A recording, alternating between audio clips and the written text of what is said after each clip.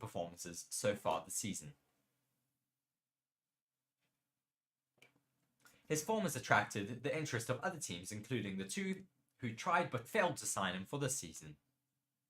Paddock rumours suggest he is on Ferrari's list of potential replacements if one of its drivers were to leave in the next couple of years, but it seems a return to Red Bull is not on the cards. Long-serving advisor Helmut Marko appears to have confirmed as much. The Austrian heaped praise upon Albon, but suggested his team is not interested in living in the past and would prefer to consider other options. He said, Max's teammate has a very tough and difficult life. Albon has already had his chance. He has improved remarkably since then, but at the moment there is no driver who is on Max's level. Albon recently admitted he is flattered by the links to the top teams, but reaffirmed his commitment to Williams. He said, good rumours are always nice. I think it just underscores that this year has been going well so far. I'm happy to hear those things. Of course it's just rumours, but I'm not complaining. In another recent interview he added, the focus is on Williams and making sure we bring this team up to the front. And then let's see what happens. I want to go forward and the team want to progress. I'm sure the team also in some ways understands if there's another avenue to go down, they would not hold me back. So certainly not what we wanted to hear for Alex Albon. We would love to see him in that Red Bull seat, but of course Helmut Marko saying that it is not a possibility for them, and we aren't really going to be seeing him in that seat in the current future. Still sticking with Red Bull, lots of news about them here today. This was almost my title for today, but it is a little bit too clickbaity. Formula 1 rumours, there are already agreements about a separation between Perez and Red Bull. Sergio Perez's days at Red Bull are numbered, and Ralf Schumacher believes Helmut Marko's not warm-hearted way of dealing with Perez is to blame for the driver's slump. Just reading the comments there quickly, Mark saying Albon must get a proper seat. Certainly we want to see him in a proper seat for the future. Hopefully he will get either another long-term contract with Williams, because they seem to be doing quite a lot better at the moment, or maybe he could get a seat in another top team. We'll have to wait and see though. Carrying on with Sergio Perez's article. Sergio Perez's days at Red Bull are numbered, and Ralf Schumacher believes Helmut Marko's not warm-hearted way of dealing with Perez is to blame for the driver's slump. Perez's position at Red Bull has been tentative of late, with the Mexican driver falling out of the championship race early in the season when he strung together 5 miserable qualifying sessions. And with his teammate Max Verstappen going on a charge, that meant even when Perez was back inside the pole position shootout, momentum was and remains to this day firmly with the Dutchman. Scoring 96 points since Miami, the first race in Verstappen's 9-race winning streak, to the Dutchman's 220, Perez trails his teammate by 139 points in the championship, and is, as Marko and Christian Horner agree, out of the title fight.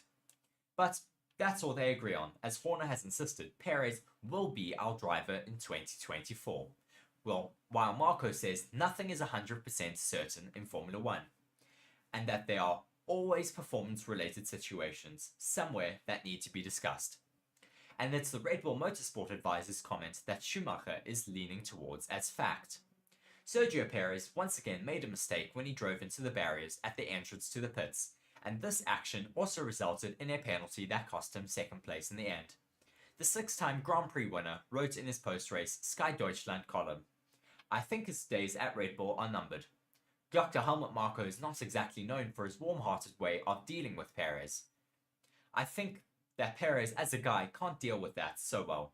That's how I explain these serious mistakes. Perez looked very grumpy, disappointed, and also absent all weekend.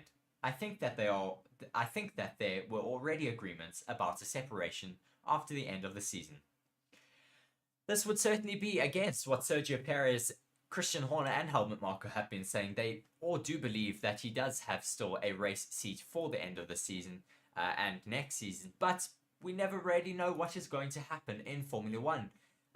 Yeah, very, very interesting to see though that there is a bit of a parenting crisis, as we spoke about yesterday, at Red Bull, with Christian Horner saying one thing, Helmut Marko saying another thing. And yeah, we don't really know what is going to happen with the likes of Sergio Perez in the future. So we'll have to really wait and watch as to what happens there. But Sergio Perez also goes on to explain why he has been a step or two behind while adapting to a driving style with a developed RB19. Red Bull driver Sergio Perez has opened up on his efforts to rediscover the eye-catching form he displayed in the early stages of the 2023 season, admitting that the developments to the RB19 sometimes didn't really suit me and left him needing to work harder. Perez started the year with 2 pole positions and 2 wins in 5 events to shadow teammate Max Verstappen in the driver's standings, only for qualifying struggles and a general lack of confidence to take hold and derail his championship challenge. In a Sky Sports Formula 1 interview conducted by Formula 1 strategist Bernie Collins, whom he previously worked with at McLaren and Force India, Perez shared some more details about his adaptation to the Red Bull over the last 2.5 seasons and how it is still a work in progress. There are a lot of things that are so different, Perez explained. How you look after tyres, for example, is one of the biggest things. How you drive is completely different. You are able to do things that with a Force India you cannot do, or you cannot even think of doing. Pushed on whether he's continuing to learn and improve, the 6-time Grand Prix winner added, "Yeah, the progression is there. For a driver, it's really difficult to be adapting the car instead of just the things coming naturally. The last few races, I've been like a step or 2 behind, and always thinking consciously how I have to drive the car. Sometimes with how the car has been developed, it doesn't really suit me as much, so I have to work harder on it. But I think, in Hungary and Belgium, for example, those have been good. Standing on the podium, hopefully we can keep that momentum going, because at the end of the day, we've got a great race car." Perez also offered some more insights into the aforementioned challenging run, starting with a heavy Q1 crash in Monaco that saw him lose significant ground to Max Verstappen in just a handful of races. Asked about the pressure at the start of the season and how it compared to previous experiences, he said, "It was different this time, obviously, because, we started the year so high. You're thinking you are a championship contender, you won 2 races. Then all of a sudden, you feel like, this weekend doesn't feel like it did before. So you're losing confidence because you're not fully confident with the car. In Formula 1, if you're not fully confident with a car at 250 kilometers an hour into a corner, then you are doubting a little bit more. And that's really what happened in those moments. It would have been easy to sit back and say, it's too hard for me, and so on, but at the end of the day, you just have to get on with it. Like I said, I just look forward to keeping this momentum going with the team." Despite his tricky spell, Perez remains second in the Drivers' Championship after 13 races, albeit 138 points behind Verstappen, while Red Bull set 258 points clear of Mercedes in the Constructors' Championship. Well, Sergio Perez still remains quite confident that he can bounce back from his bit of a slump, but we'll have to wait and see what he can do in Monza. Of course, he was robbed from that second place position because of his mistakes in Zandvoort, losing it into turn 1 in those tricky conditions, and then hitting into the pit lane, losing even more time, and getting that penalty, resulting in him finishing in 4th position. Yeah, well, let's see what you're all saying there in the comment section. Well, nothing too much there, but let's get a different poll going up. Do you think that Sergio Perez is going to lose his race seat? If I can type here.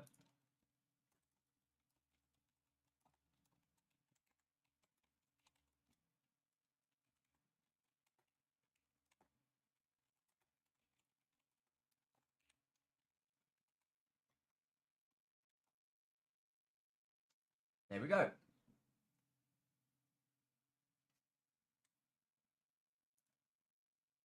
Mark just saying that Perez will lose his seat at the end of 2024. That I certainly don't have any doubt of. But I'm more wanting to know what's going to happen with him next year because, yeah, there's a lot of talk about what could happen for that seat. Of course, we want another competitive driver in that seat. If Perez isn't going to be able to challenge Verstappen, then I think it should go to someone who is going to be able to. Because, yeah, I think that is only really fair. So moving on though, away from Red Bull finally, sorry to all of those who don't necessarily want to hear about Red Bull all the time, but we're moving on to a little bit of a chat about McLaren. McLaren are still vulnerable despite fashioning an urgent Monza wing upgrade. The McLaren Formula One team is still likely to be vulnerable at the end of this weekend's Italian Grand Prix, despite fashioning an updated lower drag wing that it previously acknowledged was urgently needed in Spa. Lando Norris found it impossible to race other cars at the Belgium Grand Prix before the summer break, as McLaren's rear wing meant he was extremely exposed on the long Spa straights. McLaren had been prioritizing the development and production of major upgrades, which transformed the car's overall performance and isolated development like a low drag wing. It acknowledged during the Spa weekend, and again after that difficult race, that urgent work was required to find a better solution for Monza, which is an even more straight-line speed-sensitive track. The mandatory two-week shutdown during the summer break meant that McLaren had limited time to put a plan into action, and that means the type of bespoke Monza special wing that some teams might produce or have already run at Spa seems extremely unlikely. Team principal Andrea Stella had already hinted at McLaren's solution would be to modify an existing wing, as he has effectively confirmed that, although there was also a redesign required to be able to do it. "We are making some adjustments," said Stella. "We needed to urgently activate some actions to find some top speed, because Monza is going to set some challenges similar to what we had at Spa. There will be some modifications which hopefully will allow us to not only be quick in terms of lap time, but also raceable in terms of top speed." Asked by the race at the Dutch Grand Prix last weekend whether he expected a bespoke Monza wing or an existing one that McLaren had physically trimmed, Norris smiled and said, "No comment." When Stella was asked by the race what action had been taken, he confirmed, "We will make modifications to existing wings. But in order to make this level of modifications, we needed to make the wings from a construction point of view to be able to actually be modified like they will need to be modified for Monza. Gosh. It will be a combination of changes on top of the wings we had in Spa." Given the long start-finish straight at Monza, that may not be enough, and Norris gave an air of trepidation regarding McLaren's prospects for a race it won 2 years ago. Asked if he is expecting it to be a tough weekend, Norris replied, "Yes, there's been so much focus on trying to get the car we have now, which is completely the correct decision to have done. So much focus and time spent on creating this. There's some things we are quite far behind at. But I'd happily take 80% good races and 20% bad races rather than the vice versa. We know it, we admit it, which is why I think it is a good thing, but we know we are in for a pretty tough race." One benefit for McLaren is that it has been able to switch development focus to other items like the rear wings, and did introduce a new one at Zandvoort last weekend. While it will be no use for Monza, it is a slightly lower downforce and drag option that is a contender to be used from Singapore onwards. McLaren heads to what is likely to be one of its weakest remaining tracks of the season, off the back of a clear missed opportunity at Zandvoort last weekend. Norris continued the strong form McLaren has showed post-upgrade by qualifying second, but McLaren bungled when the switch to intermediate tyres when a sudden downforce happened on the opening lap of the Grand Prix. The team denied Norris's request to change quickly and kept him out on slicks until the end of lap 3, thinking the shower would pass and that it would be better to survive on the softs to avoid unnecessary pit stops. Norris was also very vocal on the team radio as to why they were doing this and wanted to come straight into the pits. He did eventually make that switch and became a lot happier after that when he was on the correct tyres. But yes, hopefully we will get the McLarens being a lot more competitive this race weekend, because we want to see more teams fighting for those top positions. Mark saying here in the comment section, so McLaren will be even faster this weekend. Red Bull, watch out. I certainly think they could be quite competitive in the in the qualifying sessions. Whether they're going to be competitive in the race, we'll have to wait and see. I'm certainly hoping there will be. And let's ask you guys in the comment section, do you think that McLaren will be competitive?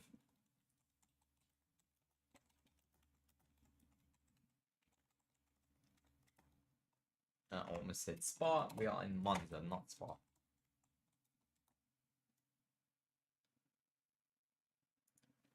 That is now up. So let's just see if there's any more comments from you guys. No, nothing. But we'll carry on nonetheless. Moving on to an article about Ferrari and Carlos Sainz. Carlos Sainz believes that Ferrari will be challenging for a podium at Monza. The Scuderia had a poor weekend at last week's Dutch Grand Prix. However, the Spaniard believes that Scuderia can get back on track at their home race in Monza. Carlos Sainz believes Ferrari will be challenging for a podium finish at their home race at Monza this weekend after a disappointing weekend at Zandvoort. The Maranello team returns to their home race in Monza for the 2023 Italian Grand Prix. The team has not found success at their home race since Charles Leclerc's victory at the 2019 Italian Grand Prix. The Scuderia are heading into their home race after a disappointing weekend at the last weekend's Dutch Grand Prix.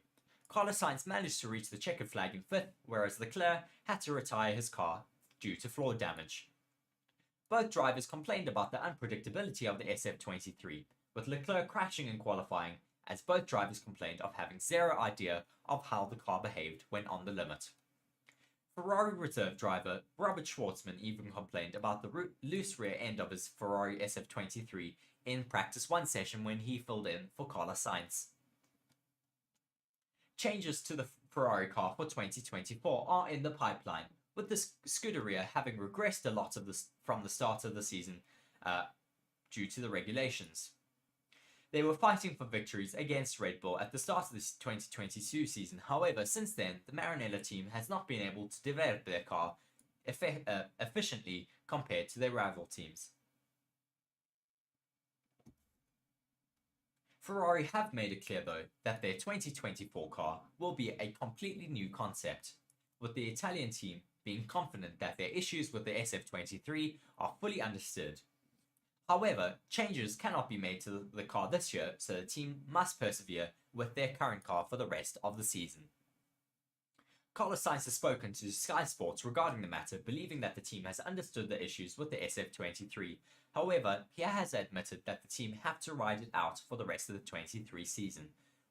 Don't get me wrong, he said, we have started to understand what it is with the handling, but there is very little margin to correct it now that the car is built and the car is pretty much done and developed. We know we need to change things though for next year, but for this year, circuits like Zandvoort and with windy conditions and high downforce tracks, we are simply going to be slow. The general feeling about the team though is that the Scuderia perform better on low downforce tracks. Last weekend's trip to Zandvoort, Sainz was Ferrari's quickest qualifier, qualifying 1.1 seconds behind pole sitter Max Verstappen. Zandvoort is a high downforce track with the amount of fast corners. Sainz has admitted he was happy to be able to fight with the faster cars throughout the Dutch Grand Prix. The Spaniard believed that the Italian team had the 6th quickest car that weekend. We were fighting with the cars that were a lot quicker than us the whole weekend, Sainz said. It was just a whole race of fighting through, getting the cores right. Our pace was nowhere near that to earn 5th place. It means we executed the race well though. We did everything well. I'm happy with the result, not happy with how much I struggled and how difficult it was out there for us. However, due to a podium finish in Spa, Sainz believes that Ferrari will be able to challenge for a podium finish at the team's home race in Monza. For Monza, I expect things to be better because in Spa we were a lot quicker than what we were in Zandvoort. And I think honestly at low downforce tracks we should be better and we should be back to our normal positions. Ferrari are fourth in the Constructors' Championship. The Scuderia are behind rivals Mercedes and Aston Martin in the championship, showing a disappointing season so far. Do you think that Ferrari will be able to fight for podium positions though in Monza this race weekend?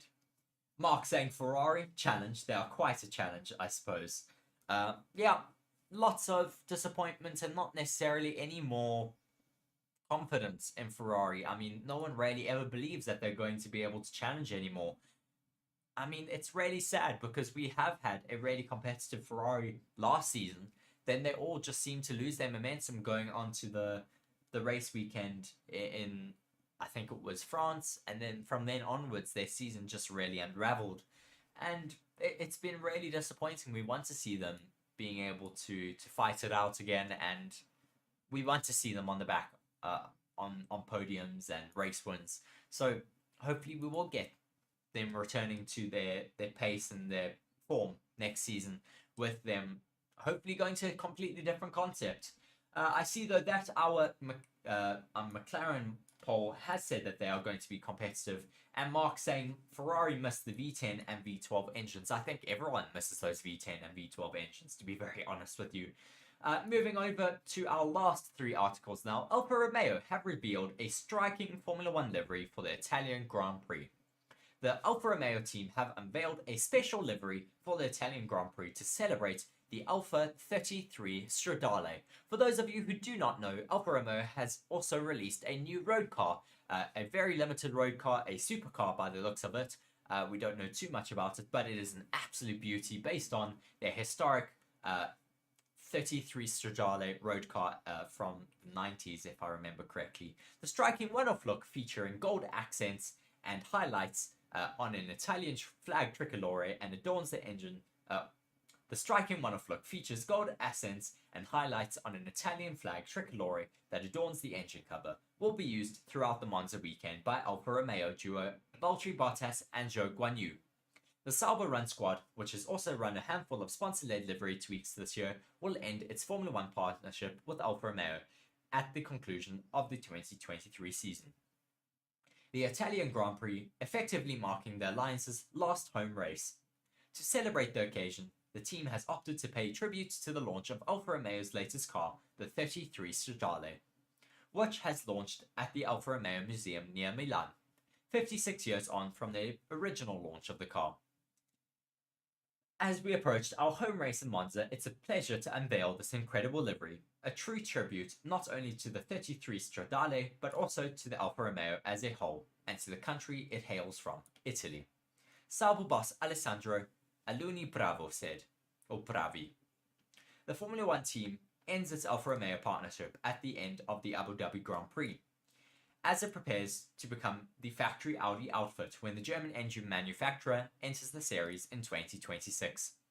Alfa Romeo has expressed interest in staying in the Formula One paddock, with reports emerging recently linking it to a sponsorship deal with the Haas Formula One team. Last June, Haas Formula One boss Gunther Steiner indicated that the team was open to joining up with Alfa Romeo, but no formal talks had begun. Haas already has a long-term title sponsorship arrangement in place with MoneyGram, and Steiner said that any occasion with Alfa Romeo would have to accommodate that. Alfa Romeo will hope the new look gives it a boost on the track, having failed to score any points since the Canadian Grand Prix back in June, and it's stuck in 9th place in the Formula One World Constructors' Championship, only ahead of AlphaTauri. Last time out at the Dutch Grand Prix, Williams made a strong stride in the battle of the low runners as Alex Albon took 8th place to push the British squad 4 points clear of Haas in 7th in the driver's standings. We will have to wait and see whether this new look for Alfa Romeo does allow it to get a little bit further up the grid. It certainly is an absolutely beautiful looking livery, and yeah, I hope to see it doing quite well out in Monza. As Mark says there in the comment section, the Alfa Romeo livery is beautiful. Moving on to our second to last article here, with a new Formula One and FIA clampdown on rules. So the Formula One teams face a flexi-wing clampdown as tricks are revealed. Formula One teams face a fresh clampdown on flexi wings after this weekend's Italian Grand Prix. Motorsport.com can reveal, with the FIA moving to counter tricks it believes are illegal. Let's find it. As for As first reported earlier this month, the FIA has been taking a close look at flexible wings over the first half of the season as it believes teams have been pushing the boundaries in terms of what is allowed. It is understood that several teams, including Aston Martin, were advised to make changes to their front wing designs around the time of the Azerbaijan Grand Prix in a bid to ensure that they did not fall foul of any rule breaches. But as a part of a ramped up effort to stop any attempt at getting around the regulations, the FIA has now issued a formal technical directive outlining what it believes are unacceptable designs with regards to flexible bodywork. In Technical Directive 18, a copy of what has been seen on motorsports.com and was sent to teams ahead of the Dutch Grand Prix weekend, the FIA states that it believes outfits are exploiting regulations of purposefully designed, localized compliance, plus relative motion between adjacent components to deliver a significant boost to aerodynamic performance. In plain English, that just means teams are exploiting a loophole in the regulations which allows for bendy wings to gain a performance advantage. So it states that any design that operates like this is in breach of Article 3.2.2 of the Formula One's technical regulations, which states that any components that influence a car's aerodynamic performance must be rigidly secure and immobile with respect to their frame of reference defined in Article 3.3. Furthermore, these components must produce a uniform, solid, hard, continuous, impervious surface under all circumstances. The FIA has been prompted into action because it believes that teams are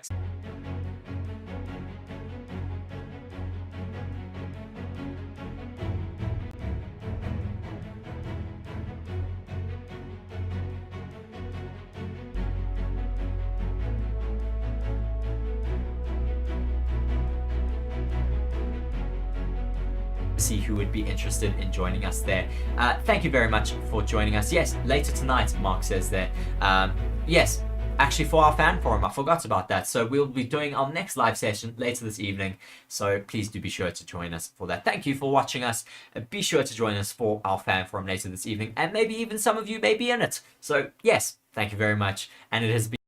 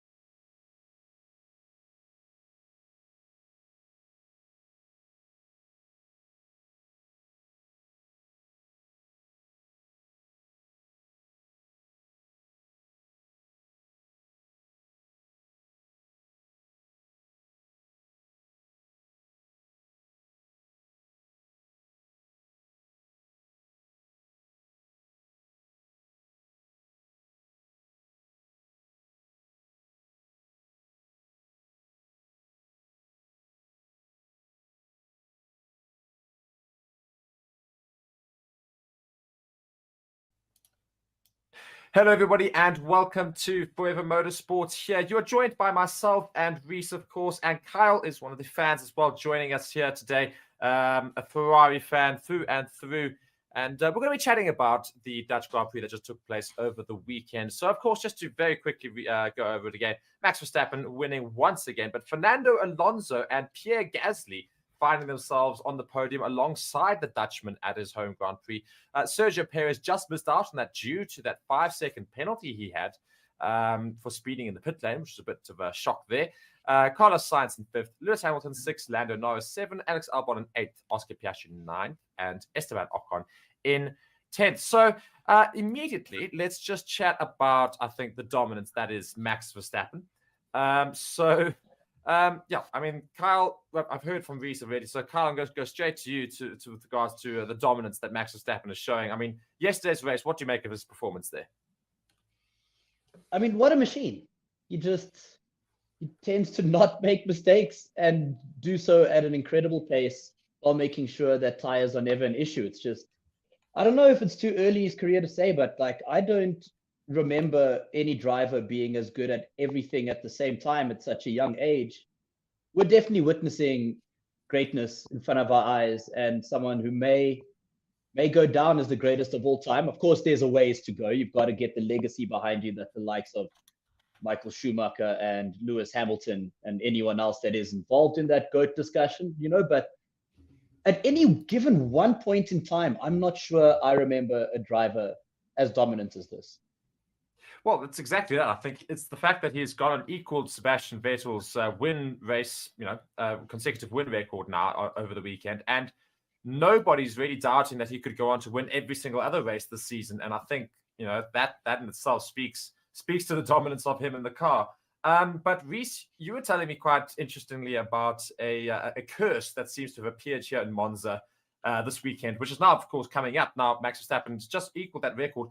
So based off that curse, will he actually continue the win streak? Because I want you to go over this for everybody. It's certainly going to be difficult for him because, of course, there is that Monza curse. I don't know if you're aware of this, Kyle, the Monza curse that has been going on for the past 3 years. Tell me about it. The Monza curse to me as a Ferrari fan means we just can't win our home race. That's the curse for me.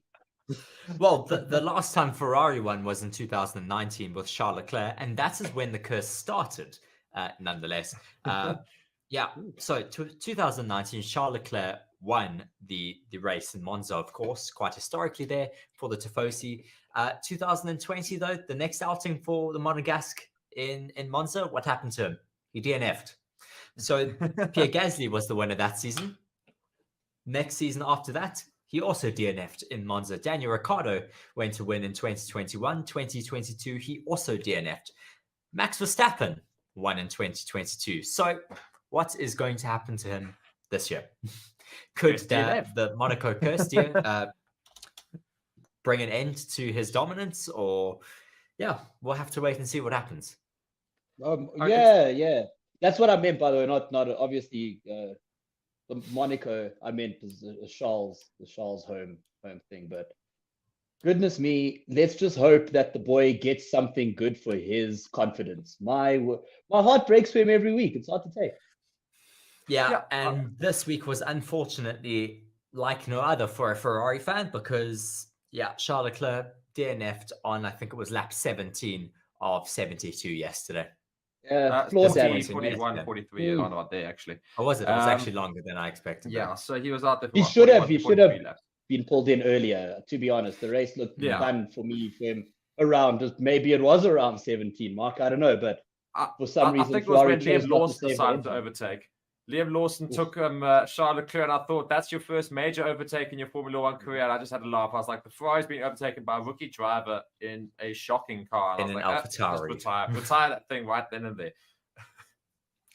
It's been very disappointing for the Ferraris. I mean, at least Charles' teammate, Carlos Sainz, had a bit of a better day than yesterday, finishing up in P5. Not necessarily the worst result for Ferrari, but off the back of the summer break, Charles Leclerc is aiming for second in the Constructors' Championship. I do not think that is possible at all anymore. No. It's gone. Yes, Kyle. Yeah.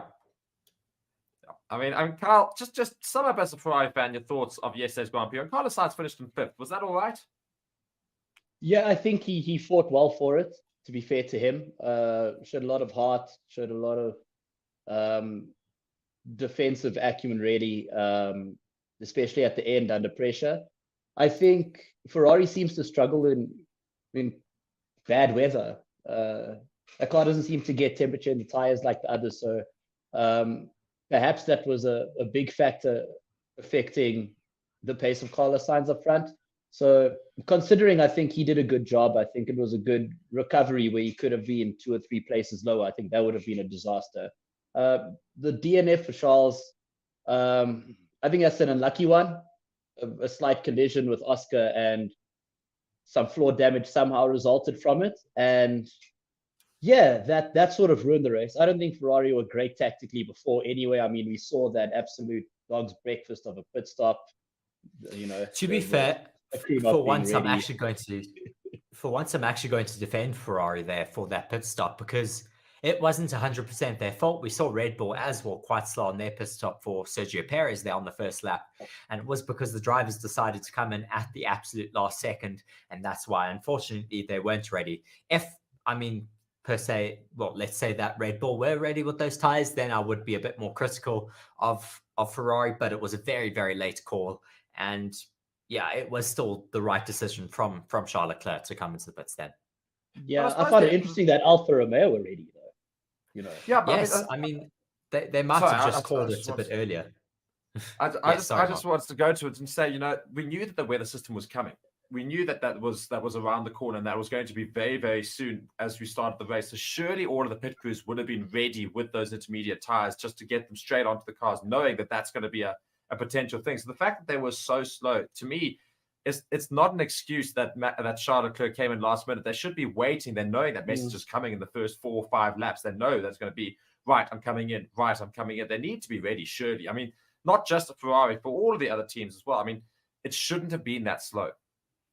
Yeah, I think it's the lack of proactive thinking that annoys Ferrari fans most right now. It's not that the reaction was slow. It's just surely you'd be prepared.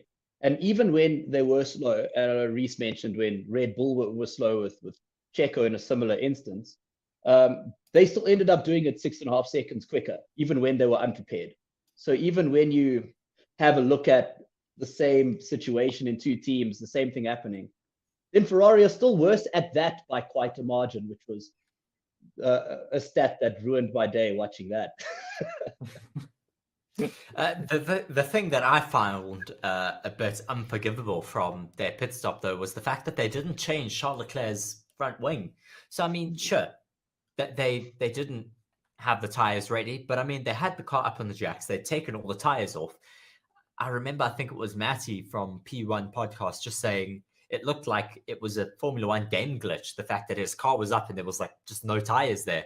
But I mean, the least they could have done with that wasted time was change the wing, which takes a lot of time in itself. Yeah, absolutely. Exactly. I agree. Yeah. And so, I think they brought him in second as well later on, which I couldn't believe. They brought Carlos in first, and I thought, there's a man with a damaged wing. He should be the priority to bring in before he loses more lap time. Just strange decisions again in strategy. I guess we're not surprised by that, are we? No, I don't think at this stage we're very surprised by Ferrari doing anything weird. But let's also talk about now. We talk about Charles Leclerc also DNF'd, of course, in yesterday's race. Now we had 2 other DNFs there. Logan Sargent for Williams. Now we found out later on that it wasn't his fault. They had a hydraulics issue, but he was still at the back of the grid at the time that he went out. Now is surely his Formula One career in the balance? I'll let Kyle take that because I've given my opinions this morning on that, and I'll give it a little bit more after your opinion.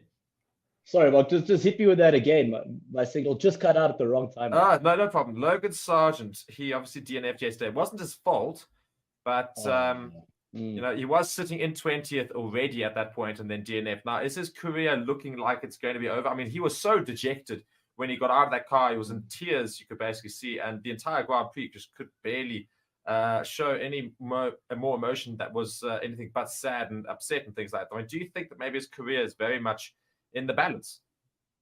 I think he feels that way. And I think that's a big factor. We saw his reaction and my heart broke for him. I really felt for him because there really wasn't much that he could have done there.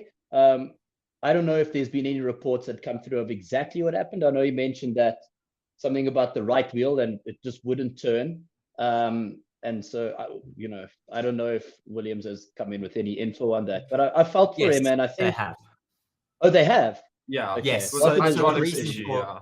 It was a hydraulics Oh, failure, hydraulics. which meant he had no Okay. steering, as well as it was a brake bar wire failure, so he had no brakes. So it was really Oh, not his jeez. fault at all. So Shame. he was man. looking quite dejected, and I think the reason he was looking so dejected, he thought it was his fault, and only really got told that it was a hydraulics failure once he got back into the pits.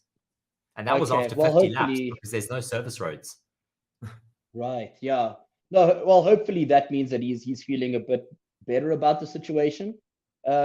Yeah. It certainly looked like he thought this puts his career in trouble, and I think confidence is such an important thing for a Formula One driver to be able to get performance out of a car and race on the edge of its capabilities. That if you've lost that confidence and you're feeling down and out, you're generally not going to perform. And I think that's the factor that might put his career in more danger other than the incident itself.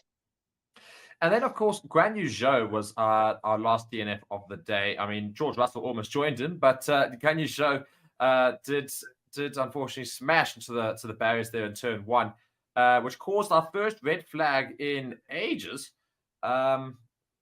And that was due to that serious weather storm that came in right near the end of the race. We had 7 laps remaining, of course, when we got that red flag shown. Now, I mean, it's not Zhou Guanyu's fault. I think it could have happened to anybody there. He just obviously skidded across. The tires were not the ones, and he went off into the barriers there.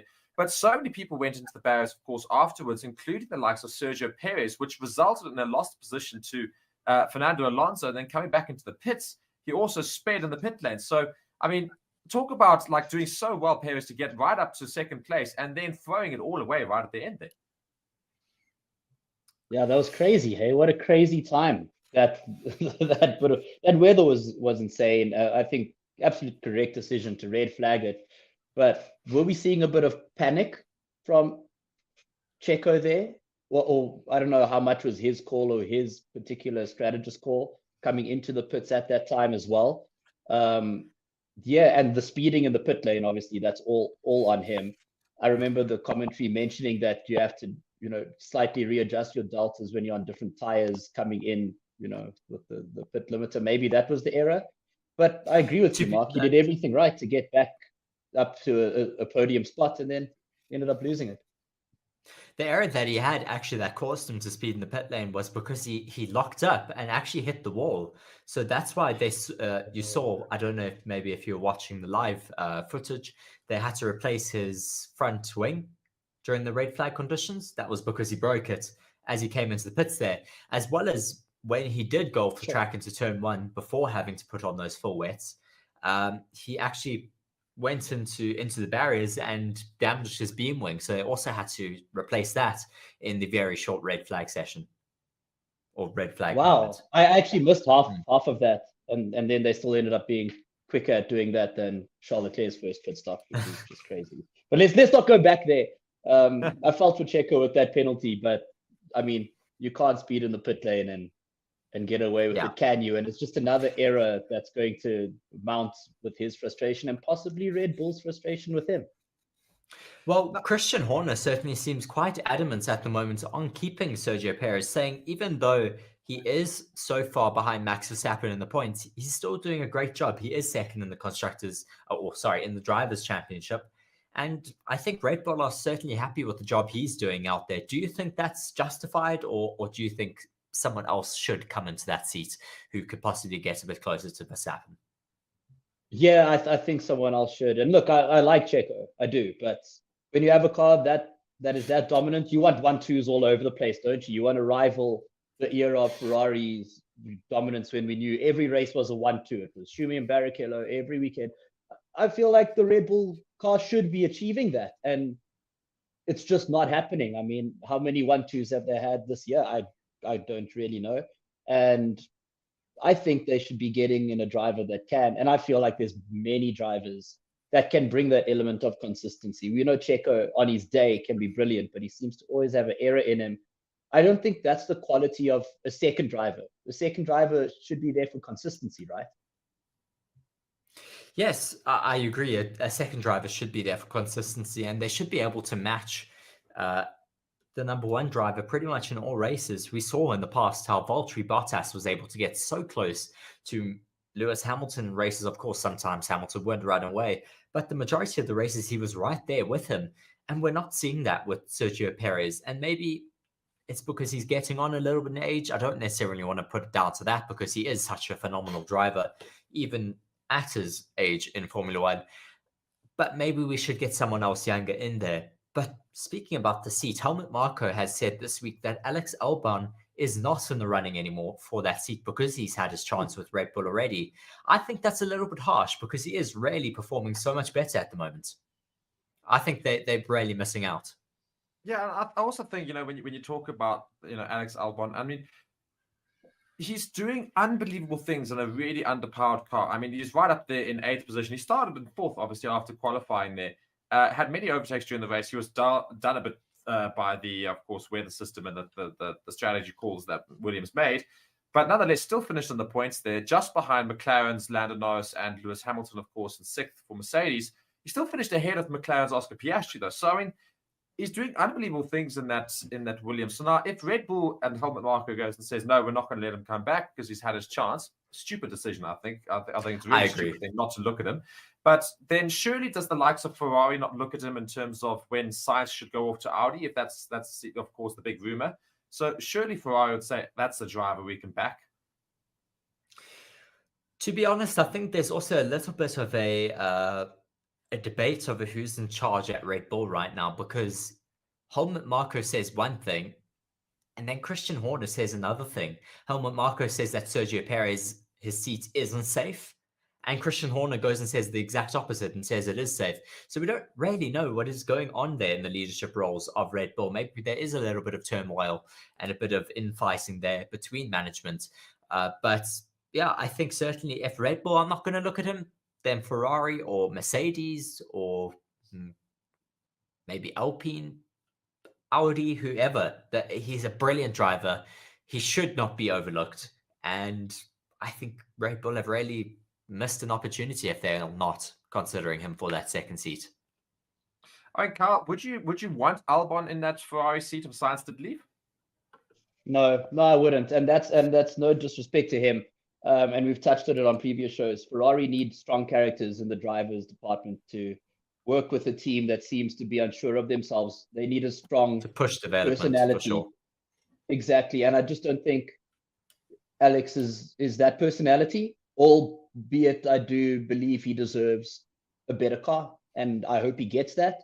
I wish him all the best in becoming a driver that can be in a team that's consistently in the points. I just don't think that place is in Ferrari if Ferrari are going to do better. So I assume you're looking for Hamilton, who of course finished 6th yesterday after starting in 13th. Not a bad race for him, and he almost took Sainz right at the end there, tried desperately to get past the Ferrari there. So Hamilton would of course be a much better bet, I assume, for you. I know you have said so in previous things that that's somebody that you'd like to have there. But now let's talk about Lewis Hamilton and of course his teammate George Russell in those Mercedes yesterday. George Russell started all the way up right near the top of the grid, and only finished down in 17th and was complaining and moaning during the race as well about what on earth happened to the race. We were on track for a podium position. And then... No, it wasn't on track. He said he was forecast for a podium because apparently you can forecast those things nowadays. Yeah. He is a weatherman. He is the weatherman, to be fair. So he does forecast No, he's the precipitation man or the sweat man. Oh, man. Oh, George Russell. I did have a good chuckle at that. Yeah, I don't know what he was on there yesterday saying, no, I was forecast for a podium finish. It's raining. It's Zandvoort. Nothing is guaranteed. Ever. Yeah, absolutely. I couldn't believe the entitlement in that message to his team. I just thought, what do you mean? Like, is any race a given? What do you... Yeah, imagine being Toto Wolff hearing that comment though and said, what on earth happened, guys? I mean, I was forecast for a podium and being like, huh? Like, like, who are you? A, who are you? And B, you're the second driver in Mercedes trying to get Hamilton up there, who's starting in 13th. Like, I mean, at what point was it like an easy given that, oh no, 3 laps into the race? I don't think it was like 4 laps or 5 laps into the race. He went and said that message. We still got another 60 plus laps remaining in the race. And Russell goes and says, oh, it's forecast for podium. It's like, mate, you still got another 60 laps to go. Could you like get going here, please? I mean, to be fair, the Mercedes didn't get that strategy call all that perfectly yesterday. It was very difficult to make that call, whether to bring them in on lap 2, whether to bring them in straight away, or Mercedes, they left them in until lap 3, which was really the absolute worst time to leave them out until, because then the other intermediate runners have already come in for a new set of tires and are lapping so much faster than you, and you're going to lose so much time in that pit. But unfortunately, they had to, because they expected that the rain was going to be light and only for a few minutes, and it definitely wasn't. Yeah, and I think the other thing as well, which we're talking about engineers and racing drivers having a little bit of a thing with each other. George Russell not very chuffed with his Mercedes team. We do have to touch on Esteban Ocon and his long conversation he had with his engineer during that red flag, when he went in question and says, what the hell am I doing on the wets, guys? Why am I not in the intermediate tires? You guys have ruined my race, type of thing. And then obviously everybody went back into the pits because it was definitely wet conditions, not intermediate tire conditions. So they had made the right call. And the red flag was then course, and he came back into the pits to go and have that chat and went at it with his engineer for ages, and they were properly having a go at each other. I mean, should that not have been like just reserved for after the race if they really wanted to have chats about it? I mean, who on earth, first off, I know Reese's thoughts, but Kyle, who do you think was in the wrong there? And your thoughts in that entire instance? Oh, it was Ocon in the wrong. Oh my goodness, I couldn't believe it live. I just remember shouting at the TV, my boy, you owe them a whole round at least. The whole team, you're taking them out, you owe them a round. My goodness me, how would you doubt them with all the numbers and work they're doing when you're in the middle of a storm? Like, come on, man, come on. And they were the only it was team quite to put... clear that a red flag was coming. They were the only team to put him on a set of wets when everyone else was on a set of inters. All of the inter runners were literally sliding off the track, and he has the nerve to scream at his engineer that they put on a full wet. I mean, and the worst, I was really hosing myself laughing because it was absolutely absurd. And the worst part about it is also the fact that, like, if that red flag wasn't called, he would have leapfrogged so many teams. He would have won. Would have gone right up to the top. He probably would have been like up there in the podium positions. It would have been scary how high up he would have been. It was a brilliant call by Alpine. And the only reason I didn't see any reward for it is because they had to come in for that red flag. But then Ocon decides to still lose his mind at him. And even after the race, they were still chatting and having words with each other about certain things. Didn't look nearly as heated. But I mean, I just don't quite understand where Ocon was coming from in that entire instance, as well as I haven't seen Ocon do that before. That was also interesting. No, and especially when you're... Sorry, Kyle. Carry on. No, go for it, Reese. Go for it. I was going to say, especially when you're a driver in the car, and as Kyle said earlier, your team has all the data they need to make these decisions, and they made the right one. And yeah, you need to sometimes just chill out a bit, understand why they made that decision, and then maybe have a bit of a conversation. Don't do it in front of all of the cameras and the crowds where people can see this going on. Yeah, I mean, are we seeing touches of Force India Ocon coming back, where he was a bit spicy, would fight with people in front of, we had that bit of cheeky side to him. Maybe it's a touch of that, but I mean, there's nothing, I don't think you can defend him at all in the situation. And as you gents have said, he would have been on for a win or a podium, possibly if the red flag didn't come out immediately. If it only came out 2 laps later, he certainly would have been leading the race. Yeah. It's exactly that. He would have been right up there, and I think only Max Verstappen would have had time to come into the pits and come out on a little full wets ahead of him.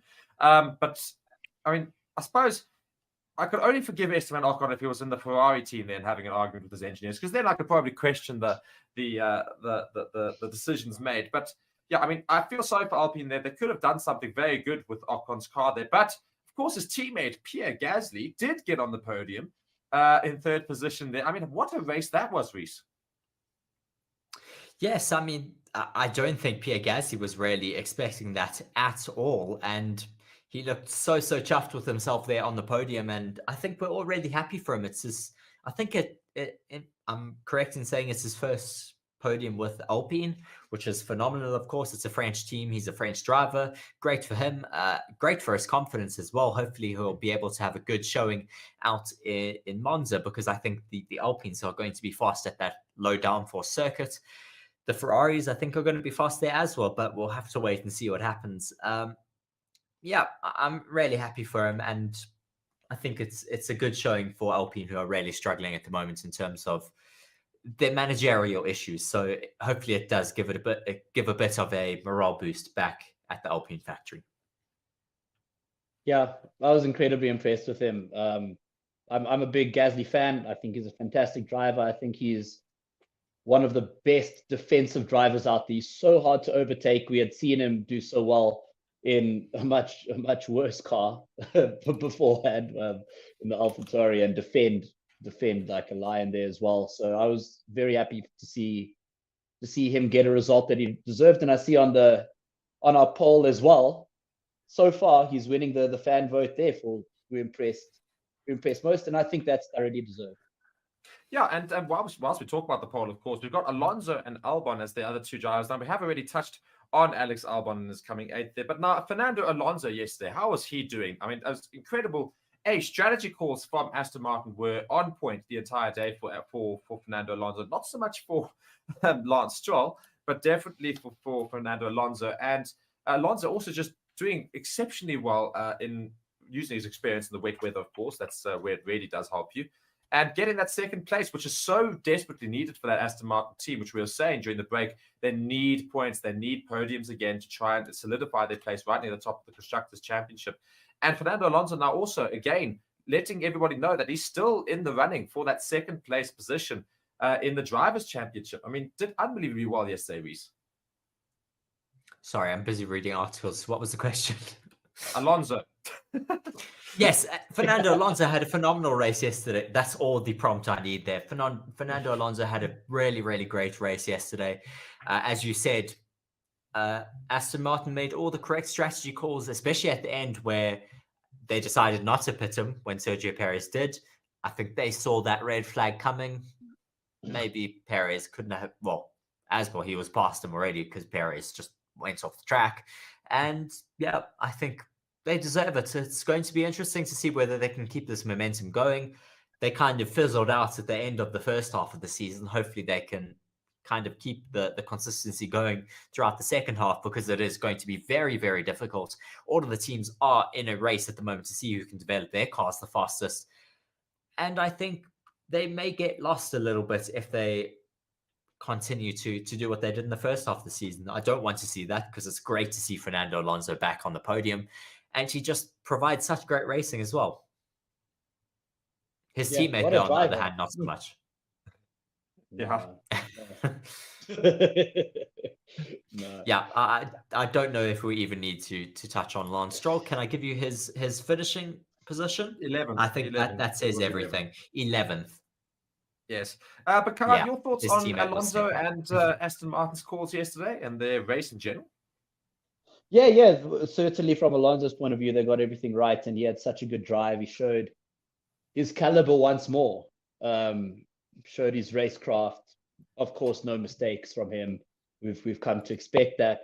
I'm always so impressed of how he punches above his weight. How he always outdoes his teammate over a season, except that one season with Lewis, which I'm sure still haunts his dreams. But consistently, he's ahead of his teammate by so much. Just, it's incredible. In my opinion, I think there's an argument. Maybe I can spice up some interaction in the comment section. I think Fernando Alonso is the greatest motorsport driver of all time, seeing what he's done in Formula One and outside of Formula One, what he has won in multiple disciplines and the longevity in his career. My opinion is someone has to try and match what that man has done over the same period to be called the greatest motorsport driver of all time. I think he's still... I don't disagree with you. I think he's a phenomenal racing driver, but he is still chasing that triple crown. There are a few drivers who do have that triple crown. Once he has that, then I think I will I will gift him, well, not gift him, I will crown him that greatest of all time title, because he is Fair still enough. chasing that Indy 500 win, which he got so close to a couple of years ago, but was very unfortunate. I think he had a tire blowout, if I'm not mistaken.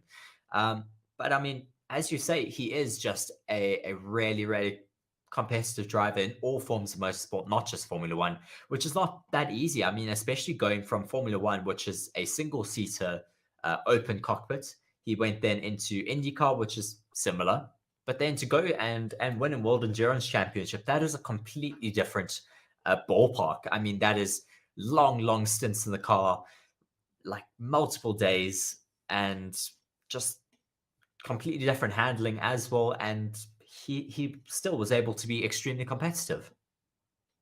Yeah, and he seems to be handy on a bicycle these days as well. So if it has wheels, he's gonna be on it. just don't let him crash again. Yeah. No, he must calm down a little bit. We need him healthy and behind the wheel. Yes. So, I mean, we've chatted now about most of the teams here, but there's one team we've deliberately ignored up until this point here, because I was a bit confused, I think, by yesterday's race, just regards to strategy calls, which they've been getting so right recently. And that, of course, McLaren. Lando Norris last year actually finished up in 7th and 9th, and they did. I mean, look, it's not the worst possible finishing, but quite frankly, given how well they did before the break, going into that break, and how everything was just working for them, the pit stops were excellent, their strategy calls were excellent, the drivers, both of them performing, the car also performing. Yesterday, though, was a bit of a shit show. Yes, it was a bit unfortunate. I think they also just got caught out with the McLarens, with the Mercedes on their strategy call in the first pit phase of the race, which was, of course, lap 1 pretty much. And that is unfortunately when they just lost the momentum for the rest of the race, and they were fighting back rather than trying to fight for positions. Disappointing, but I think we'll see them fight back in Monza. That circuit should certainly suit their cars as well. They like high speed tracks. I'm really hoping that they're going to be competitive, because it should give us a really exciting race weekend again. But yeah, we'll have to see what they're able to do throughout the rest of the second half of the season. Yeah, they gave us some PTSD. They didn't they? Some memories of Sochi a while ago when they got on the radio and asked Lando if he can manage staying out. We all thought, no, please don't. not again, please no. So, other than that PTSD that they caused us, I was genuinely surprised that they seem to not learn from the pain of Sochi, that fateful day, where if you've got the data, tell the driver. Don't give him the option there, especially when you know the rain is only getting heavier. And especially the driver only knows what he's feeling at that moment on the track. We all know these tracks span kilometers. The heavy rain might be 2 kilometers away from them. And so, yeah, if they at that moment think they're in control enough of the car, they're going to say yes. But if you've got the data, bring them in, man. Bring them in. Don't assume that they can handle heavier weather when you know that's on the radar and it's arriving now. Yeah, that's exactly that. I completely agree. I mean, I was very much confused by McLaren's delayed response to the whole thing, because they've been so proactive before going to the break, making decisions right then and there with Red Bull and the likes. And also, I mean, in qualifying, Lando Norris was getting so close, and in practice, of course, I mean, the McLarens and the Red Bull times were right on par, right next to each other the whole time, and only just right at the end of qualifying did they just mess up a little bit. And that wasn't the pace being shown. That was just, I think, too early. They did their lap a little bit. But in general, their race pace and their qualifying pace was not that dissimilar to those Red Bulls. And yet, when it came to yesterday, they just really made some shocking calls with regards to those the tactics. And then also, again, I think just the McLarens and the wet weren't nearly as quick, as, of course, as the Red Bulls. But I was expecting a lot more. I'm sure we will see a lot more come Monza. And just based off the pace, though, leading up to the race, not the race itself, do we think that McLaren could genuinely compete with Red Bull this weekend? I think it's a bit of a long shot to say that they're going to be able to take the win, but maybe they'll be able to be faster than Sergio Perez. He might make a mistake and allow one of the McLarens to slip through, maybe Lando Norris. Yeah, we'll see. I think they're going to be quite fast. I think the circuit is really going to benefit them, suit them. We've seen how it has suited their car in the past with Daniel Ricciardo. I think it's going to be really interesting. I'm hoping Oscar Piastri can have a little bit of a better race. Yeah, I think it's going to be interesting. Kyle? Maybe the Monza curse comes in to help Piastri. Maybe, who knows? Maybe I've seen he'll some get this things. race before Lando Imagine Norris. Piastri wins before Lando Norris. And that would be That would unbelievable. be. Oh, that would be. That would really get under we've Lando's come to- skin. that would. just But we imagine. know mayhem's possible. Yeah. Exactly. It's Formula One. Anything is possible. So what I'm going to see is I'm going to see Max Verstappen qualify quickest in Monza. We're going to see Lando Norris in second and Oscar Piastri in third. Into the first turn, Lando Norris is going to take out Max Verstappen, both of them out the race, and Oscar Piastri goes on to win in Monza. I think it's got history written right there in the stars. We're going to see the Australian get a win before that's a rookie Lando win. Norris. So, yeah, I mean, it's a bit of a long shot. Max Verstappen is so cautious. I was actually chatting to Mark about this a little bit earlier. Max Verstappen he's changed his driving style slightly. He's a lot more cautious on lap one. He's more willing to give up positions in the first lap of a race to be neat and tidy and not have any incidents. And then he can just reel in those places a little bit later because his car has the pace.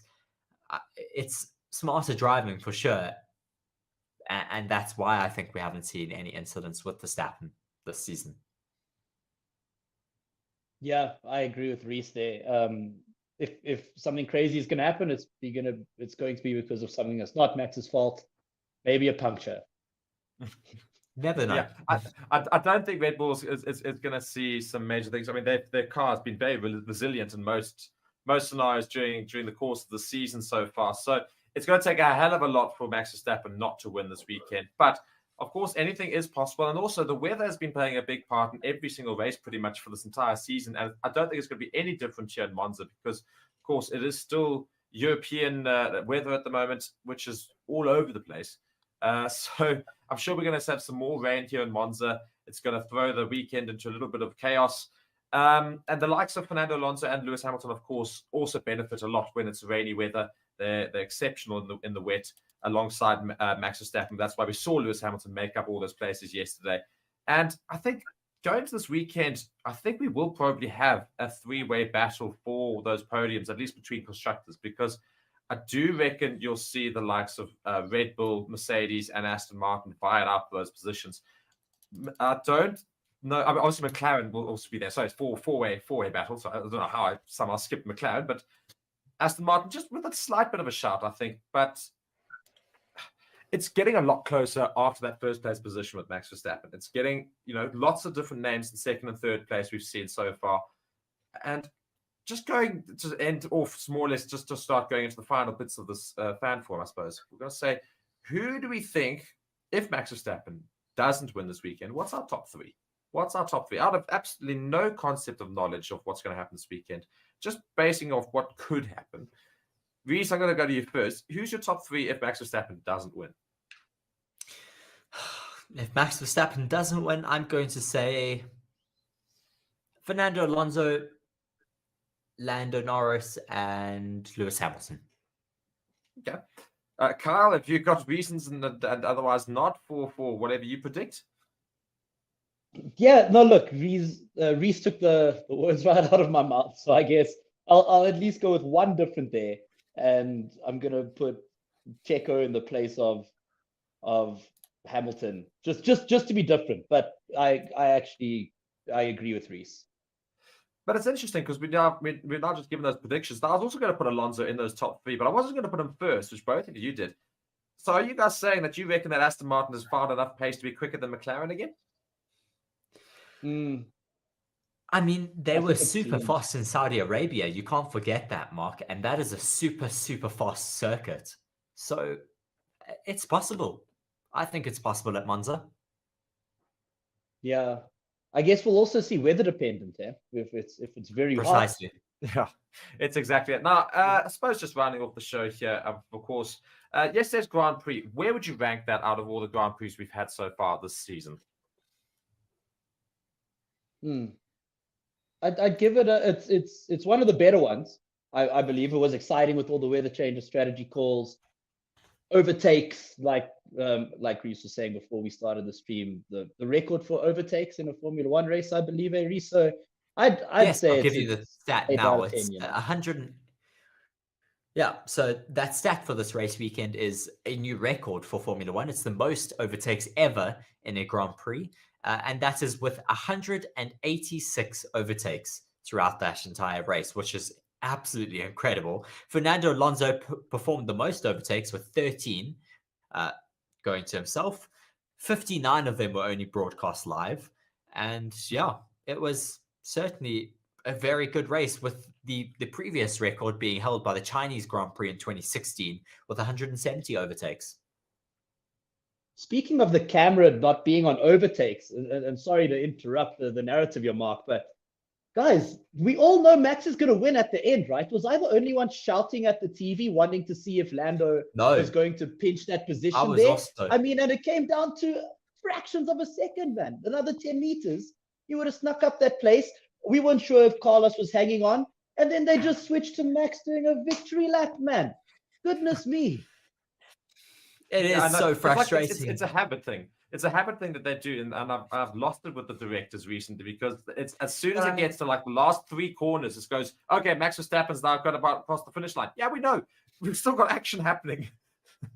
The problem is, of course, you have to show the race winner winning the race. You can't not show that. But at the same time, we want to see the on-track action. Put Max Verstappen's race win in a mini screen somewhere. But let us see the actual action happening on track. Look at our TV right now. We've got 3 different angles happening. Go and just make it into a. Exactly. Here's the top left. Here's Max Verstappen going. Here's Sainz having a battle out. Here's Lando Norris having a battle out. Let's see the whole thing happening there. So I mean, it's just, I don't understand why we don't have those sort of camera angles available to us, because we sometimes, I mean, we did almost miss. I think it was I'm trying to remember which Grand Prix it was, but where we literally had right down to the finish line, and we only saw it as a replay. I think it was between Alex Albon and 10th and 11th was for that last points position somewhere. I think it might have even been in. Just trying to remember now. It's one of the. I can't remember, unfortunately. I can't remember, but I think it was an early European circuit at the time, and it was just right down to the wire. And we only see a replay of it, and you're thinking that's some serious action you want to see right at the end of the race, and we just don't see it half the time because we're going, oh look, Max Verstappen's winning a Grand Prix yet again. Look at all our fireworks, guys. I don't care about the fireworks. I don't care about the whole light shows happening. Show me the action. Absolutely. I think there was instance last season or the season before as well where Valtteri Bottas gained a position right on the line out of the last corner, got a better exit and stole a position literally on the finish line as well, which we didn't see. And they even got it wrong at Monaco, guys. Like when an overtake happens at Monaco, you got to show it. We don't usually see those, do we? Just on a side note there, Carl, it was Monaco that was right down to the line. That it was Monaco. So that's why. Was that the one where they were showing Lance Stroll instead of the on-track action? I think it was. Yes. Which was absolutely ridiculous. I mean, really, save us that, please. So, yeah, I mean, I think we've all got the same opinions on the F1 directors. But, guys, I think we're going to wrap up now this fan forum here. So, thank you very much for joining us, of course, on Forever Motorsports here with Reese, Carl, and myself, Mark, of course. We're looking forward to seeing what happens this weekend in Monza. And, of course, we've already given a little bit of predictions as to what could happen this weekend. So let us know in the chat, and otherwise in our Discord, of course. You can go join our Discord, link in the chat there, about what you guys think is going to happen this weekend. And, of course, join Reese for all his live shows every day, as well as all the content that's going up on the channel. We have hit 1,000 subscribers. Thank you all so much for that, as we get this channel growing very, very quickly. Keep sharing with your friends and otherwise. And from me and the rest of us here on Forever Motorsports, I wish you a good evening, and we'll see you again very, very soon. Cheerio.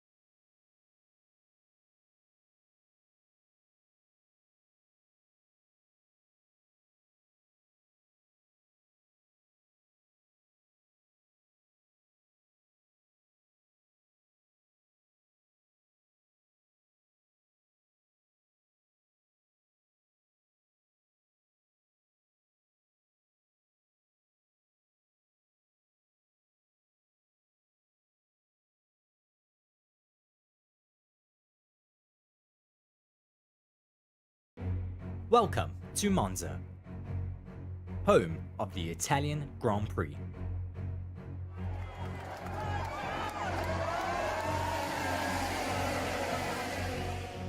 Home heroes Ferrari will be wanting to put on a great showing this weekend for their home crowd, the Tifosi, who line the stands of Monza, hoping to catch a glimpse of another historic victory for the Maranello-based outfit. Monza is an 8.7 kilometer long circuit, made up of 11 corners. The track is the fastest on the Formula 1 calendar, made up of long straights that push the drivers and their car to the limit, with top speeds reaching around 350 kilometers an hour, before they slam on the brakes for the tight chicane that makes up turn 1 and 2.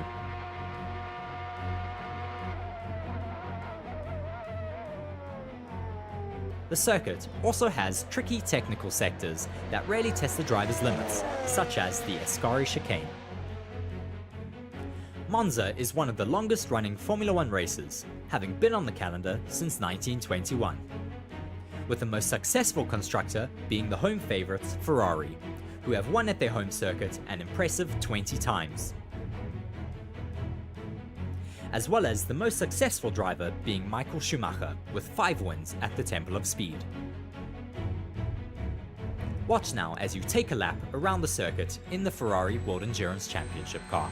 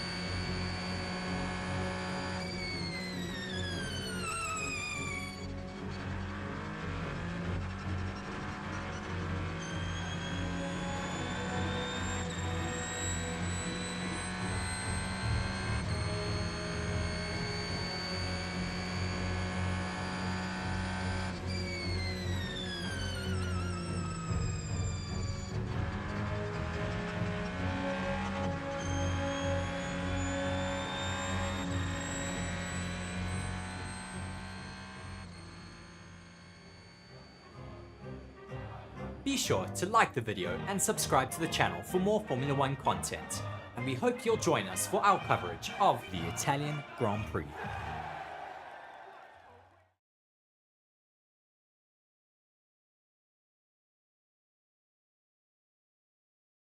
Hello and welcome to Forever Motorsports, here for our daily live Formula 1 news video. There's quite a lot to talk about today, so do be sure to hit that subscribe button, hit the like button, and yes, please do let me know your opinions in the comment section, as well as just drop me any other questions that you have and you'd like me to answer. So without further ado, let's get on with the first article for today. Carlos Sainz's father has allegedly confirmed that Audi have made contact with the family. Carlos Sainz Sr. is managed, or Carlos Sainz Jr. is managed by long-term agent Carlos Honoro, but is also advised by his father and rally driver Carlos Sainz Sr., who has spoken exclusively to PlanetFormula1.com. Sainz Sr. confirmed that Audi have made contact. Of course, there's a contract, but nothing concrete at the moment. He said, of course, there's contact, but nothing concrete at the moment. I think for us, it is a moment to wait and see. But of course, Audi, they are moving. They're working very hard. They have the ambition to become really good, really, really quickly. So they are moving very, very strong. I think for the fact that Andreas Seidel, who worked with Carlos at McLaren, and then Sainz Sr. says well, continues to say here, I think that the fact Andreas was working with Carlos for a couple of years at McLaren, they know each other very well and had a very successful time there. I think Andrea is one of the guys who really appreciates Carlos more and the quality he is able to do with the speed and feedback, so I think he knows him very well. First of all, I think it's really good that Audi definitely made the step into Formula 1, and I think it's going to be a good place in the future, that is for sure. So definitely a big conversation that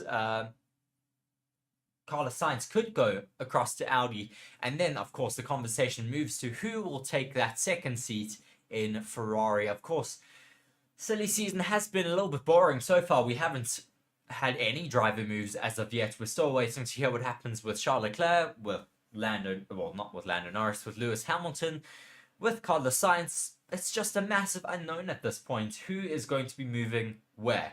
So, yeah, do let us know who you think Carlos Sainz could leave for, if he will leave for Audi, or whether he will stay with Ferrari, who he doesn't necessarily seem to have been having the greatest few seasons with as of yet. They haven't provided a very competitive car.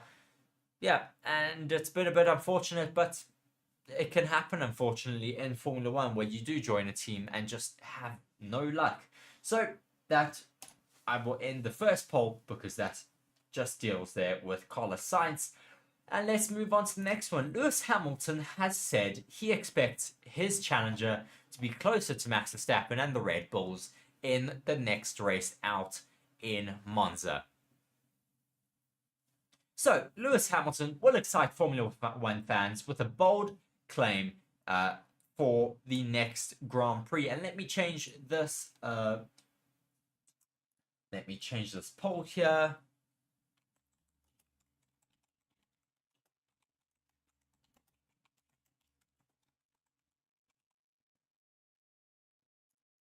And Mark can stop laughing at me, because for the first time I've actually been able to type the poll correctly first time round. Here we go. So, the next article from the Mirror says, Max Verstappen claimed yet another victory over this weekend during the Dutch Grand Prix, but has been sent a warning by longtime rival Lewis Hamilton in the immediate aftermath of the race. Lewis Hamilton believes his Mercedes can now match Max Verstappen for pace after a topsy-turvy weekend at Zandvoort. It wasn't totally comfortable for Verstappen throughout that race, in a race which was hampered hugely by the chaotic weather conditions, which led an early slip early into the race. A controversial Red Bull decision then saw his teammates undercut Sergio Perez mid-race, a decision that left the Mexican baffled. Heavy rain also disrupted the closing stages of that Formula 1 race. Verstappen's previous rival for the Formula 1 title, Lewis Hamilton, who finished 6th over 13 seconds behind the Dutchman, also having his lowest finish of the season since placing 8th in the Australian Grand Prix. Despite that, Hamilton was still impressed with his overall drive throughout the race and claimed that he could have rivaled Verstappen had he started higher up. Speaking after, the British driver said, "It didn't start off that well, but I'm pretty happy with the drive that I did it. It didn't start off well, but I'm pretty happy with the drive that I did to get back into the points and get 6th. It could have been higher for sure if we had made the right decision at the end of the day. We should have pitted straight away, but we didn't. We paid the price for that, and we did our best to come back. I feel like today was redemption, in the sense of that it was a terrible day yesterday. I managed to dial the car in a bit better today and overtook a bunch of people."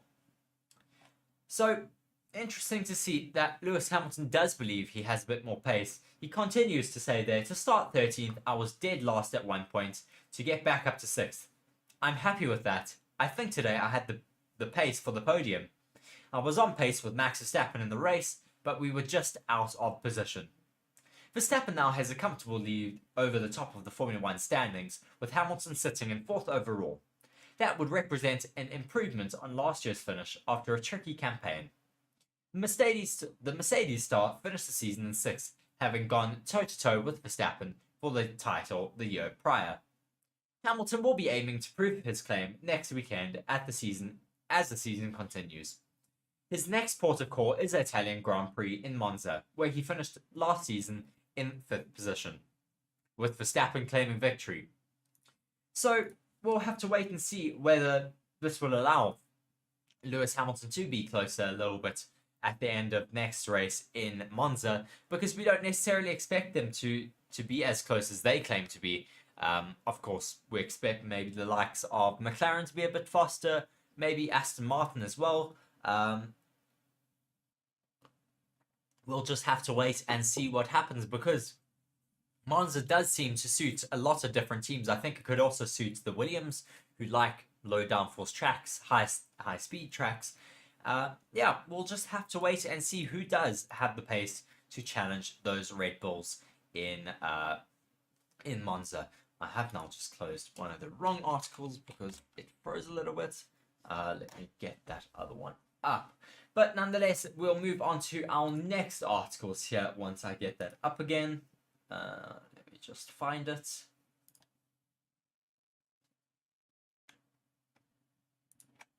There it is now. So, our next article is chatting a little bit about Mick Schumacher. Mick Schumacher reveals he's been dealt a major blow before the contract silly season gets underway. Mick Schumacher has admitted time is running out for him to secure a seat in Formula 1 to return on the grid in 2024. The German lost a permanent seat on the grid last year when Haas opted not to extend his deal, instead moving to secure the signature of Nico Hülkenberg, a man they have just given another contract to.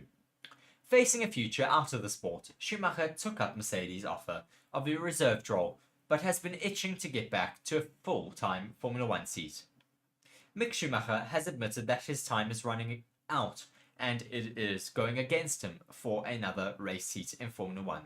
With 9 races to go, it is coming to the point of the season where teams look to the future.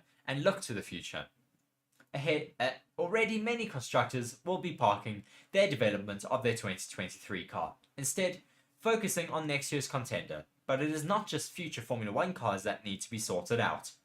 2024 is shaping up to be one of the quietest silly seasons in recent Formula 1 history, as plenty of teams look to already have sorted out their plans.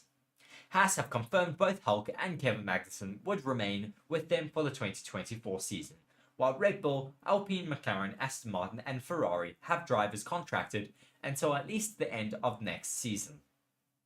That leaves the likes of Schumacher wondering where they may get an opening. The most questionable seats would be those of Daniel Ricciardo, Lewis Hamilton, Zhou Guanyu and Yuki Tsunoda, who all face some doubts as to whether they would be able to stick out with the same teams for next year, but none of those would be a natural home for Schumacher. If Mercedes were to lose Hamilton, it would be unlikely that they would opt to give a relatively inexperienced driver the seat, while a move to AlphaTauri seems just as improbable. It seems that Schumacher himself has come to the conclusion, telling Sky Sports Germany that time is running out. He said, "I can't name a timeline yet.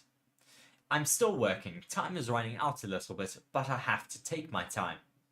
At 24, it would not be a disaster were he to sit out on another Formula 1 season, but as a driver with a point to prove, Schumacher will no doubt be wanting to be back racing as soon as possible. An opportunity with Williams could arise, but the Grove outfit has said that they are not looking to move away from Logan Sargent, which moves us into our next article from Crash.net. Major blow for Mick Schumacher and out-of-work drivers amid Formula 1 silly season as Williams back Logan Sargent for the 2024 seat. Drivers hoping to take advantage of the Formula 1 silly season have been dealt a setback by Williams, resolute of their backing of under fire Logan Sargent. The American rookie seats appear to be one of the most at risk on the current Formula 1 grid, with the likes of Mick Schumacher and Alex Palou being in the running for that seat for 2024. James Vowles has come out and said, though, that the Williams team have laughed at the mention of the link to Palou, according to the Daily Mirror, before confirming he wasn't in talks with anyone to replace Sargent at this point. He was quoted as saying, "You will always have other options coming towards you."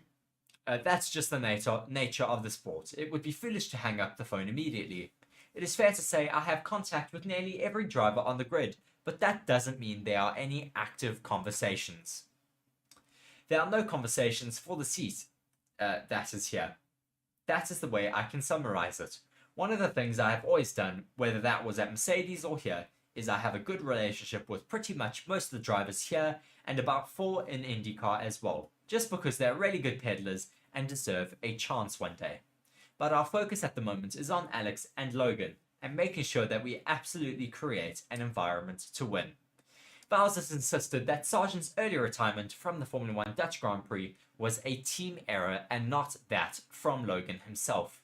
He was unfortunate to suffer a brake-by-wire failure as well as a hydraulics failure, which left him with no brakes and no steering, which caused him to have that crash, unfortunately, in the opening stages of the Dutch Grand Prix. Logan Sargent, though, who is yet to score a Formula 1 point after 14 rounds this season, is under a lot of fire. But, of course, he is a rookie, and there is a lot of pressure, of course, in Formula 1, especially for rookies who don't score points quite early on. Mark there just saying, boo, we want Mick back. Yes, of course it is difficult. We want Mick Schumacher back in the sport, but I do believe we need to give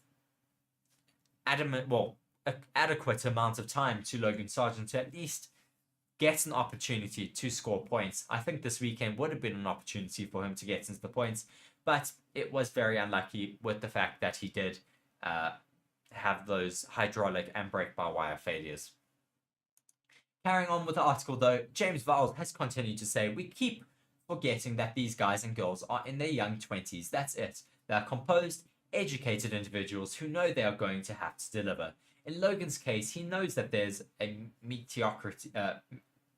In Logan's case, he knows this is a meritocracy, and he knows that he needs to perform. But there is no blame. There is a no blame culture. If you take someone and say you're not doing a good enough job, what happens? It doesn't particularly help the situation. Well, what he needs to know is that my English today. What he needs to know is that he has tremendous potential in him, and he knows that. He knows that we have tried to accelerate his journey into the sport 1 year too early, but it was the right decision at the time. What he needs to know is an environment where he's able to take all the learning and use it to good effect. Not worry about issues or mistakes, but learning to build on them, week in, week out. And that's the environment that we are setting up and creating around him at the moment. But it will take time. So it is a bit of a difficult season for the rookie at the moment, but he has had a good run of qualifying sessions. He got into, I think it was Q3 this last weekend out. He did have that crash, though, in Q3, which led him not to be able to set a faster time. But nonetheless, we are seeing those glimmers of hope from Logan Sargent. Hopefully, he will be able to show us a little bit more of what he can do in the next coming races. Monza is going to be another opportunity, at least I think, for Williams. They did quite well last year with, I think it was Nick de Vries, and trying to think of who the second driver was last season. Yeah, because Nick de Vries filled in for Alex Albon, who was unwell.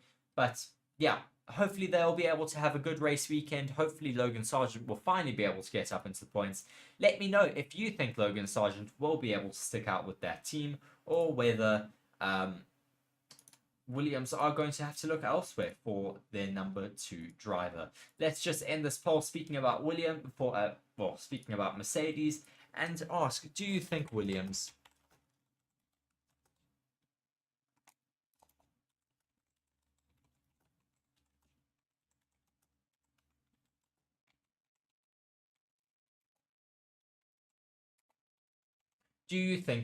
will hold on to Logan Sargent?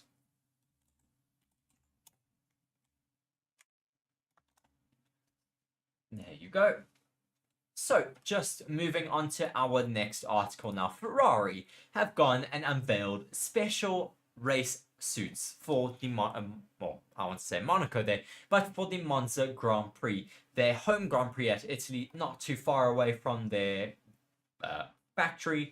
and they have released some new race suits. They do look a little bit like McDonald's workers, but we will get onto that for our meme review a little bit later this week. So, moving on to this article, Ferrari have unveiled special...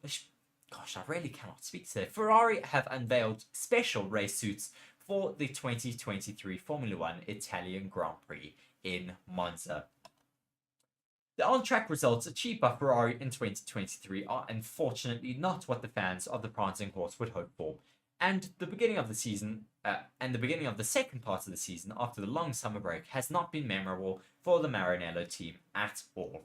At Zandvoort, the team led by Frederic Vasseur only managed a 5th place finish, with Carlos Sainz and Charles Leclerc having to DNF from the race with damage.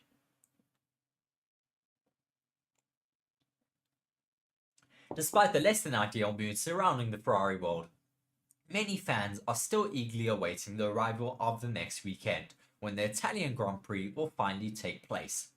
After the cancellation of the Imola race due to the flood that had affected the Emilia-Romagna region, the Monza race will be the only Italian stop on the 2023 championship. To celebrate it, Ferrari has decided to prepare special race suits and dedicated merchandise, just as they did 12 months ago. On the occasion, a completely yellow colour scheme was chosen, paying tribute to the yellow Modena, which is an unanimously considered the Scuderia's secondary colour of reference.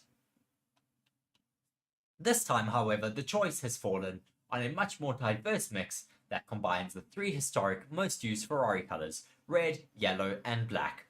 The uniform features stripes with the upper part coloured in red, the middle stripe in yellow, and the lower portion, including the legs, entirely in black. A fascinating blend that will also be replicated on all other standard attire, of course in various variations. A touch of style in the hope that, in front of the home crowd, the SF23s can offer something more than just an albeit splendid special coloration. So hopefully the Ferraris will be able to take their special race suits. I wonder if we'll be getting a special race livery as well on the car. But hopefully the Ferraris can have a bit of a better race weekend this weekend out in Monza, because they have just fallen off a little bit in the past few race weekends. It has been quite disappointing to see Ferrari not being able to challenge. And I mean, I think if they're not able to do something special this race weekend, then they're going to have to deal with all of the upset Tifosi, who are normally really, really vocal about when they don't like what they see from Ferrari. Sorry, I've got hiccups at the moment. And I don't necessarily know if they're going to be able to do as well as they did last weekend. I think there's going to be a lot more competition this weekend. I think a 5th place finish will be highly optimistic, really. A podium position is highly unlikely, as much as it hurts me to say that, because I want to see Ferrari up on the podium. But it's going to be very difficult here with a really, really competitive top field. I think McLaren are going to be in the run. Possibly Williams are going to be in the run with Albon, because he was super fast in Zandvoort. Aston Martin could also be in the run. Red Bull are of course going to be in the run. So that's already 8 drivers who could be, or 8 to 7 drivers who could be very competitive in Monza. And yeah, I don't necessarily know what Ferrari are going to be able to do. They are just such an unknown at this point, because we don't know how they go from one race weekend to the next. Let me know what you guys think though in the comment section. Will those Ferraris new race suits be a little bit wasted, or whether they are going to actually be able to compete come Monza? Let's start another poll here.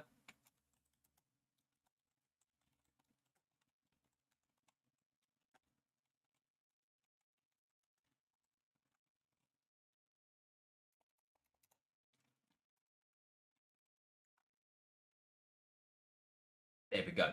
So just moving on to our next article now. And of course, do be sure to go and vote in that poll. Speaking about Ferrari, also do be sure to let me know your opinions in the comment section. I can see I have a few of you watching alongside with me now.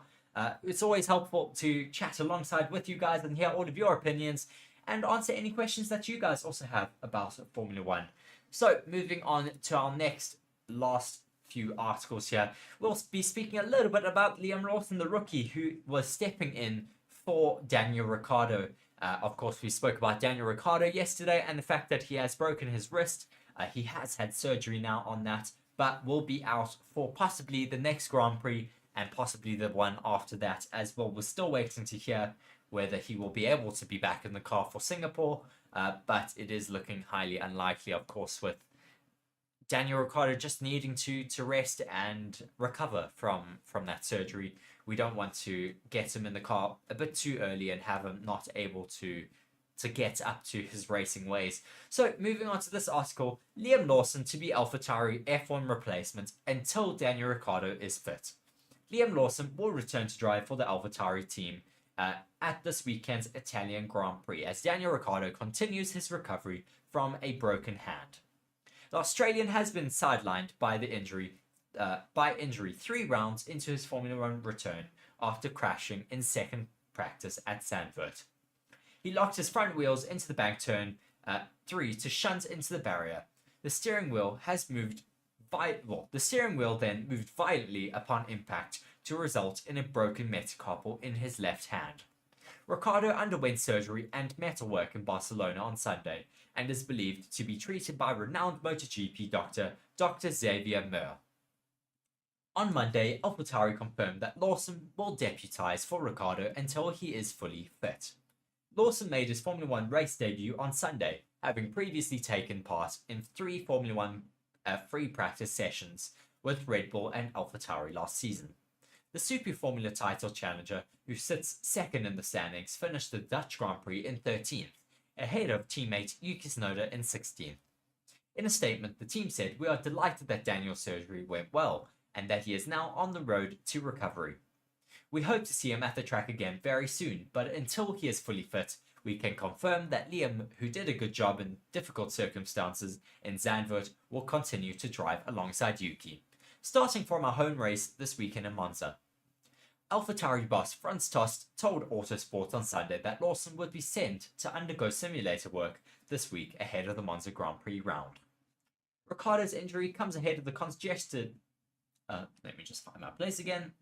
Ricciardo's injury comes ahead of a congested run of races. The Italian Grand Prix takes place this weekend with a week's break before the Singapore Grand Prix and then the Japanese Grand Prix as a double header. Speaking after his operation, Ricciardo posted on Instagram saying, "Hey everyone, had surgery this morning. Got my first bit of metal work, so that's pretty cool. Big thanks to everyone who reached out and kept my spirits up. This ain't a setback, just all part of the comeback." We certainly hope to see Daniel Ricciardo being able to come back and get back into his AlphaTauri Challenger before all that long, because we do miss that bubbly personality of Daniel Ricciardo on the Formula 1 grid. Nonetheless, we'll be speaking a little bit now about Liam Lawson's first Formula 1 race and how he fared. Of course, Liam Lawson, we've already said he subbed in for Daniel Ricciardo, the Red Bull Junior, who was thrown into the AlphaTauri on Saturday morning at the Formula 1 Dutch Grand Prix after Ricciardo had his injured hand. Lawson finished the race in 13th after getting a 10-second time penalty for impeding in the pit lane. I didn't know he got that, but nonetheless, it was a little bit sketchy. Conditions were all over the place. The New Zealand reacted. On the grid, it started raining, not the best feeling. I was obviously learning a huge amount in the first part, which was the best. We lost a bit of time in the stacking and the penalty. That's all part of it, of course. The second half, I started to get a bit of the feeling on the softs and the clean air. And on the inters as well. I felt a lot more comfortable than yesterday, that's for sure. He said about bringing his AlphaTauri, a car he'd never previously driven home. You always look back, and I'll reflect on this, and there's definitely things I would have liked to do better. But yeah, reasonably satisfied with that. Lawson's most eye-catching moment was overtaking the Ferrari of Charles Leclerc. Although he had lost positions back shortly after, he continued to say, "Yeah, that was definitely quite eventful, to be fair. I think he was struggling a lot on the softs, and every time I passed him, he passed me back on the straight. So a little bit frustrating, but obviously it is good to get the experience." Yeah, unfortunately, Charles Leclerc did have floor damage, so that is why Liam Lawson was able to pass him on track. But then the Ferrari, with the more pace in the straights, was able to just get back past the AlphaTauri of Liam Lawson. Mark just saying there in the comment section, should Lawson get a seat next year or just a reserve driver again? I mean, he has shown he has some pace here, so possibly he should deserve a seat for next season. But it is a very, very tight Formula One grid at the moment. And we don't necessarily know who are going to be in the running for seats next season, with the Formula One silly season still not necessarily kicking off just yet. Yeah, we'll have to wait and see whether he can get a full-time Formula One seat before the end of the season. Just finishing up with this here, he says, I feel like I had experience of every situation in that race with multiple pit stops, wheel-to-wheel racing, dry weather, wet weather, so it was a good learning experience. Then Christian Horner, after the race, said about Liam Lawson's debut, again, the poor guy getting dropped in the car he's never driven in wet and dry conditions. I actually think he did pretty well, and he actually overtook Max on Max's outlap as he changed onto the intermediate tyres at the end there. To finish a race like that in itself, with the lack of experience that he has, I thought in very difficult circumstances he applied himself very well. Liam Lawson is expected to be back for at least one more race next weekend in Monza, and reports on Monday morning suggested that he could be needed for Singapore too as Ricciardo recovers. So, very impressed by the rookie of Liam Lawson. Certainly will be watching what he's able to do this next race weekend in Monza. Hopefully he'll be able to have another great weekend, another clean weekend for the AlphaTauri team, and we could possibly see him also in the race seat for Singapore as well. Moving on to our last article though, speaking about Max Verstappen, our current Formula One champion, our Formula One points leader at the moment as well. Max Verstappen is on a roll, but could the Monza curse end it all? Of course, Monza is the next race on our Formula One calendar, and off the back of the Dutch Grand Prix, Max Verstappen is certainly going to be wanting to keep his tally of Formula One races going.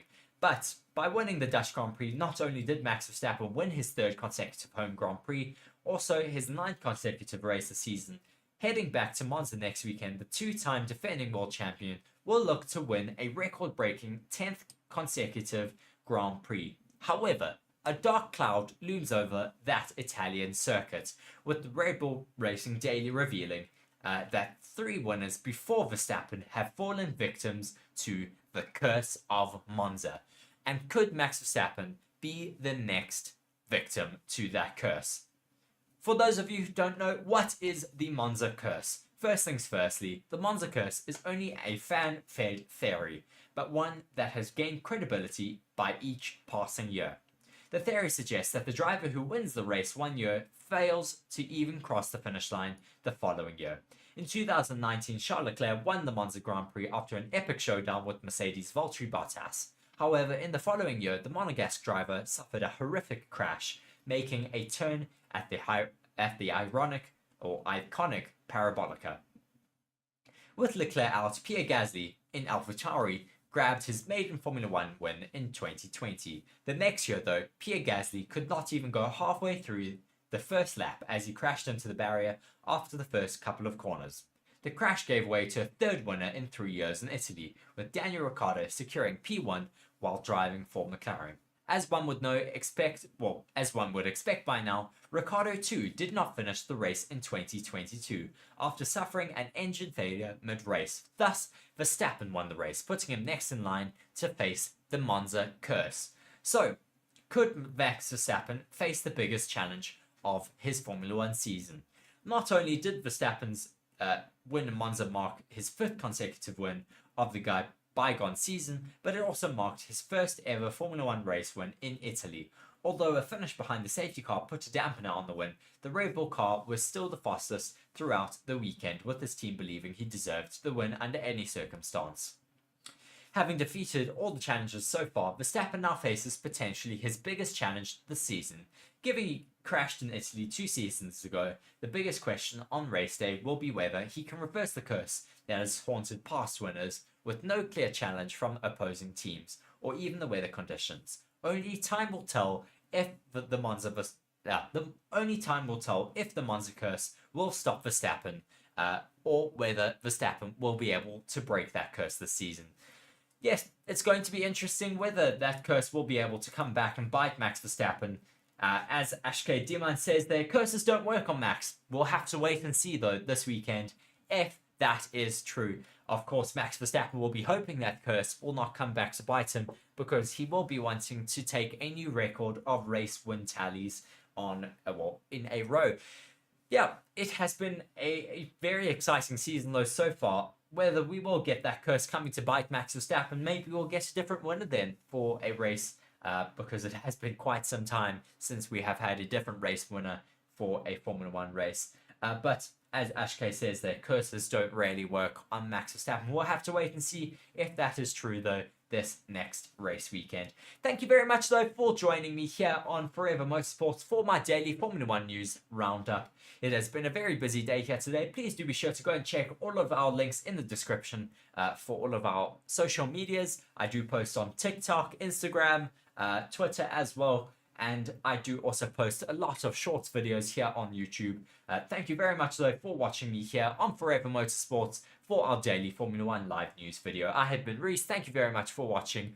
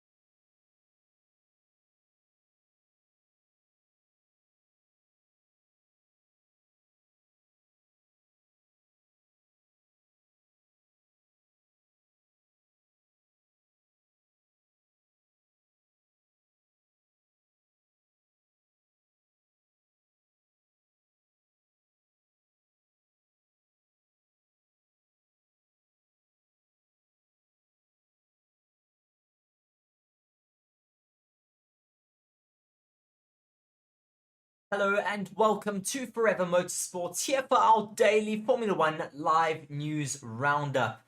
Quite a lot to talk about today. Great to say that, of course, once again in another race week. Lewis Hamilton, though, is our topic of discussion. First things off here today, with some more light being shed on his contract. So, moving straight into this article then, Lewis Hamilton's expected agreed salary and sticking point in new Mercedes deal. Lewis Hamilton has reportedly agreed the salary and length of his new contract with Mercedes, but there's still one problem. The superstar 7-time Formula 1 world champion has been locked in negotiations all year to extend the deal that is set to expire at the end of 2023. Hamilton and team principal Toto Wolff have constantly insisted an agreement is a formality, yet the contract has not yet been signed. The likely agreed salary is around £50 million a year, according to The Sun. That sum would restore Hamilton to the highest paid status, above Max Verstappen on the list of Formula 1 driver salaries. Although contracts frequently carry bonuses for race or championship wins, the duration of Hamilton's new contract is also being agreed. According to the same report, it is expected to be about 2 years. But there is a sticking point. The one problem for Lewis Hamilton is the amount of time that he will be contractually obliged to be available for the Mercedes sponsors. Hamilton is understandably willing to play hardball, the report states. Hamilton or Wolff did not offer any updates on the contract saga at the Dutch Grand Prix. Hamilton, though, suggested it was not worked upon during the summer break. This claim that Hamilton and Mercedes are negotiating how much time he must dedicate to sponsorship activities was also touted by David Coulthard. Coulthard told the Irish News Mercedes will want a certain amount of time for Lewis for their partners. Mercedes will have sold sponsorship on obtaining access to their drivers. Some businesses will have signed up with a Silver Arrow because Lewis is there, rather than George Russell. Perhaps Lewis might be wanting to do fewer days or have fewer commitments. This is something we've been seeing in later years with Lewis Hamilton. He wants to do less commitments with sponsors, less commitments after races and before races, and this is understandable as he has been in Formula 1 for multiple years now. He will be wanting to commit less and less time to race weekends and will be wanting to have more personal time to himself. So we'll have to wait and see what happens in terms of this contract and what Mercedes and Lewis Hamilton are able to flesh out in terms of him getting pen on paper. Yeah, let us know though in the comment section. Please do vote in that poll, which currently asks, will Hamilton accept Mercedes terms? Currently 50% saying yes and 50% saying no, with Mark also saying in the comment section there morning. Thank you very much for joining me for this morning session, our live stream here. We do have 5 people currently watching. Please do drop me a comment, say good morning, let me know where you are watching from, as well as do drop some comments and questions for me for this live show. We'll move on though from that Lewis Hamilton article if there are no more questions. But yeah, moving on then, Max Verstappen's major reveal with Lando Norris firmly on Red Bull's radar. Max Verstappen has revealed that he has spoken with Max Verstappen has revealed that he has spoken with McLaren's Lando Norris about one day being teammates. Verstappen and Norris are arguably the 2 hottest prospects in Formula 1, with the Dutchman having turned potential into performance, while Lando Norris is considered one of the best young drivers on the grid. And with McLaren looking unlikely to win a championship anytime soon, there is a question mark as to whether Norris may choose to leave, although the driver himself has frequently denied this. Max Verstappen admits teammate discussion with Lando Norris. Norris to Red Bull rumours are nothing new and have only grown following some choice words by senior advisor Helmut Marko. When speaking about why Lewis Hamilton would not make a good partner for Verstappen, Marko let slip something about Norris. With Norris, I could well imagine that it's harder for me with Hamilton though, Marko told motorsportmagazine.com. It would certainly be ideal for the public, television and journalists, but not for team leadership and success. It would appear that Verstappen is not against the idea himself. The two are known to be good friends and live near each other in Monaco. As such, the Dutchman has admitted that they have previously discussed the idea before going on to state, Norris has a long-term contract with McLaren though. We talk about it, said Verstappen in an interview with Sky Sports Italy. But he's contracted to McLaren for a long time, but we'll see what happens in the future. Marco has also made clear that they put team harmony first and do not like having two number one drivers, which could make a move for Norris potentially more difficult. We as a team prioritize the World Championship, and it's better if you have... my article's just jumped around here. Of course it has.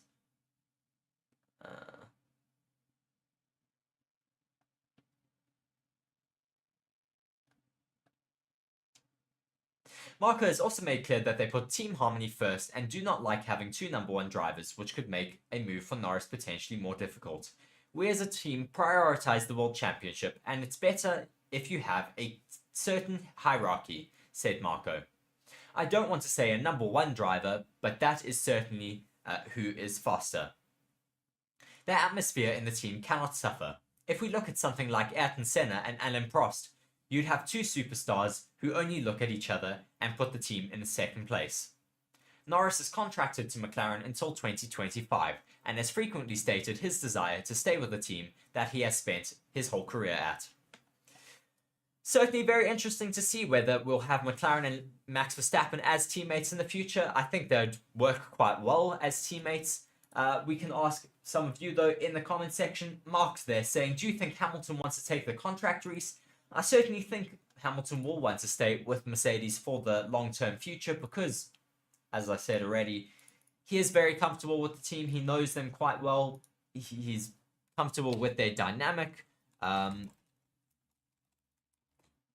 Just putting up a new poll now. But yeah, I think Hamilton is going to want to take another McLaren or Mercedes seat there because he has been with them for a long amount of time. He doesn't necessarily want to go to the likes of a Ferrari where he has to build up that team again from the ground up. Certainly he'll be hoping that Mercedes can get their act together in terms of their pace, but I think they can, and it's just a amount of time to wait until they do get that contract signed. Mark there saying, no, do I want Hamilton to take the contract? Well, I think I wouldn't mind Hamilton taking the contract. I think it would be very interesting to see him in a Ferrari, but I think it's most plausible to have Hamilton in that Mercedes seat, and I think it's probably the best place for him. So let me carry on with this next poll. Do you think Lando Norris could make a move to Red Bull? There we go. So, carrying on with the Red Bull topic though, Horner and Marco appear at odds over Sergio Perez's future at Red Bulls. This is an article from WTF1, and it starts off by saying it feels like we've got a little bit of a parenting crisis at Red Bull, with two very important figures in the team's well-oiled machine giving completely different answers on Sergio Perez's future. Earlier this week, it was reported in an article published by Kleine Zeitung that the Red Bull Motorsport advisor Helmut Marko had admitted that Sergio Perez was actually in danger of losing his Formula 1 seat for 2024. He said, nothing is 100% certain in Formula 1 and that performance-related situations always need to be discussed. He then doubled down on these comments in Zandvoort, telling Sky Germany that Red Bull would likely keep him on, but he needs to perform for that. Perez's future has remained uncertain for a while, with many fans believing that bringing Daniel Ricciardo into AlphaTauri was a way of gearing him up to replace Checo in 2024. But those involved with Red Bull keep denying that they were even looking at those options until now. However, Christian Horner completely contradicted Helmut Marko's comments after Sunday's Dutch Grand Prix. He told the media, including the race, that Checo's situation for next year is clear. He's a Red Bull driver. We have an agreement with him. Irrelevant of agreements. We're pleased with the job that he's doing. Saw his drive today. Was unlucky with the pit lane speedometer, but he is second in the World Championship. The only other driver than Max Verstappen to have won Grand Prix this season as well. It is easy to beat up on him when the barometer is so high on the other side, but he will be our driver in 2024. This isn't the first time Helmut Marko and Christian Horner have disagreed. Earlier this year, it was reported that Helmut vouched quite hard for Nick de Vries to drive for AlphaTauri, whereas Horner didn't really want him. And look how that turned out. Checo is contracted with Red Bull until the end of 2024, but before his back-to-back podiums leading up to the summer break, he wasn't in the best form and consecutively failed to make it into Q3 in qualifying 5 times. But it is to be remembered that he is still P2 in the championship. Will Red Bull honor Sergio Perez's contract for 2024, or will he be pushed out like Nick de Vries? It's certainly a very difficult topic in terms of Sergio Perez's future, because there's been a lot of talk about it. He has had a couple difficult races, difficult qualifying sessions, but I still believe he does have the consistency and the pace to stay in that Red Bull seat. It's quite tough on him to say that he isn't performing well enough, because as Christian Horner says, he is second in the Constructors' Champion or in the Drivers' Championship already, and he has been performing well enough to keep that seat, in my opinion. Of course, you could have other drivers who could be performing better than him, but at the moment, Sergio Perez really is doing a good enough job to keep that second seat. But this is Formula One. There's a lot of pressure, of course, and we'll have to wait and see what does happen in terms of Sergio Perez's future. Moving over to the next article now. Wolff hits out at Russell myth. The Mercedes team principal does not believe George Russell has any form problems amid a run of poor results. We'll move on from our current poll and we'll ask you about George Russell.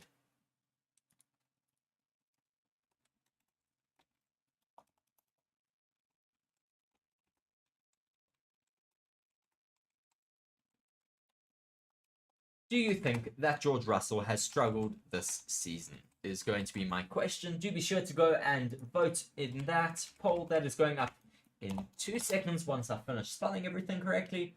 Do you think Russell has struggled this season? Question mark. And there you go. So do be sure to go and vote in that. The next one then, carrying on with that article. The Mercedes team principal does not believe George Russell has any form problems amid a run of poor results. Mercedes team principal Toto Wolff has hit back at the claims that George Russell is losing his form, branding any criticisms a myth. Russell has found it difficult to replicate his form for the first season with the team, or from his first season with the team. This campaign when he beat Lewis Hamilton and took the only win for Mercedes of the year in the tough W13. He has spoken previously about not feeling comfortable in the car, with his third place in qualifying hampered by late retirement due to contact with Lando Norris at Zandvoort. Even though Russell appears to acknowledge, though, that he is suffering from a poor run of form, Wolff says he is trying to get this out of his head. I'm trying to really bang this into his head that he hasn't lost his form, that it is just a myth and that he's making it up, Wolff told media. You don't unlearn to drive and you don't lose your form. You can have ups and downs like all of us having as racing drivers. But every single weekend, when things have gone against him, it was pretty clear why that was, and it wasn't the driving. In that respect, it's no such thing that in Spa and Budapest, your capability of moving this car is less than good than it is 3 weeks later in Holland. He just needs to have a clean weekend like he did have before, and this one was much better. Wolff insists no intervention is needed despite Russell's results suggesting that he is experiencing a bad run of form. I've never bought into this groove thing or not, he explained. When you or I are having a bad day, nobody knows. But if a driver has a bad day, then he's probably a 10th off, and that makes all the difference in qualifying. All the drivers have bad days all the drivers have days that are not so good, and we've seen these ups and downs with George. But the quality of the driver he is, I've never doubted him for a minute. Certainly George Russell will be wanting to hear this from his team boss, Toto Wolff, because he has been struggling a little bit since the switch of concepts from the zero side pod concept to the side podded concept, he's really had to change his driving style and adapt his driving style to this new style of car. It's not something that does come easily for a racing driver when you do switch concepts mid-season, and this is possibly why we've been seeing him struggle a little bit more than Lewis Hamilton, whereas the new side podded concept seems to suit Hamilton's driving style a little bit better. Well, I'm sure we'll see George Russell bouncing back quite soon. He had a much better qualifying session on Saturday. This could, of course, translate into race pace as well on a Sunday. So we'll have to wait and see what George Russell is capable of during a Sunday race. But nonetheless, I do believe that George Russell still has pace in that car and that we will see him bounce back from this struggle in terms of his pace over the last 3 race weekends. Moving on, though, to Aston Martin and Fernando Alonso. Fernando Alonso's magic helps Aston Martin move on from awkward questions for now. Aston Martin came back crashing to reality after its flying start to the 2023 Formula 1 season, with a run of 6 podiums in the first 8 races, followed by a run of 4 races where it didn't even get close. But is a podium at the Dutch Grand Prix evidence that upgrades have got its back on track? Fernando Alonso acquired those 6 early on podiums as Aston Martin made a quantum leap up Formula 1's pecking order over the winter, but has its progress stalled in the middle of the season at the same time that its rivals brought significant upgrades packages. Upgrades for its rivals like McLaren and Mercedes didn't satisfyingly solve the mystery, though, and the team faced a series of awkward questions when its performance dipped across July's fast flurry of races. Alonso suggested that the change in Pirelli tyres brought in from the British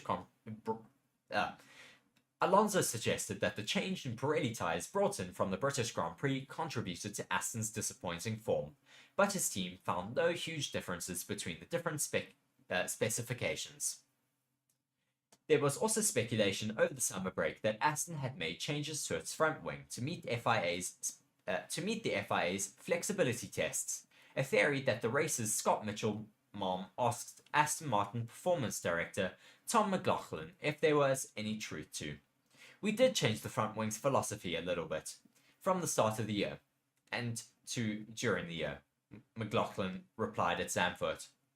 But this was just part of our constant evolution and development of the car, so no big characteristic changes there from our side.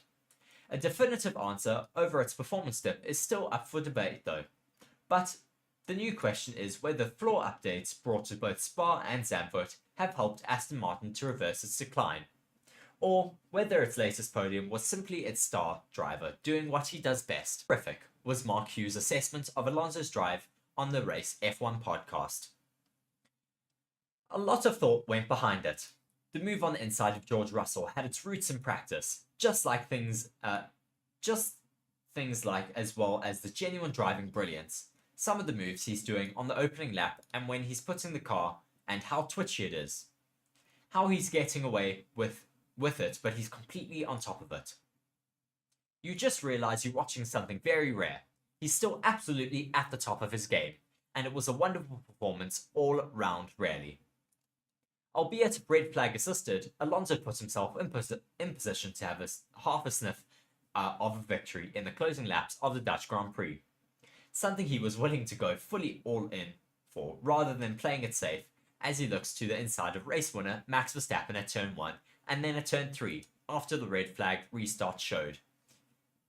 He said after the race, though, that he did believe that he didn't want to make a bit of a move in case he did take out the race leader, or indeed took the race win there, because he feared that he would not be able to get home amid all of the Dutch Grand Prix fans. It was a part of a textbook Alonso drive that started with a typically feisty first lap, where he passed Alex Albon around the outside of turn 2, and then dived down the inside of the banked Hogenholtz turn 3, and nicked third place from George Russell. It would have been a move he'd repeat on Zhou Guanyu later in the race, and one that it had its making in Friday practice. It was FP1 or FP2. It was wet, and in one of the outlaps, I let a few cars go on normal racing. I let a few cars go on the normal racing line, and I found a lot of grip on the inside casually by just letting people go. Alonso explained after the race. So I kept that in my head all the time, all of the weekend in case it was wet. I was ready to try it again. When we were on the grid and the red lights were on for the start of the race, there were a lot of drops on the visor, so that's the worst feeling you can have, because you are ready to start the race on a slick tyre, and on your visor you can see that it is raining. You have no idea of the grip that you will find in turn 1 braking or turn 3. So I thought everyone will be a little bit cautious in turn 3 with the grip levels, and also just outside of turn 3 there's paint in the Ramco advertising, so you have to be a little bit cautious there. So I thought about the inside line, it could work, and we overtook those 2 cars. Definitely that should be the overtake of the month. It was a classic tongue-in-cheek Alonso hyperbole, but seek out the replay of the overtake and you'd be hard-pressed to disagree with him. Fernando Alonso, even in his old age, is certainly still on form and certainly one of the absolute form of the field drivers at the moment. Having an absolute brilliant season so far in his first season back in the Aston Martin suit. We are really, really happy to watch Fernando Alonso go race in and race out, having absolutely fantastic form. Fernando Alonso was also one of the top overtakers for the Dutch Grand Prix. I think it must have been about 16 overtakes by himself, if I remember correctly there. But yeah, very, very happy to see that Aston Martin and Fernando Alonso are having a great show of pace and form at the moment. Keeping on with the Fernando Alonso and Aston Martin topic though, not necessarily Fernando Alonso, but Aston Martin have announced a Monza replacement for Lance Stroll. Aston Martin have announced the reserve driver Felipe Dragovich will take part in free practice 1 at the Italian Grand Prix in place of Lance Stroll. Stroll this season has struggled to keep up with his esteemed teammate Fernando Alonso, who has managed to achieve 7 podium finishes in the first 13 races of the season. Let's go and change a poll there. SK also in the comment section saying it would be nice to see Mick racing again. I certainly agree with you there. It would be great to have Mick Schumacher back in the Formula 1 grid. As Mark also giving his opinions there about Fernando Alonso. Let's just end the poll here. Everyone pretty much saying that George Russell has struggled this season. And let's go ask a question about Aston Martin and Fernando Alonso.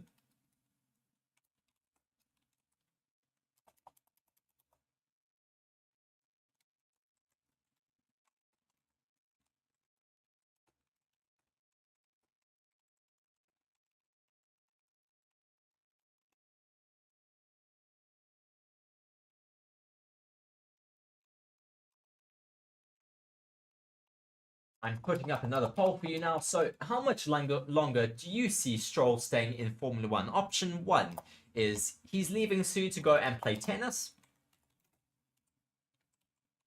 There we go. I did spell that right. Leaving soon to play tennis. 2 years. Or till he's bored because his dad owns the team.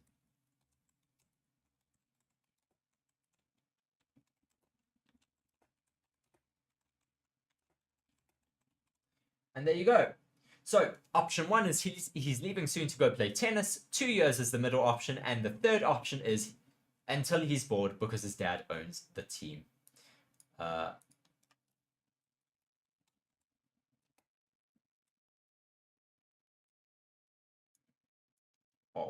I can't put in all of that. Until he's bored will be the last option then. So that is up now. So we will carry on reading this article about Aston Martin and their reserve driver coming in for free practice 1 at the Italian Grand Prix. Stroll has suggested that this season Stroll has struggled this season to keep up with his esteemed teammate Fernando Alonso, who has managed to achieve 7 podium finishes in the first 13 races of the season. In comparison, Stroll hasn't managed a single podium and is currently sat in 9th position in the Drivers' World Championship, whilst the 42-year-old Alonso is 3rd, 121 points ahead of Stroll. Despite this, Aston Martin are happy with Stroll and will be hoping he can push them towards a top 2 finish in the Constructors' Championship as the season goes on. This appearance for Dragovich is simply mandatory, as all teams are required to give their reserve drivers at least 2 practice sessions. The Brazilian Italian hasn't appeared in Formula 1 since he took part in testing in Bahrain at the start of the season, where he was required to step in for Stroll after the Canadian suffered a cycling injury. He was quoted as saying, "Since Bahrain, I have covered many more kilometers in an F1 car. So I understand even better now how I can offer valuable feedback," Dragovich told Autosport. Of course, Dragovich will be desperate to impress his Aston Martin team with the hope that one day they will see him as a natural replacement for either Stroll or Alonso if either one of them decides to move on from the sport. Monza was where he won his Formula 2 title last year, and he will be hoping those memories can help him perform well in the car and impress the team. "I can't wait to get behind the wheel of the AMR 23 again," he continued. "The car felt great when I drove it in pre-season testing, and it will be fascinating to see how it has improved since then. I spent a lot of time in the simulator helping to develop the car, so understanding how that relates to reality will also be very valuable. Of course, teams are stipulated by the FIA to allow their young drivers to get into a Formula 1 seat. I think it is at least 2 or 3 times throughout the season, so this will be Aston Martin fulfilling those stipulations here.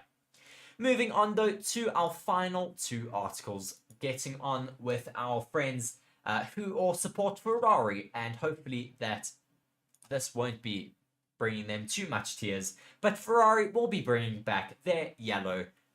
Ferrari will be bringing back the yellow for special Le Mans inspired Monza livery. So if you haven't seen already, Ferrari have released special race overalls for the race weekend in Monza at their home Grand Prix. So they look a little bit like McDonald's workers, but yeah, they look great nonetheless. Now they also have some yellow on their car to match. So if they didn't look like McDonald's clowns enough, now they do even more with yellow on their Ferrari SF23. Ferrari have added some yellow to their car as they unveil a special livery to be run at their home race this weekend in Monza. Although Imola is closer to their Maranello base, it is inconsistency. Although Imola is closer to their Maranello base, its inconsistency of appearing on the calendar has allowed Monza to become regarded as the home race of the sport's most famous team. This year, as they have done in previous seasons, Ferrari are honouring their home Grand Prix by racing in a unique livery designed for the Italian Grand Prix. Ferrari invite Le Mans winner and unveil their Monza livery. The car has seen a splash of yellow thrown onto it with the engine cover and driver's number now in the same colour as the Ferrari badge. Unlike last year, the Ferrari logo on the rear wing remains white, but the nose and the inside of the wheel covers have been changed. Carlos Sainz and Charles Leclerc will also wear special race suits, and while they have resisted the urge to return to the full yellow, there is still a healthy dose of the yellow on the overalls and the helmet. As well as the livery, Ferrari will also be bringing along some special guests, most notably Antonio Giovinazzi and Alessandro Pierguidi, who guided the team to Le Mans victory earlier this year, the only victory that Ferrari will get probably this year. Sorry, Ferrari fans. The winner's trophy will be brought to the track by the crew of the 499P car and Antonio Fuoco, who in the number 50 car took pole position and set the fastest race lap at the Le Mans, will also be there. The walls of the walkway leading from the paddock to the pit garage will feature illustrations of the Scuderia's milestones in Formula 1, as well as in other categories where owners have had their cars raced. So pretty much they will only go up until 2007, and that's about it, because there's not much to talk about going on from then onwards. Sorry, Ferrari fans, I'm really going at you today. As Ashke Diman says, I think McDonald's workers would also make better strategies than Ferrari. Gosh, we're really hurting the Ferrari fans here today. Mark was saying, so now Ferrari really does look like McDonald's delivery drivers. Gosh, the memes that are going to be coming out about Ferrari this race weekend, I'm going to have to do that meme review a bit later. So moving on to our final article, also talking a little bit about Ferrari. If the first article didn't make you cry, certainly the second one will. Leclerc has hit out at wrong Ferrari moves and bemoans at their inconsistency. Charles Leclerc has admitted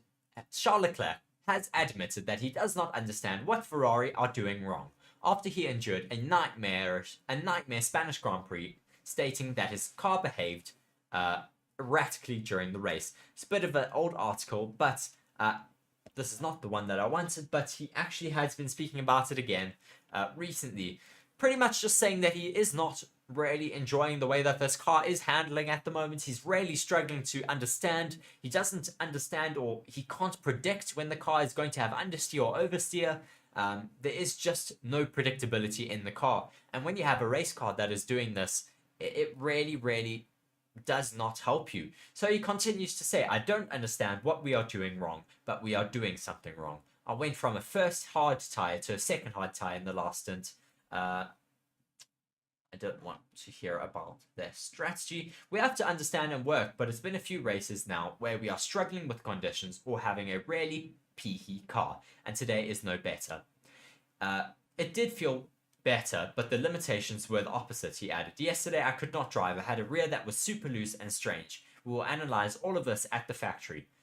The feeding was a little bit better today. The second and third stints were quite a bit better. I feel like all weekend we have been speaking with the drivers and we are struggling. It's such a tiny window, and in these conditions on this track, it seems to be more sensitive than others. So of course this is coming from the Spanish Grand Prix, but Charles Leclerc is still struggling even this race weekend, as he is speaking about the inconsistencies of the SF23. Let me try and see if I can find it even more recently. There we go. Charles Leclerc says, I have no... please don't tell me this is all in Italian. No, it's not. Thank goodness. Charles Leclerc says, I have no idea if I will understeer or oversteer. Charles Leclerc lacks confidence in the SF23 and its handling. A fact he outlined through a difficult weekend in Zandvoort. The Monegasque's attempts to find the car's limits, but he explains that the inconsistent feedback prevents this. Ferrari started the year with some relevantly promising speed in Bahrain, albeit not enough to challenge Red Bull. A DNF in Bahrain, grid penalty in Jeddah, pole position in Baku, and second DNF in Australia made it difficult to gauge Leclerc's raw potential at the early stages of 2023. He continues to say, we've had a very difficult balance and a very difficult car to drive all weekend. We definitely need to look into it because we're struggling a lot with the car balance, especially. It makes it very difficult for us to drive. At the moment, I'm getting into a corner and I have zero idea of whether I'm going to have a huge understeer or huge oversteer. And that makes it very, very difficult for us.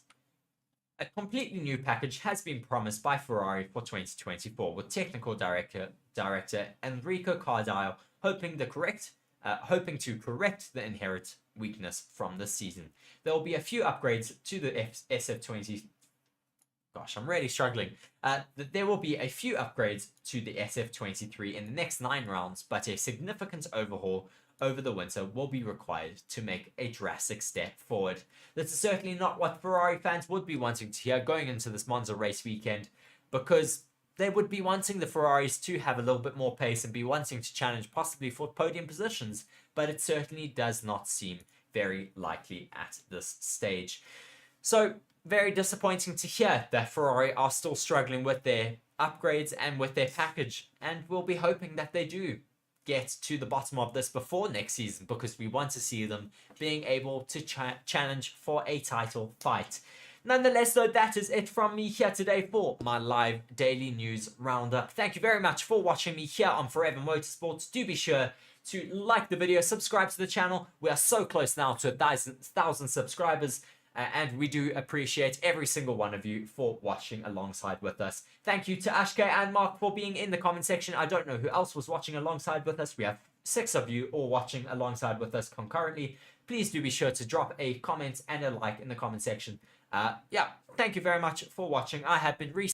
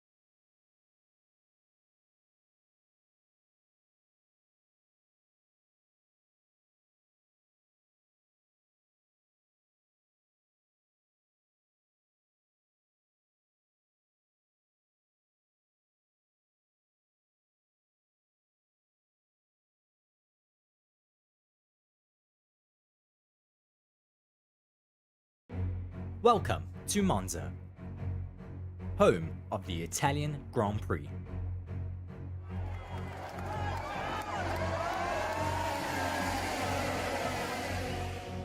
Home heroes Ferrari will be wanting to put on a great showing this weekend for their home crowd, the Tifosi, who line the stands of Monza, hoping to catch a glimpse of another historic victory for the Maranello-based outfit. Monza is an 8.7-kilometer long circuit, made up of 11 corners.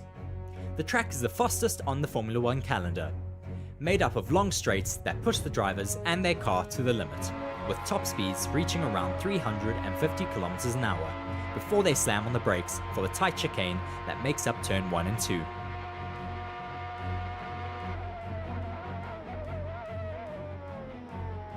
The circuit also has tricky technical sectors that really test the driver's limits, such as the Ascari chicane.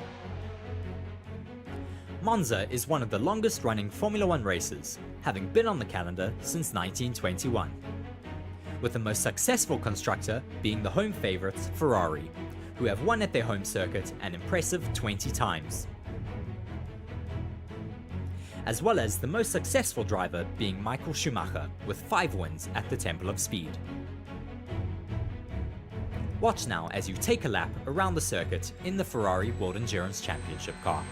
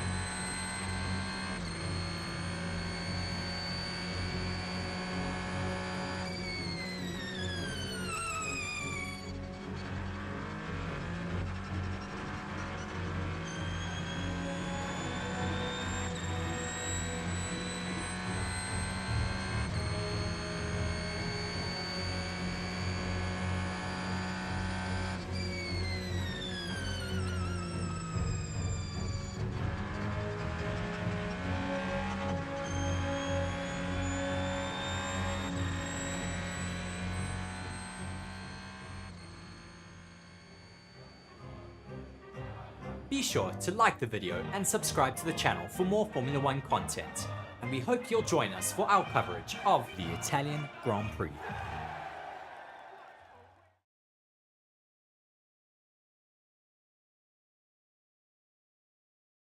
Hello and welcome to Forever Motorsports, here for our daily live news roundup. So for today, we're going to get straight into the news. I see I do have a few of you all watching alongside with me. Please do be sure to drop a like and let me know where you're watching from. So straight into this first news article today. Christian Horner takes aim at short-termist nature of rival Formula 1 team principals.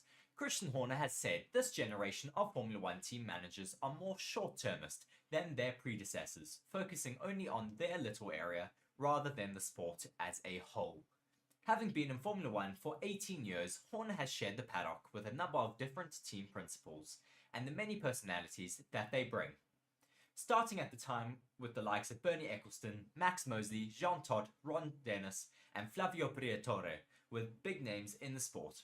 Horner has seen Formula 1 go through quite the evolution. Christian Horner suggests that the current crop of Formula 1 bosses are unlike the old. Horner is the sole team principal left standing from Red Bull's debut year in 2005, with the role of boss dramatically different than it was in those days. Having had a foot in both camps, Horner remarked that the modern generation of Formula 1 bosses are very short-termist and focused solely on their little area. I had the privilege of seeing up close how some legendary leaders were opening were operating when I first came into the sport, he exclusively told PlanetF1.com. Bernie Eccleston and Max Mosley were running the business very tightly. But then there was Ron Dennis, there was Jean Todt, there was Flavio Briatore. Big personalities and big characters. I suppose the difference between now and then is that we are all quite entrepreneurial, and that the thoughts of the bigger picture, whereas now you see a bunch of managers in the room that are very short-termist with only focus on their little area. So that's been an interesting change. Since he arrived in the sport, Horner has gone on to become one of the most successful team principals in Formula One history, but insisted he did not style himself on any of the predecessors, choosing to instead use the skills he learned as an owner of the Formula 3000 team, Arden. There's nobody that I modelled myself on, the 49-year-old said. I had a lot of admiration for them, whether it was Ron or Frank or what Jean Todt did, Flavio in his flamboyant way as well. They're all very different, but one commonality that they all had was that they would do the best that they could for their team and assemble the right group of people together. So that is, of course, what Christian Horner is going on to say there. Nothing too crazy, of course. We know that he has been around for quite some time in Formula One. And yeah, glad to see, though, that he is still in Formula One, of course, and should be for quite some time to come. I see we have some regulars marked there in the comment section. Taya as well. Thank you for joining me. Please do be sure to vote in that poll. Currently, no one's voted for anyone other than Red Bull. The question has been, who do you think will win in Monza? And 100% of the votes going to Red Bull right now. Moving on from that first article, staying with Red Bull though, Red Bull chief slams the door on his Formula One star joining Max Verstappen on this Formula One star. Helmut Marko appeared to close the door on the prospect of Alex Albon ever returning to Red Bull, as he has had his chance. The British Thai racer was still very new to Formula One when he was promoted to the top team from sister outfit AlphaTauri, and he was given more of a chance than the man he replaced mid-season, Pierre Gasly. But Albon still couldn't make it stick. He did enough in the second half of that 2019 campaign to earn a full season as Max Verstappen's teammate, but despite a couple of podiums, he was replaced and spent the following year on the sidelines. His Formula One future in doubt. Aided by Red Bull, he landed a race seat with Williams for the last season, and was very impressive, earning a new multi-year deal with the team. And he has built on that with some more very impressive performances so far this season. His form has attracted the interest of other teams, including the two who tried but failed to sign him for this season. Paddock rumours suggest he is on Ferrari's list of potential replacements if one of its drivers were to leave in the next couple of years, but it seems a return to Red Bull is not on the cards. Long-serving advisor Helmut Marko appears to have confirmed as much. The Austrian heaped praise upon Albon, but suggested his team is not interested in living in the past and would prefer to consider other options. He said, Max's teammate has a very tough and difficult life. Albon has already had his chance. He has improved remarkably since then, but at the moment there is no driver who is on Max's level. Albon recently admitted he is flattered by the links to the top teams, but reaffirmed his commitment to Williams. He said, good rumours are always nice. I think it just underscores that this year has been going well so far. I'm happy to hear those things. Of course, it's just rumours, but I'm not complaining. In another recent interview, he added, the focus is on Williams and making sure we bring this team up to the front. And then, let's see what happens. I want to go forward, and the team want to progress. I'm sure the team also, in some ways, understands if there's another avenue to go down, they would not hold me back. So, certainly not what we wanted to hear for Alex Albon. We would love to see him in that Red Bull seat, but of course, Helmut Marko saying that it is not a possibility for them, and we aren't really going to be seeing him in that seat in the current future. Still sticking with Red Bull, lots of news about them here today. This was almost my title for today, but it is a little bit too clickbaity. Formula One rumours, there are already agreements about a separation between Perez and Red Bull. Sergio Perez's days at Red Bull are numbered, and Ralf Schumacher believes Helmut Marko's not warm-hearted way of dealing with Perez is to blame for the driver's slump. Just reading the comments there quickly, Mark saying Albon must get a proper seat. Certainly, we want to see him in a proper seat for the future. Hopefully, he'll get either another long-term contract with Williams, because they seem to be doing quite a lot better at the moment, or maybe he could get a seat in another top team. We'll have to wait and see though. Carrying on with Sergio Perez's article. Sergio Perez's days at Red Bull are numbered, and Ralf Schumacher believes Helmut Marko's not warm-hearted way of dealing with Perez is to blame for the driver's slump. Perez's position at Red Bull has been tentative of late, with the Mexican driver falling out of the championship race early in the season when he strung together 5 miserable qualifying sessions. And with his teammate Max Verstappen going on a charge, that meant even when Perez was back inside the pole position shootout, momentum was and remains to this day firmly with the Dutchman. Scoring 96 points since Miami, the first race in Verstappen's 9-race winning streak, to the Dutchman's 220, Perez trails his teammate by 139 points in the championship, and is, as Marko and Christian Horner agree, out of the title fight. But that's all they agree on, as Horner has insisted Perez will be our driver in 2024. Well, while Marko says nothing is 100% certain in Formula 1, and that there are always performance-related situations somewhere that need to be discussed. And it's the Red Bull Motorsport advisor's comment that Schumacher is leaning towards as fact. Sergio Perez once again made a mistake when he drove into the barriers at the entrance to the pits, and this action also resulted in a penalty that cost him second place in the end. The 6-time Grand Prix winner wrote in his post-race Sky Deutschland column, "I think his days at Red Bull are numbered. Dr. Helmut Marko is not exactly known for his warm-hearted way of dealing with Perez. I think that Perez as a guy can't deal with that so well. That's how I explain these serious mistakes." Perez looked very grumpy, disappointed, and also absent all weekend. I think that there were already agreements about a separation after the end of the season. This would certainly be against what Sergio Perez, Christian Horner, and Helmut Marko have been saying. They all do believe that he does have still a race seat for the end of the season and next season, but we never really know what is going to happen in Formula 1. Yeah, very, very interesting to see, though, that there is a bit of a parenting crisis, as we spoke about yesterday, at Red Bull, with Christian Horner saying one thing, Helmut Marko saying another thing. And yeah, we don't really know what is going to happen with the likes of Sergio Perez in the future. So we'll have to really wait and watch as to what happens there. But Sergio Perez also goes on to explain why he has been a step or two behind while adapting to a driving style with a developed RB19. Red Bull driver Sergio Perez has opened up on his efforts to rediscover the eye-catching form he displayed in the early stages of the 2023 season, admitting that the developments to the RB19 sometimes didn't really suit me and left him needing to work harder. Perez started the year with 2 pole positions and 2 wins in 5 events to shadow teammate Max Verstappen in the driver's standings, only for qualifying struggles and a general lack of confidence to take hold and derail his championship challenge.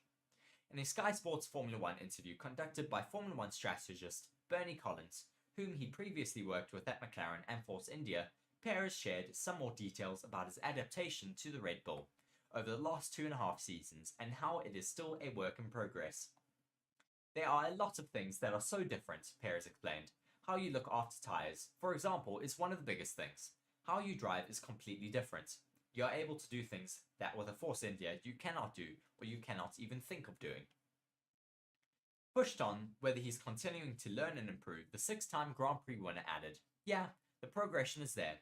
For a driver, it's really difficult to be adapting the car instead of just the things coming naturally. The last few races, I've been like a step or 2 behind, and always thinking consciously how I have to drive the car. Sometimes with how the car has been developed, it doesn't really suit me as much, so I have to work harder on it. But I think, in Hungary and Belgium, for example, those have been good. Standing on the podium, hopefully we can keep that momentum going, because at the end of the day, we've got a great race car." Perez also offered some more insights into the aforementioned challenging run, starting with a heavy Q1 crash in Monaco that saw him lose significant ground to Max Verstappen in just a handful of races. Asked about the pressure at the start of the season and how it compared to previous experiences, he said, "It was different this time, obviously, because, we started the year so high. You're thinking you are a championship contender, you won 2 races. Then all of a sudden, you feel like, this weekend doesn't feel like it did before. So you're losing confidence because you're not fully confident with the car. In Formula 1, if you're not fully confident with a car at 250 kilometers an hour into a corner, then you are doubting a little bit more. And it's really what happened in those moments. It would have been easy to sit back and say, it's too hard for me, and so on. But at the end of the day, you just have to get on with it. Like I said, I just look forward to keeping this momentum going with the team. Despite his tricky spell, Perez remains second in the Drivers' Championship after 13 races, albeit 138 points behind Verstappen, while Red Bull set 258 points clear of Mercedes in the Constructors' Championship. Well, Sergio Perez still remains quite confident that he can bounce back from his bit of a slump, but we'll have to wait and see what he can do in Monza. Of course, he was robbed from that second place position because of his mistakes in Zandvoort, losing it into turn 1 in those tricky conditions, and then hitting into the pit lane, losing even more time, and getting that penalty, resulting in him finishing in 4th position. Yeah, well, let's see what you're all saying there in the comment section. Well, nothing too much there, but let's get a different poll going up. Do you think that Sergio Perez is going to lose his race seat? If I can type here.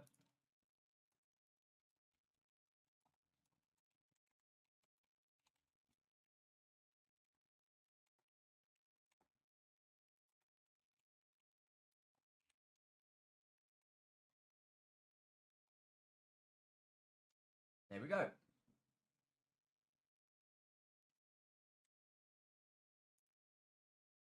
Mark just saying that Perez will lose his seat at the end of 2024. That I certainly don't have any doubt of. But I'm more wanting to know what's going to happen with him next year because, yeah, there's a lot of talk about what could happen for that seat. Of course, we want another competitive driver in that seat. If Perez isn't going to be able to challenge Verstappen, then I think it should go to someone who is going to be able to. Because, yeah, I think that is only really fair. So moving on though away from Red Bull finally, sorry to all of those who don't necessarily want to hear about Red Bull all the time, but we're moving on to a little bit of a chat about McLaren. McLaren are still vulnerable despite fashioning an urgent Monza wing upgrade. The McLaren Formula 1 team is still likely to be vulnerable at the end of this weekend's Italian Grand Prix, despite fashioning an updated lower drag wing that it previously acknowledged was urgently needed in Spa. Lando Norris found it impossible to race other cars at the Belgium Grand Prix before the summer break, as McLaren's rear wing meant he was extremely exposed on the long Spa straights. McLaren had been prioritizing the development and production of major upgrades, which transformed the car's overall performance and isolated developments like a low drag wing. It acknowledged during the Spa weekend and again after that difficult race that urgent work was required to find a better solution for Monza, which is an even more straight line speed sensitive track. The mandatory 2-week shutdown during the summer break meant that McLaren had limited time to put a plan into action, and that means the type of bespoke Monza special wing that some teams might produce or have already run at Spa seems extremely unlikely. Team principal Andrea Stella had already hinted at McLaren's solution would be to modify an existing wing, as he has effectively confirmed that, although there was also a redesign required to be able to do it. "We are making some adjustments," said Stella. "We needed to urgently activate some actions to find some top speed, because Monza is going to set some challenges similar to what we had at Spa. There will be some modifications which hopefully will allow us to not only be quick in terms of lap time, but also raceable in terms of top speed." Asked by the race at the Dutch Grand Prix last weekend whether he expected a bespoke Monza wing or an existing one that McLaren had physically trimmed, Norris smiled and said, "No comment."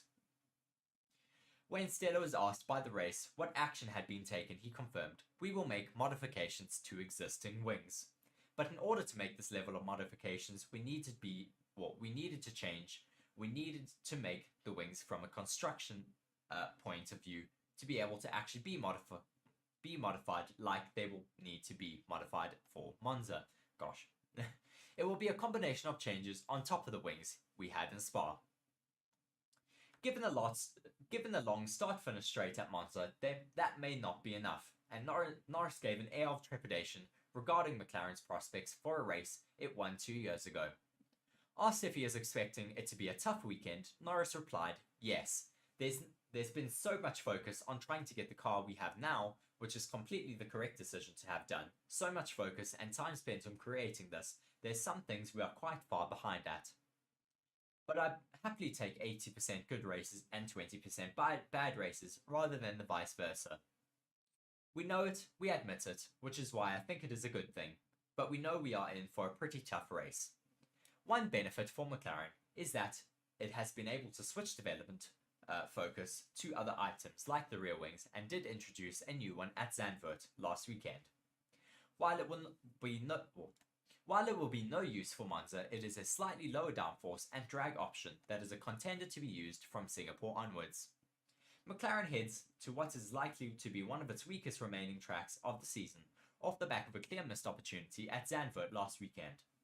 Norris continued the strong form McLaren has showed post-upgrade by qualifying second, but McLaren bungled when the switch to intermediate tyres when a sudden downforce happened on the opening lap of the Grand Prix. The team denied Norris's request to change quickly and kept him out on slicks until the end of lap 3, thinking the shower would pass and that it would be better to survive on the softs to avoid unnecessary pit stops. Norris was also very vocal on the team radio as to why they were doing this and wanted to come straight into the pits. He did eventually make that switch and became a lot happier after that when he was on the correct tyres. But yes, hopefully we will get the McLarens being a lot more competitive this race weekend because we want to see more teams fighting for those top positions. Mark saying here in the comment section, so McLaren will be even faster this weekend. Red Bull, watch out. I certainly think they could be quite competitive in the qualifying sessions. Whether they're going to be competitive in the race, we'll have to wait and see. I'm certainly hoping there will be. And let's ask you guys in the comment section, do you think that McLaren will be competitive?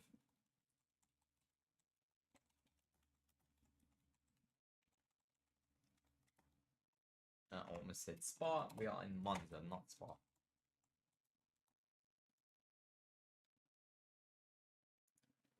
That is now up. So let's just see if there's any more comments from you guys. No, nothing. But we'll carry on nonetheless. Moving on to an article about Ferrari and Carlos Sainz. Carlos Sainz believes that Ferrari will be challenging for a podium at Monza. The Scuderia had a poor weekend at last week's Dutch Grand Prix. However, the Spaniard believes that Scuderia can get back on track at their home race in Monza. Carlos Sainz believes Ferrari will be challenging for a podium finish at their home race at Monza this weekend after a disappointing weekend at Zandvoort. The Maranello team returns to their home race in Monza for the 2023 Italian Grand Prix. The team has not found success at their home race since Charles Leclerc's victory at the 2019 Italian Grand Prix. The Scuderia are heading into their home race after a disappointing weekend at the last weekend's Dutch Grand Prix. Carlos Sainz managed to reach the checkered flag in 5th, whereas Leclerc had to retire his car due to floor damage. Both drivers complained about the unpredictability of the SF23, with Leclerc crashing in qualifying, as both drivers complained of having zero idea of how the car behaved when on the limit. Ferrari reserve driver Robert Schwartzman even complained about the loose rear end of his Ferrari SF23 in practice 1 session when he filled in for Carlos Sainz. Changes to the Ferrari car for 2024 are in the pipeline, with the Scuderia having regressed a lot from the start of the season due to the regulations. They were fighting for victories against Red Bull at the start of the 2022 season. However, since then, the Maranello team has not been able to develop their car efficiently compared to their rival teams. Ferrari have made it clear though that their 2024 car will be a completely new concept, with the Italian team being confident that their issues with the SF23 are fully understood. However, changes cannot be made to the car this year, so the team must persevere with their current car for the rest of the season. Carlos Sainz has spoken to Sky Sports regarding the matter, believing that the team has understood the issues with the SF23. However, he has admitted that the team have to ride it out for the rest of the 23 season. Don't get me wrong, he said, we have started to understand what it is with the handling, but there is very little margin to correct it now that the car is built and the car is pretty much done and developed. We know we need to change things though for next year, but for this year, circuits like Zandvoort and with windy conditions and high downforce tracks, we are simply going to be slow. The general feeling about the team though is that the Scuderia perform better on low downforce tracks. Last weekend's trip to Zandvoort, Sainz was Ferrari's quickest qualifier, qualifying 1.1 seconds behind pole sitter Max Verstappen. Zandvoort is a high downforce track with the amount of fast corners. Sainz has admitted he was happy to be able to fight with the faster cars throughout the Dutch Grand Prix. The Spaniard believed that the Italian team had the 6th quickest car that weekend. We were fighting with the cars that were a lot quicker than us the whole weekend, Sainz said. It was just a whole race of fighting through, getting the cores right. Our pace was nowhere near that to earn 5th place. It means we executed the race well though. We did everything well. I'm happy with the result, not happy with how much I struggled and how difficult it was out there for us. However, due to a podium finish in Spa, Sainz believes that Ferrari will be able to challenge for a podium finish at the team's home race in Monza. For Monza, I expect things to be better because in Spa we were a lot quicker than what we were in Zandvoort. And I think honestly at low downforce tracks we should be better and we should be back to our normal positions. Ferrari are fourth in the Constructors' Championship. The Scuderia are behind rivals Mercedes and Aston Martin in the championship, showing a disappointing season so far. Do you think that Ferrari will be able to fight for podium positions though in Monza this race weekend? Mark saying Ferrari, challenge. They are quite a challenge, I suppose. Yeah, lots of disappointment and not necessarily any more confidence in Ferrari. I mean, no one really ever believes that they're going to be able to challenge anymore. I mean, it's really sad because we have had a really competitive Ferrari last season. Then they all just seem to lose their momentum going on to the race weekend in I think it was France, and then from then onwards their season just really unraveled. And it's been really disappointing. We want to see them being able to fight it out again, and we want to see them on the back on podiums and race wins. So hopefully we will get them returning to their pace and their form next season, with them hopefully going to a completely different concept. I see though that our McLaren poll has said that they are going to be competitive, and Mark saying Ferrari missed the V10 and V12 engines. I think everyone misses those V10 and V12 engines, to be very honest with you. Moving over to our last 3 articles now, Alfa Romeo have revealed a striking Formula 1 livery for the Italian Grand Prix. The Alfa Romeo team have unveiled a special livery for the Italian Grand Prix to celebrate the Alfa 33 Stradale. For those of you who do not know, Alfa Romeo has also released a new road car, a very limited road car, a supercar by the looks of it. We don't know too much about it, but it is an absolute beauty based on their historic 33 Stradale road car from the 90s, if I remember correctly. The striking one-off look featuring gold accents and highlights on an Italian flag tricolore and adorns the engine. The striking one-off look features gold accents and highlights on an Italian flag tricolore that adorns the engine cover. Will be used throughout the Monza weekend by Alfa Romeo duo Valtteri Bottas and Zhou Guanyu. The Sauber Run squad, which has also run a handful of sponsor-led livery tweaks this year, will end its Formula 1 partnership with Alfa Romeo at the conclusion of the 2023 season. The Italian Grand Prix effectively marking the Alliance's last home race. To celebrate the occasion, the team has opted to pay tribute to the launch of Alfa Romeo's latest car, the 33 Stradale, which has launched at the Alfa Romeo Museum near Milan, 56 years on from the original launch of the car.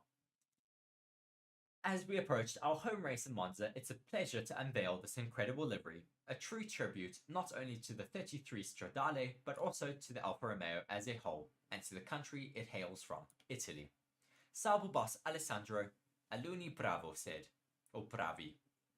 The Formula One team ends its Alfa Romeo partnership at the end of the Abu Dhabi Grand Prix, as it prepares to become the factory Audi outfit when the German engine manufacturer enters the series in 2026. Alfa Romeo has expressed interest in staying in the Formula One paddock, with reports emerging recently linking it to a sponsorship deal with the Haas Formula One team. Last June, Haas Formula One boss Günther Steiner indicated that the team was open to joining up with Alfa Romeo, but no formal talks had begun. Haas already has a long-term title sponsorship arrangement in place with MoneyGram, and Steiner said that any occasion with Alfa Romeo would have to accommodate that. Alfa Romeo will hope the new look gives it a boost on the track, having failed to score any points since the Canadian Grand Prix back in June, and it's stuck in 9th place in the Formula One World Constructors Championship, only ahead of AlphaTauri. Last time out at the Dutch Grand Prix, Williams made a strong stride in the battle of the low runners as Alex Albon took 8th place to push the British squad 4 points clear of Haas and 7th in the driver's standings. We will have to wait and see whether this new look for Alfa Romeo does allow it to get a little bit further up the grid. It certainly is an absolutely beautiful looking livery, and yeah, I hope to see it doing quite well out in Monza. As Mark says there in the comment section, the Alfa Romeo livery is beautiful. Moving on to our second to last article here, with a new Formula One and FIA clampdown on rules. So the Formula One teams face a flexi wing clampdown as tricks are revealed. Formula One teams face a fresh clampdown on flexi wings after this weekend's Italian Grand Prix. Motorsport.com can reveal, with the FIA moving to counter tricks it believes are illegal. Let's find it. As first reported earlier this month, the FIA has been taking a close look at flexible wings over the first half of the season, as it believes teams have been pushing the boundaries in terms of what is allowed. It is understood that several teams, including Aston Martin, were advised to make changes to their front wing designs around the time of the Azerbaijan Grand Prix in a bid to ensure that they did not fall foul of any rule breaches. But as a part of a ramped up effort to stop any attempt at getting around the regulations, the FIA has now issued a formal technical directive outlining what it believes are unacceptable designs with regards to flexible bodywork. In Technical Directive 18, a copy of what has been seen on motorsport.com and was sent to teams ahead of the Dutch Grand Prix weekend, the FIA states that it believes outfits are exploiting regulations of purposefully designed, localized compliance, plus relative motion between adjacent components to deliver a significant boost to aerodynamic performance. In plain English, that just means teams are exploiting a loophole in the regulations which allows for bendy wings to gain a performance advantage. So it states that any design that operates like this is in breach of Article 3.2.2 of the Formula One's technical regulations, which states that any components that influence a car's aerodynamic performance must be rigidly secure and immobile with respect to their frame of reference defined in Article 3.3. Furthermore, these components must produce a uniform, solid, hard, continuous, impervious surface under all circumstances. The FIA has been prompted into action because it believes that teams are exploiting sophisticated systems that rotate and flex front and rear wing elements in ways that cannot be detected through their regular load tests. It has made it clear that any assembly designs that exploit the localized compliance or degrees of freedom are not permitted. the FIA duly outlined 4 key design elements that it considers to be in breach of the technical rules, but suggests there may be other ideas at play that could be illegal as well. The teams are stipulated that they have to produce all of their drawings in regards to these regulations and rule breaks by the end of September. So they are wing elements that can translate vertically, longitudinally, or laterally relative to the bodywork that they are fixed to.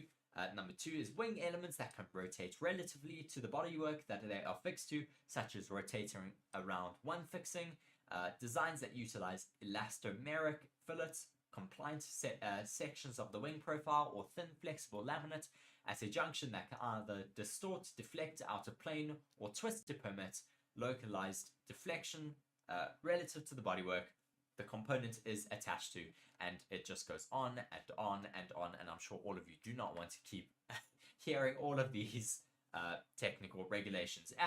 Mark says, Aston Martin will be fuming. FIA is just ruining creative engineering. Yes, they are, but of course they are trying to as well get racing a little bit more close between all of the teams and trying to close any loopholes that they do go and find. So that is what the FIA are trying to clamp down on at the moment. It's very interesting to see that these teams are finding all of these very, very creative loopholes in the regulations. And yeah, we'll see whether some teams take a bit of a dive in performance due to these regulation changes. Moving on to our final article for today, though. Massa's legal team warns of UK High Court action over FIA FOM delays. Felipe Massa's legal team anticipates filing a UK High Court action as early as next week if the FIA and Formula One management delay responding further to its 2008 Formula One title claims.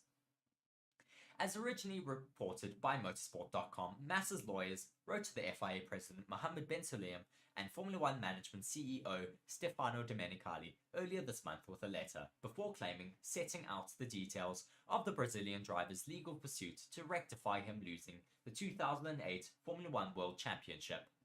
According to the document, Massa's legal team alleged that the Brazilian was the victim of a conspiracy over the Crashgate conspiracy at the 2008 Singapore Grand Prix.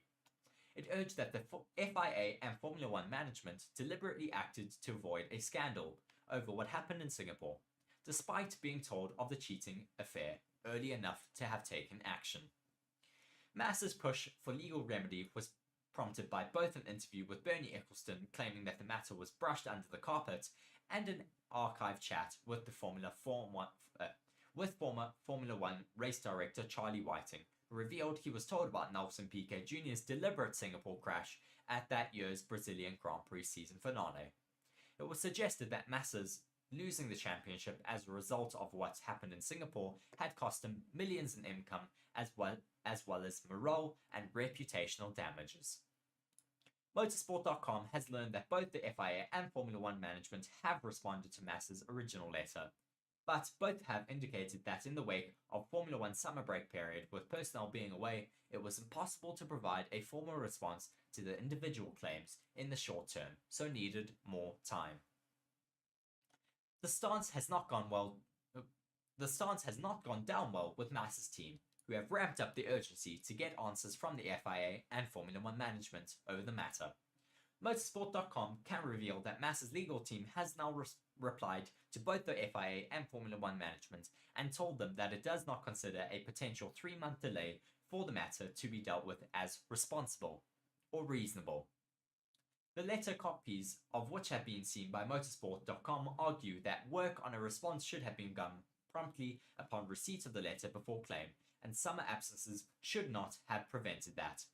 It further states that it does not view potential delay in dealing with Massa's request for answers as acceptable. The letters go on to state that if a formal response is not made by Friday next week, the 8th of September, then it expects the matter to go to the UK High Court to force the answers required. An open-ended timeframe for a response is not consistent with the pre-action protocol added each letter. Please provide your response by 4 p.m. on the 8th of September 2023, failing which we anticipate being instructed to file claims in the UK High Court. Massa's legal team wants a fast response from both the FIA and FOM because it is poised to launch legal action in other jurisdictions, but feels that it is better to do so only once it has gotten the answers to its questions from the FIA and FOM. With the matter going legal, neither Formula One management nor the FIA wished to make a formal comment on the situation when approached by Motorsport.com. An FIA spokesperson said the FIA acknowledges the receipt of the correspondence from representatives of Mr. Felipe Massa, but the matter is under review and we will not be providing a comment at this stage.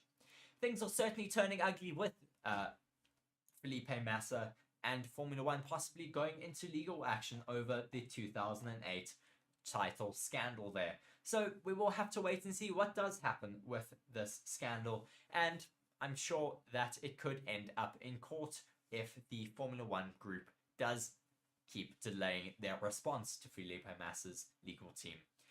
Nonetheless, that is it from me here today. Thank you very much for joining me. It has been quite a long one today, but there has been a lot of news to round up for you guys, and we are still looking forward to this race weekend in Monza. It is going to be a very exciting race weekend with hopefully a bunch of teams being able to compete for that title win in Monza. Nonetheless, though, thank you very much for joining me. Like the video and subscribe to the channel. We have now hit 1,000 subscribers, so thank you very much for all of you who have achieved that.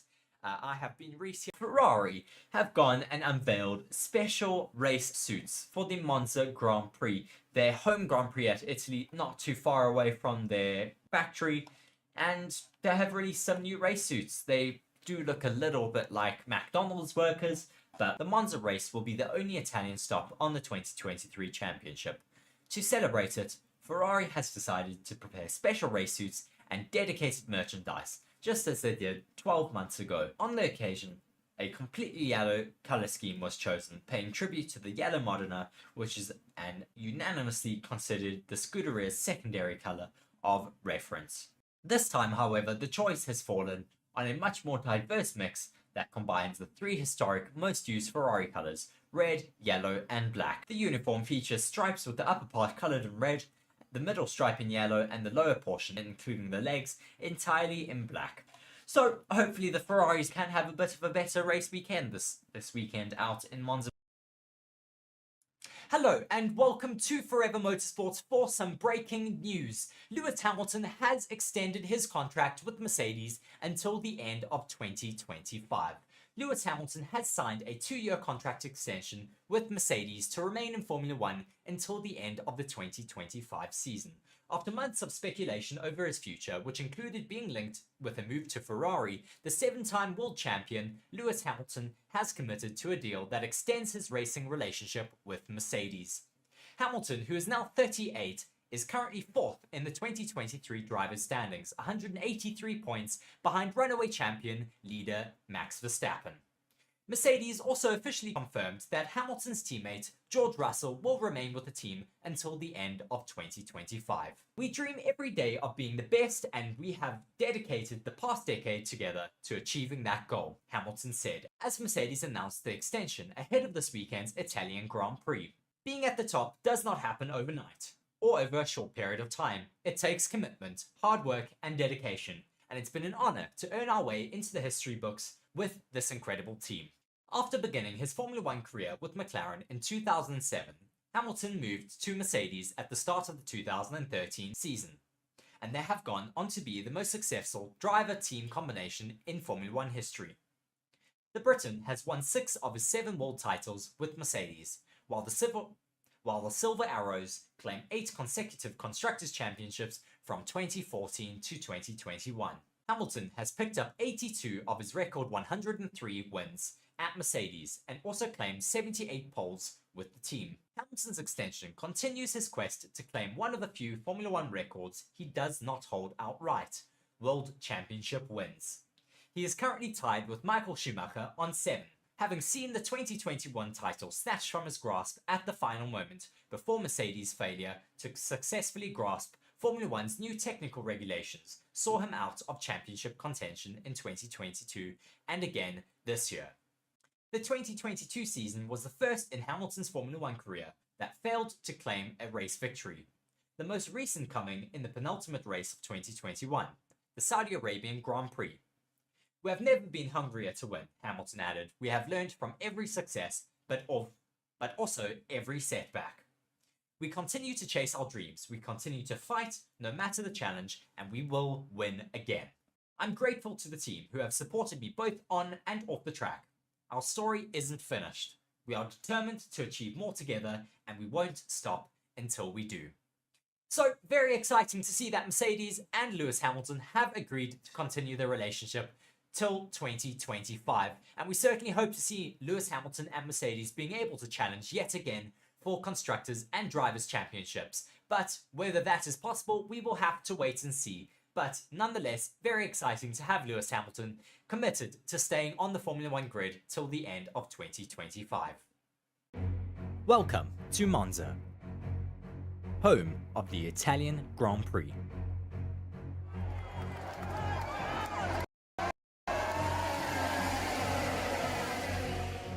Home heroes Ferrari will be wanting to put on a great showing this weekend for their home crowd, the Tifosi, who line the stands of Monza, hoping to catch a glimpse of another historic victory for the Maranello-based outfit.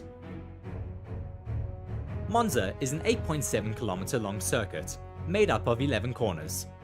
The track is the fastest on the Formula 1 calendar, made up of long straights that push the drivers and their car to the limit, with top speeds reaching around 350 kilometers an hour, before they slam on the brakes for the tight chicane that makes up turn 1 and 2.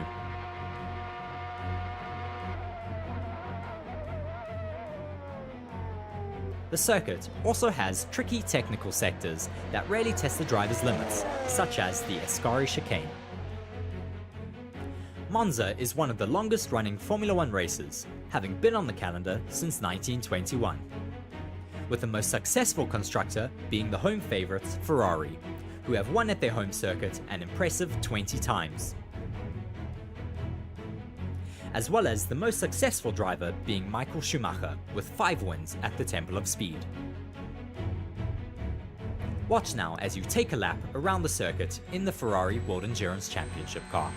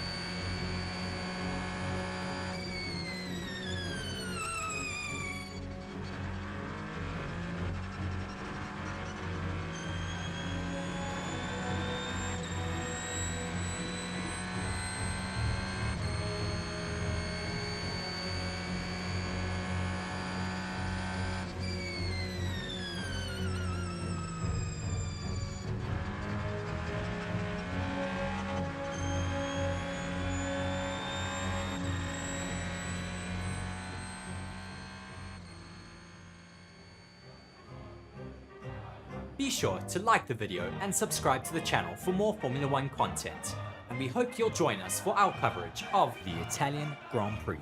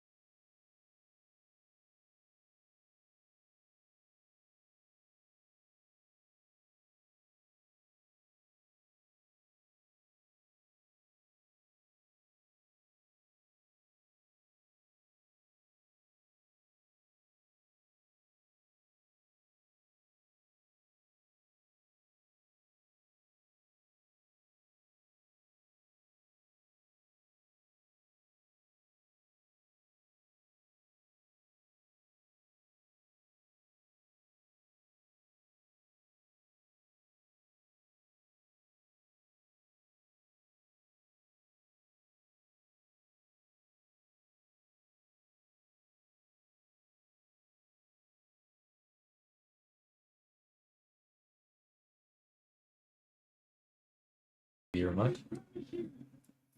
It is. I'll take it on my side. Yeah, I did. Sorry. Yeah, but just before we get copyright struck. Yeah, it's just.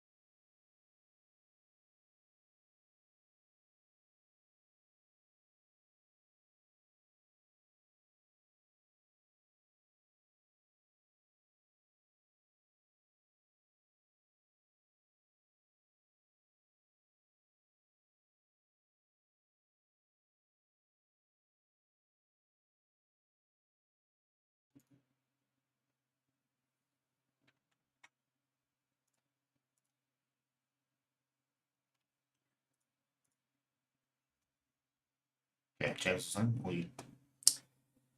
Hello and welcome to Forever Motorsports here for the free practice one of the Italian Grand Prix. It's going to be a very exciting day here today. We're about to bring Mark in to the studio here alongside me.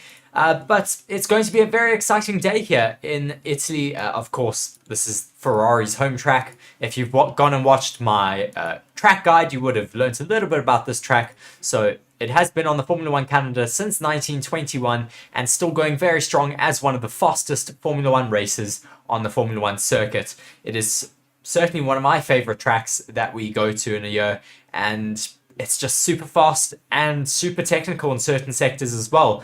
And the drivers will be certainly struggling a little bit in terms of, do they compromise their setup for speed, or do they want to have a little bit more downforce to be able to get through those technical sectors? Already we've seen Red Bull have taken that compromise more towards being able to be fast in the middle sectors, which are the technical sectors. They've brought in their medium downforce wing instead of their low downforce wing, which pretty much every single other team has. For Sergio Perez's car, it has a little cutout in the back though, which allows them to get a little bit faster down the main straights. But other than that, they have their normal medium speed wing, which they've pretty much had at every single other Grand Prix this race, this season. So it's going to be interesting to see how much they have compromised in terms of their setup with that medium downforce wing. Just jumping into the comment section with you guys to see who is joining. I see we have Rod Shepherd joining us, Rajesh as well from India, William Dolber saying you're the best commentary for Formula One Watchalong, as RS says 20 times a minute. Thanks. But yeah, just waiting to bring Mark in here.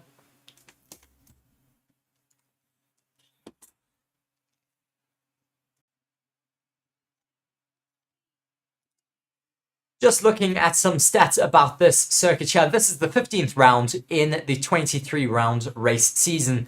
Of course, this is Italy and Monza. We are currently in Italy at the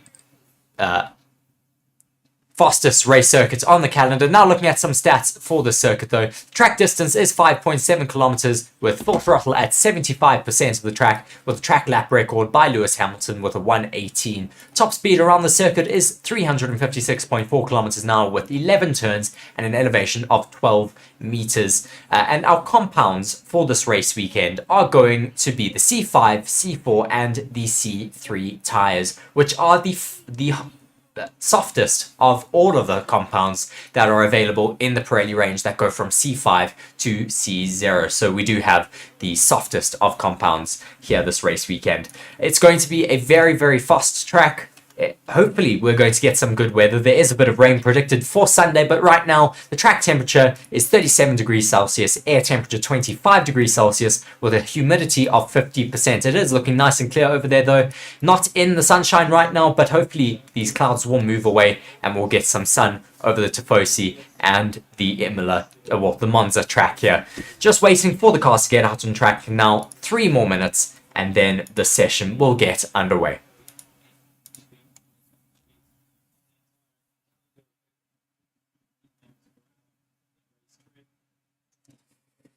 Just watching on as we see a lot of the teams getting ready, drivers making their way into their cars, pit garages just all bustling as per usual. We see the Tifosi though in the stands getting ready to see the Ferraris back out on track here at their home Grand Prix. The Tifosi are always just so dedicated to come and watch these race weekends. They love Formula One, they are so passionate about it, and of course they only have one race weekend this season to go and watch Formula One cars in their home country, because unfortunately the Emilia-Romagna Grand Prix was cancelled, one that I know all too well about, unfortunately, as I was meant to be going to that circuit and that race, and it was cancelled unfortunately about 2 or 3 days before due to the flooding in that region.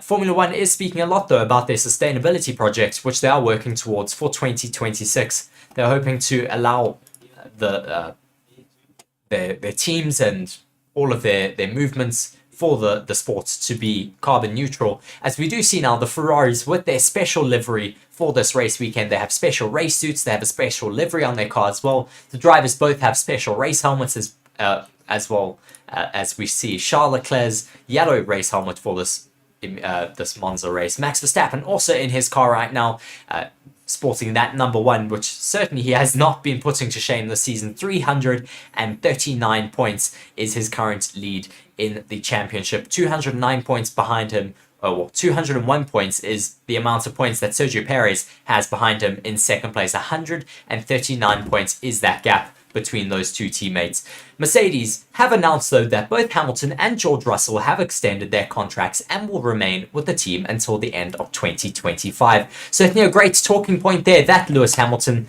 has finally put pen to paper and has joined once again with Mercedes until the end of 2025. We'll have to wait and see if he does intend to stay longer than 2025. I certainly expect he would be able to drive up until his late 40s like Fernando Alonso is currently doing. So we'll have to wait and see what he does in terms of his next contract after that, because it's not a very long contract, only 2 years, and then we'll see where he goes from then onwards. Just looking down on the pit lane, drivers should be able to move out of their pit boxes now, as the session should be greenlit very soon. It is now finally 1:30. Just waiting to see these green lights are being released. We do see some movement in the Mercedes garage. I think we do finally have the McLarens getting out underway. They've got lots of aerodynamic brakes on their car. The Aston Martin of Fernando Alonso is also already out on track. But maybe that means McLaren have brought big upgrades to their front wing this weekend, because they do have massive aero brakes on the front of their car, right up behind it's behind the side pods, which means they might be doing some side pod testing, some side pod inlets. Upgrades is a possibility for McLaren, as we finally see the Ferraris of Carlos Sainz and Charles Leclerc leaving their pit boxes to get out on track as well now. In this FP1 session, we also have Felipe Dragovich subbing in for Lance Stroll. That's who's actually out on track in that Aston Martin. We don't have Fernando Alonso. It is Felipe Dragovich who has left the pit box. He is currently in Formula 2 with MP Motorsports. He's currently, he won last year's season in Formula 2. And right now he is the Aston Martin reserve driver for this season and finally getting a drive in that seat as we are now underway for this session. As we do have now Mark coming back into the studio with us. Hello, Mark. Yes, doing well, thank you.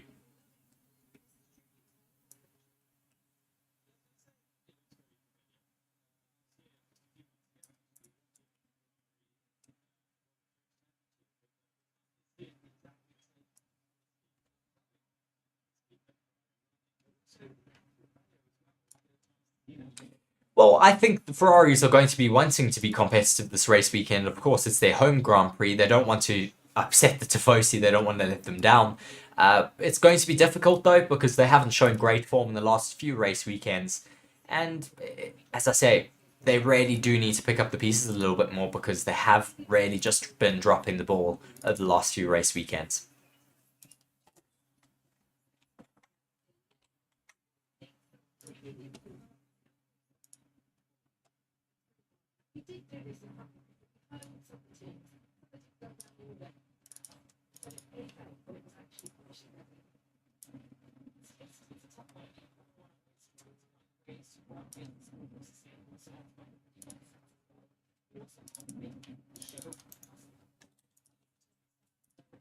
Yes, Monza is certainly one of the fastest, if not the fastest, circuit on our Formula One calendar because it is known as well as the Temple of Speed. It really is just such a fast circuit here, and it is one of my favorite circuits to watch on the Formula One calendar.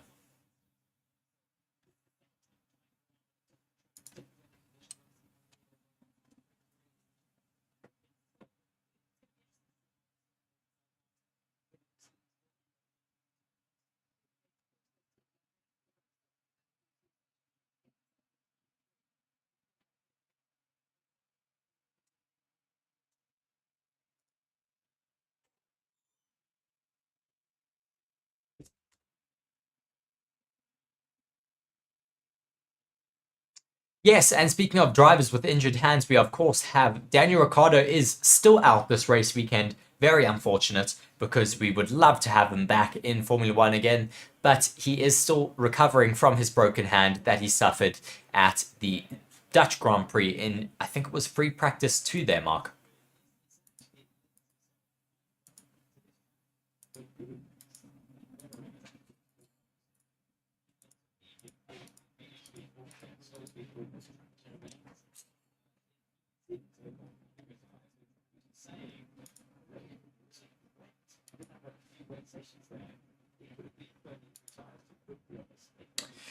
Well, I think Liam Lawson should be able to have a bit of a better weekend. He didn't do all that badly last weekend, of course, in his Formula One debut, but hopefully he'll be able to maybe make some actual passes out on track, not just on drivers who had issues with their cars, like with Charles Leclerc, who's currently putting in a fast lap now. Yeah, we'll have to wait and see what the rookie is able to do.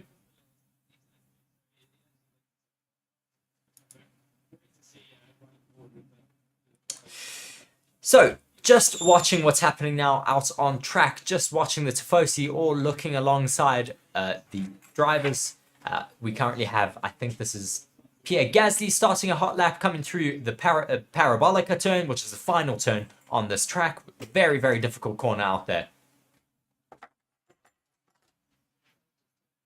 Currently, Piastri has set the fastest lap time out on circuit with 1:24.2. Hamilton is out there on a set of hards with the second fastest time out there, 1:24.4. Perez then and Verstappen also out on hards with 1:24.6s, and Verstappen with a 1:24.969. Carlos Sainz down in fifth with 1.3 seconds off of the other drivers out there.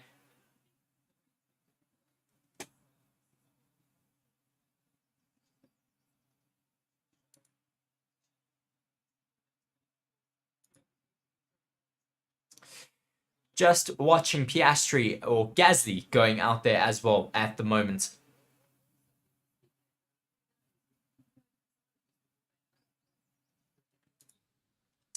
But Mark, what do you think of what is going out there on track at the moment?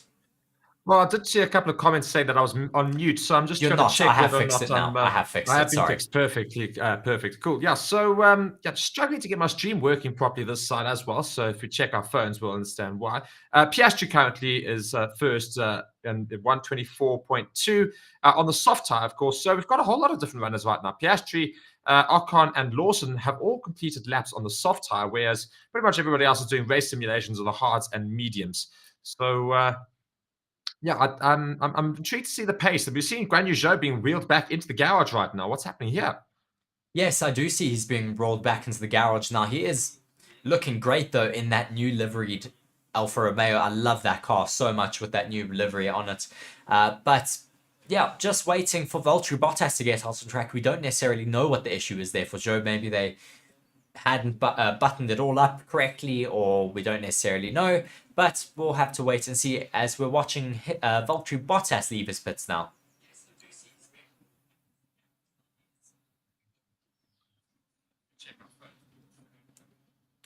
Watching Bottas as well, as he was leaving the pits too, and just what happens to him now? Does he get in the way of someone else, or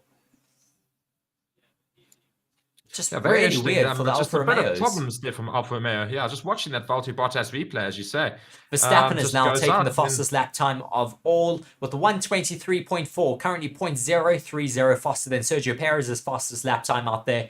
0.1 up on Hamilton, who's also on a set of hards. Interesting to see the like-for-like pace between all of these different drivers out on track right now. So I just getting confirmation of that Bottas issue there. He kept going into anti-stall. It would not stop going into anti-stall. So that was the reason why he was struggling to get out of the pits there. Every single time he put his the accelerator on, just went straight into anti-stall the whole time. So not good from Alfa Romeo to start off with here. No, not good at all. That's not what we want to hear for both Alfa Romeos having a bit of issues there on the start of their race. We'll have to wait and see though if they're able to fix those issues, as now Piastri goes fastest overall on a set of softs. Still though, not miles ahead of those other cars out on track. No, and indeed, both Red Bulls now have put themselves as the quickest cars out there. Perez right behind his teammate Verstappen. Hamilton's in third, both Ferraris in fourth and fifth. Now, of course, we're seeing, as I said, of course, Piastri has gone round and finished off another lap there, and he puts himself back into that first position with just 51 minutes left of the session. But, we've talked about, of course, Liam Lawson, what he could possibly do this weekend. Now, Alex Albon's been performing so well. What could he possibly do at this sort of a circuit? I think Alex Albon should be able to have a great weekend. I think their car certainly suits this type of circuit the best.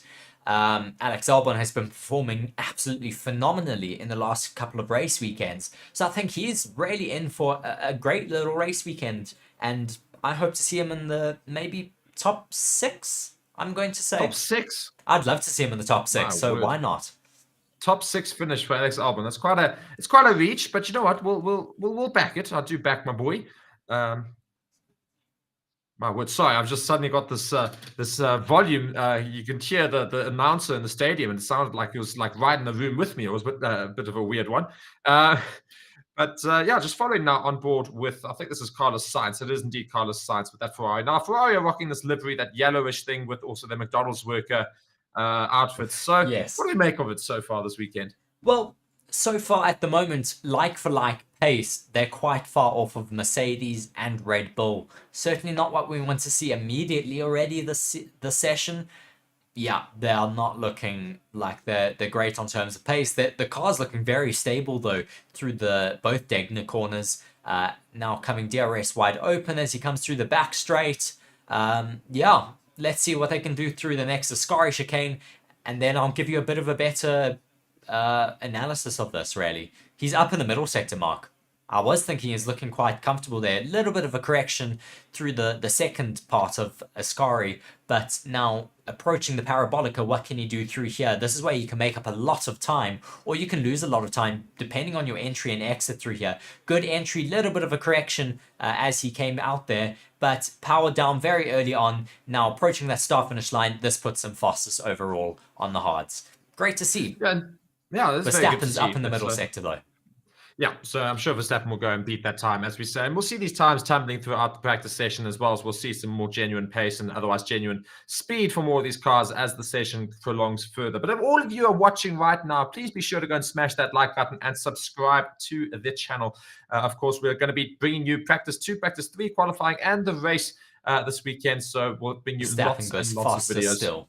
Verstappen goes 200s faster now than Carlos Sainz's fastest lap time. Charles Leclerc crosses the finish line and he goes into third, but that gets usurped by Lewis Hamilton now, putting himself in third. Sergio Perez moves himself up into second place, 0.1 down on his teammate of Max Verstappen. Oscar Piastri still out on the softs, up in the first sector, down in the middle sector though.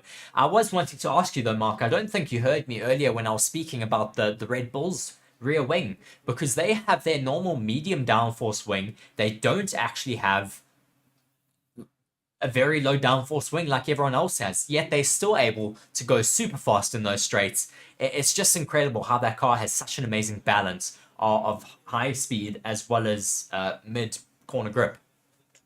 Well, it just speaks to the strength of the car, I suppose. They don't have to, so now they can get a little bit more speed in those corners, of course.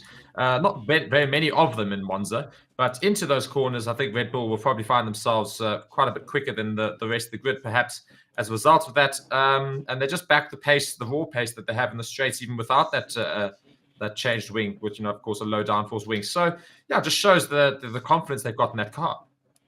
Yes, and I mean that's really what you want as a driver. Is you want to have confidence in the car, because of course it is very difficult to have confidence in the car when it lets go mid corner. That's what the Ferrari drivers have been complaining about. They don't understand the stability of the car. They just lose at mid corner. They don't know when it's going to understeer or oversteer. As a driver, that's really, really difficult, and it makes your job absolutely impossible as a racing driver to put that car on the limits, especially in qualifying.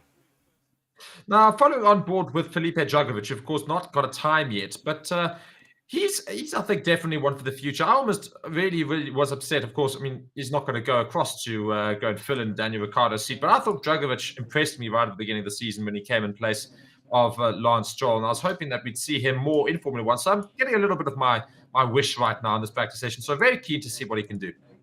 Yes, I'm also quite keen to see what he's able to do. Dragovich, we wanted to see him in that first race of the season, but we didn't get it. He's putting in some good lap times at the moment. He's about to finish his first good hot lap. Let's see what he's able to do on this set of mediums. A good first and second sector. He finishes now with a 125. 13th place, not too bad. He is how far off of Lawson? He's quite far off of Lawson, to be honest, though. Lawson is higher up on the soft tire, so that would explain a little bit of that. Yes, that would explain a bit. Carlos Sainz still putting in some hot laps at the moment, down in the middle sector, up in the first sector of his fastest lap time, but still not putting in any purples right now. Let's see what he can do now, coming down the final main straight before he crosses that parabolica now, which he's braking into. A better entry into there. Let's see if he can carry that pace better. Less corrections as well on the exit. Coming across the start-finish straight now. Crossing the line. He keeps himself firmly in third. 0.1 seconds slower than his previous lap. Yeah, and Hamilton's also right up there at the moment. So, I mean, the Mercedes, with, Hamilton's brand new contract as well being signed this very week, would they be backing themselves to try and get a podium this weekend? Of course, last weekend was really not a great weekend for them. George Russell right at the back of the finishes, and Hamilton not able to get past Sainz near the end of the race, though he did try desperately. I mean, could we expect a much better weekend from them this weekend? The Ferraris are porpoising, Mark. Just watching an onboard of Carlos Sainz, the Ferrari's porpoising quite badly again. That is not what we want to see. They haven't even started putting the car lower down for qualifying trim. They're doing race pace right now and they're porpoising quite badly. That's not looking promising for Sunday. They're going to have to make setup changes already. Well, at least this track is quite a high, it's quite a high-speed track, so they should be able to sort out that issue relatively quickly. We've seen them have porpoising a lot on some of these Grand Prix weekends this season, where the first session they had quite a lot of porpoising, and then they pretty much fixed it almost immediately. So I'm sure Ferrari will get to the top of that issue, and without losing pace as well. Yes, we will have to wait and see whether that is the case. But just following on, I think this is George Russell at the moment on the hot lap as he makes his way through that Ascari chicane. And you can see that rear wing of the Mercedes, how it's so sculpted to have a dip in the middle to allow them to have a higher top speed. And that really just shows how they've had to compromise certain aspects of their setup to get them higher top speed around the circuit. I mean, I think the Ferraris have a super, super thin top wing. The Aston Martins, the McLarens as well. Just looking at Norris at the moment, he's not been putting in any great laps. He's on an out lap at the moment. He's only been doing, out lap times now. But we'll keep an eye on him and see what he's able to do throughout the rest of the session. Yeah, indeed. And as I say, it goes back to my question that I asked you before we saw the porpoising from Ferrari. What are we expecting from Mercedes this weekend? Well, I think they should be able to have a good race weekend. were quite confident off the back of last weekend that they would have been able to challenge for the podium positions if they hadn't had their strategy blunders. So, ooh, Mark, sorry, I'm interrupting myself, but I see something very exciting out on track. I see Fernando Alonso setting some faster sectors right now. Well, we know Fernando Alonso is very much capable, getting a second place last weekend, exactly where we want to see the man.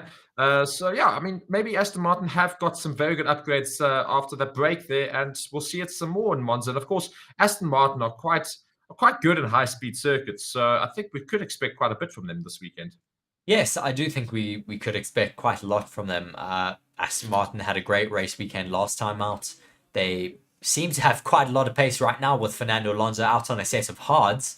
On a set of mediums, not on a set of hards, but setting the fastest first sector, personal best middle sector, 28.2, quite fast still off of Max Verstappen's middle sector on the set of hards. So we'll see where Alonso puts himself. He puts himself in 8th with that lap time. Not too bad. No, not bad at all. The hard seems to be a lot faster though than every other tyre out there. No, it is very interesting to see the hards doing quite well. So we'll see how that pans out for the remainder of this weekend. Of course, qualifying in the race will happen a little bit later than the current time, so maybe the hards won't be so good when it's in cooler weather.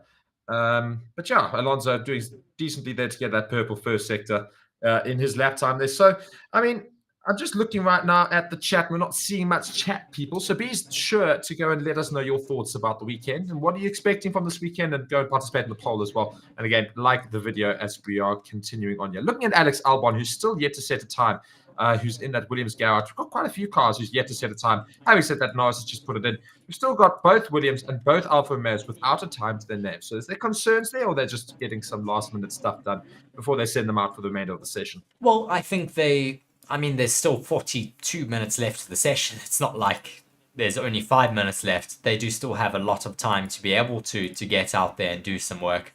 And, well, that's a bit concerning, though, if you're talking about cars that should be out there. Nico Hulkenberg's car is really high up on the jacks right now, doing a lot of work by the looks of it on his floor. That's not good to hear at all, because floor damage is quite difficult to fix right there on the spot. And also, they really don't want to. Well, I suppose it's harsh. It doesn't really matter too much if they expose their floor to the cameras and otherwise. But yeah, Hulkenberg very much raised up there, and work happening in that car. So not good for the Haas driver. No, does not seem very promising for him. We have Pierre Gasly currently being brought into his garage after doing a couple of laps out there.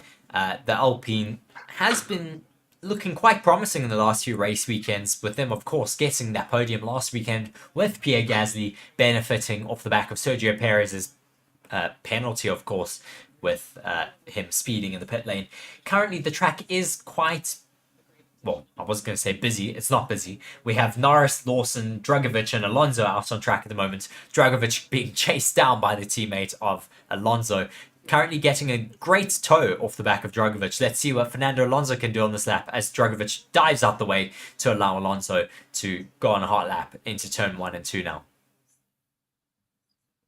Mark is just going to go and grab some water quickly. But yeah, just those 5 drivers right now out on track. Tsunoda's also out on track. I think Norris might be coming into the pits. I'll have to wait and let you know about that. But yeah, great to have racing or just drivers out on track yet again. I love back-to-back weekends. Of course, next weekend is another break, and then we do have the Singapore Grand Prix the weekend after that. Very exciting to get underway there in Singapore. Liam Lawson currently out on track. We'll have to wait and see what lap times he's able to put in. He's currently ahead of the 2 Hasses, which is good enough right now, behind his teammate Yuki Tsunoda. What is their lap times? He's actually not that far off the back of Tsunoda. He's 0.1 seconds off Tsunoda's fastest time right now. Really impressed with Liam Lawson. So yeah, we'll see what Liam Lawson's able to do throughout the remainder of this session. Fernando Alonso comes across the line to put in another fastest lap for himself. He puts himself up into 4th, fastest first sector for the 42-year-old driver there. Brilliant from Fernando. Please let me know in the comment section who you are going to who you are supporting this race weekend, who you support in general for Formula 1, and yeah, any other insights or questions that you have for me. F123 asking, how are we feeling about the pace of Williams and what do we think that they could do on Sunday? I certainly think, I said a little bit earlier that I think this track will be able to suit Williams' car a little bit better, as well as Williams have just been performing so much better over the last 2 years, with Alex Albon really taking that car so much further up in qualifying than it should ever go. We're also starting to see that though with Logan Sargent. He's being able to understand the car a lot better, as we have Mark joining us yet again. We're seeing Logan Sargent understanding the car better. Unfortunately, last weekend he did retire due to hydraulics and brake-by-wire failure, which we didn't know at the time, but we found out afterwards. Mark's just, I don't know if he's hit his head or something there. Yes, he has. I think he may have hit his head on my microphone. Just reading through the comments here, Andrew Crozier is saying that first chicane is a nightmare. It should be removed or made less severe. They used to drive straight through it, but it was way too fast and we had big crashes as a result. So they did bring in that chicane to just slow the cars down a little bit more. But I agree, they could maybe just make it a little bit less severe and allow the cars to get through there a little bit faster like they had in the 90s. Yeah, but I mean, the problem is with that first corner is that you still have major issues when we start the race. We always have crashes right there and people diving off into that runoff zone because it is just so tight from that quite a high speed approach. So, and it's also very, very narrow with an immediate right to an immediate left. So if you're on the outside, you have advantage going into the second turn. If you're on the inside, you have the advantage going into the first turn. But there's so little space for error. So I think it's going to be a big problem come Sunday as well. Again, as per usual, you'll see lots of drivers probably crash out a little bit or maybe get a lot of contact going into that first corner. Yes, that first corner I think is going to be a bit of mayhem. We've seen it in the past. We've seen crashes between Max Verstappen and Lewis Hamilton.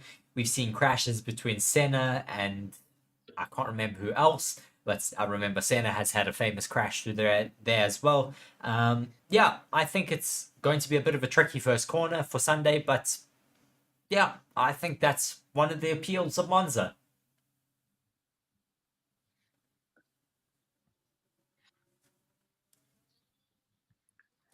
Just watching now, Logan Sargent out on track, the first of the Williams drivers to be putting out a fast lap time right now. He comes through the middle sector, dipping his tyres almost into the gravel there, coming through turns 6 and 7 now. The first of the Degners. There's 2 Degners now making his way through the second Degner, turn 7, and then through the back straight DRS zone. DRS wide open. We see how skinny that back rear wing is as he bounces down that long DRS straight.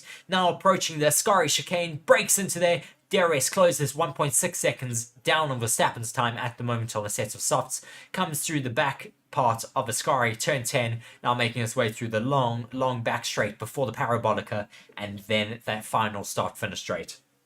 I suppose a very good immediate reaction to the Williams of Logan Sargent here and just generally Williams is the fact that they're second in the speed trap already. The very first lap time out there for Logan Sargent, and he's only 1 kilometer behind Sergio Perez, who's clocked the quickest time around the track at the moment, or the quickest speed. So it's good to see the Williams clearly got a lot of pace right now in that car. So if they can transfer that into the race, this could be a very good race weekend for them. Yes, well, I did say I think they're going to have a lot of pace, especially down the... Oh, I love that, though. They're showing us that old concrete banked turn there. It's so incredible and so amazing to think that we used to race on that massively banked corner here in the early 20s and 30s. Super difficult layout there for that circuit, as we now watch Lando Norris coming through the Ascari chicane, bouncing a little bit all over the place, really riding those curbs. A lot of Flovis paint on that car, so they've clearly brought quite a lot of upgrades to this race weekend, but a little piece of carbon falling off his car. That gets picked up by Fernando Alonso. He runs over it. Hopefully he hasn't caused any damage to his tyres, but he did collect that little piece of carbon there.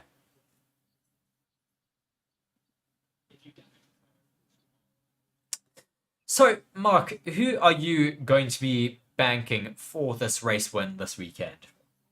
There's only one name that you can possibly have in your thoughts at this point in time, and that is the likes of Max Verstappen. So if somebody else were happening to win this race, I would not put it past.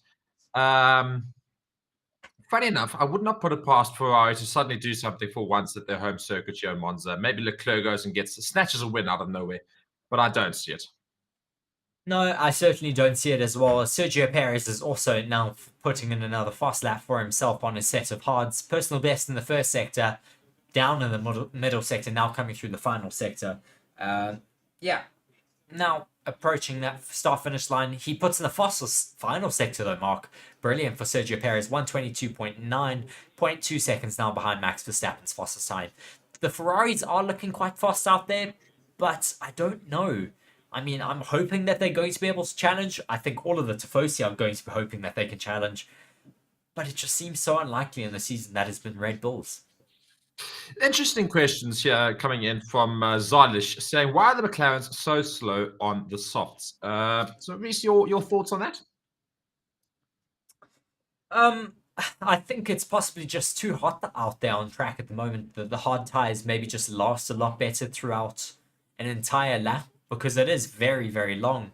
It's, I think, 5 kilometers is the length of the circuit here, and it's really, really difficult to keep those tires cool throughout a lap. And I think the softs just end up getting way too hot at the end of a lap and they lose too much time. Those hards are able to maybe just maintain that lap time a lot better and be able to maintain that temperature and grip throughout the entirety of the lap at least. So very interesting to see this. We don't see it very often. Yeah, so what I was going to say is that if that is the case, are we going to see people maybe try the medium tire in qualify? Possibly. It's very possible, but the medium tire seems slower than the softs. Well, we'll have to wait to see what happens during the rest of the session and of course later, because maybe it's also the heat. Sorry, Reese. I think it's just maybe the heat as well. It's obviously right in the middle of the day. So maybe it's just because it's a bit too hot right now, later on in the evening, which is, of course, more accurate to qualifying tomorrow. You'll probably see more soft tire runs being a bit quicker than the hard and medium tires. Carlos Sainz is going fastest of everybody out there on circuit at the moment. He's going fastest in the first sector.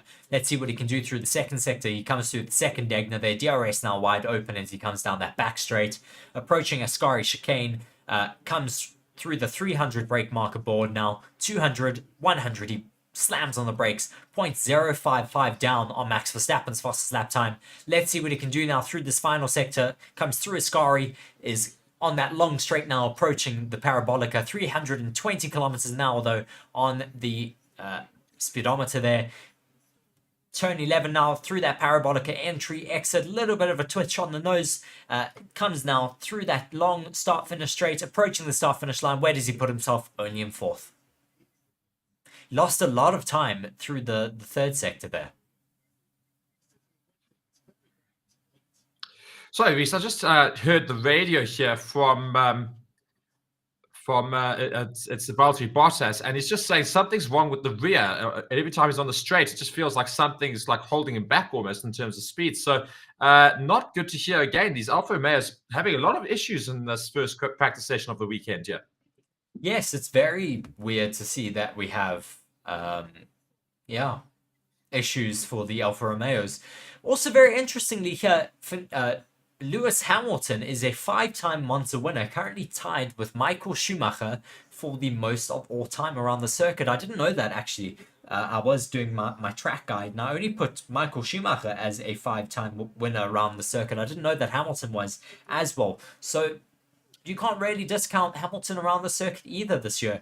He is such a experienced driver and has a wealth of knowledge around pretty much every circuit on the Formula One calendar. Indeed, and we've got just half an hour left of the session here. But yes, indeed, I think Hamilton is certainly also there with a shout. He was also going to be my other driver in terms of maybe somebody pipping Max Verstappen to the win this weekend, though, of course, I think everybody still backs Max to win. Just going to the comments here. Pure Blood's back in the comments. I was going to say, I see we have Pure Blood now. He's a little bit late, but he's still here. Joseph just asking, or rather just making a statement, I think. So usually looking for Red Bull to do well this weekend. Would love to see Ferrari have a nice homecoming and to celebrate the movie. Yes, indeed. So let's see if Ferrari can actually, of course, perform this weekend, get back onto a podium, and maybe we'll hear the Italian national anthem for the first time in ages. That would be great to hear. And yes, F1 Store 23 is also still in the comments there, just having some discussions with Pure Blood. So Hamilton now starting this lap here, Reese. What's he doing? Hamilton's not necessarily good in the first sector there. He has put himself in a 27.6. 0.1 down on Max Verstappen's first sector time, now approaching the Ascari chicane, 0.4 down in the middle sector now as he comes through that marker. Ooh, big corrections though as he comes through Ascari. That car does not look well set up at all.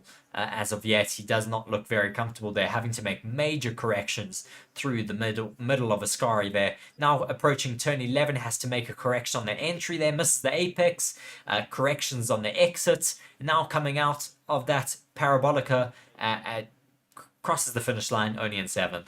Yeah, that car needs a lot of setup work.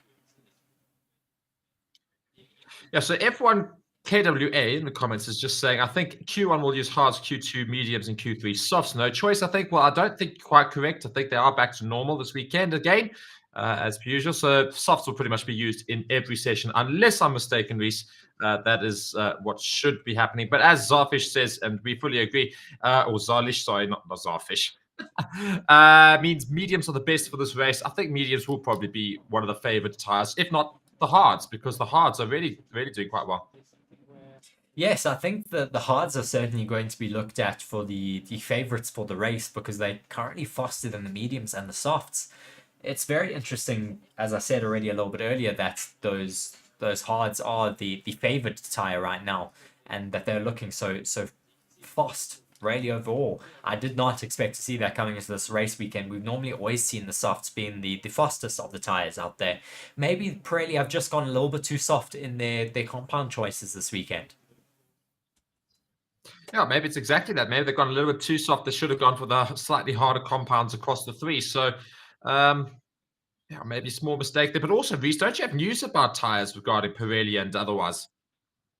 Well, there's not necessarily, I wouldn't call it news just yet, but Pirelli's, well, they were going to take over as the tyre sponsors yet again for the next season, but that announcement has been delayed again because Bridgestone have supposedly or allegedly put in another bid to become the Formula One titles provider of tyres. So we'll have to wait and see whether they decide to move away from Pirelli and go to Bridgestone.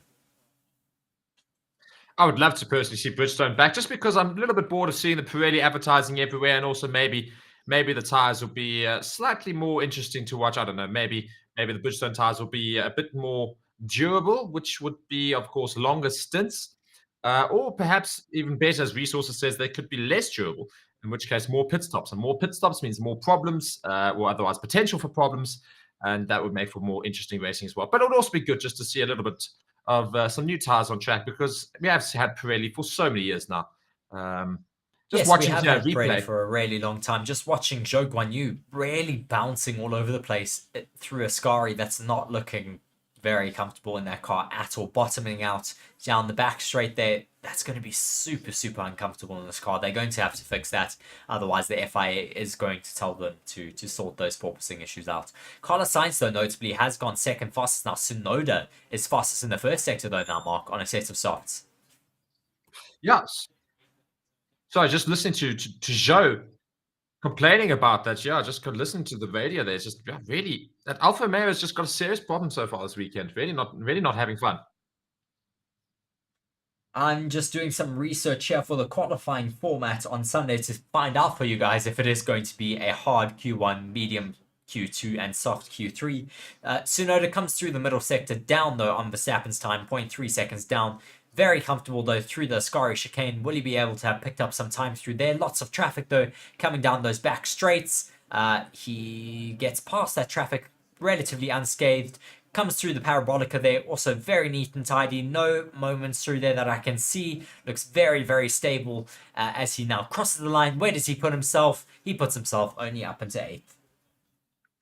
I very much enjoy Andrew Cossier's comment there, saying there's so much clickbait news and websites for Formula One. Google why Stroll is not at practice today, and you get clickbait headlines saying Stroll is fired. Well, we all know that is not the case, and that could never be the case, whilst his father is, of course, the owner of Aston Martin and the team. So I doubt very much he'll be fired. And if ever Lance Stroll left the Aston Martin team, it would be by Lance Stroll's decision to move on, or maybe his father says, "Would you mind moving on?" And he will then go and say that, "Oh no, I'm moving on," or otherwise. But of course, today Felipe Dragovich is filling in because it is Aston Martin's requirement.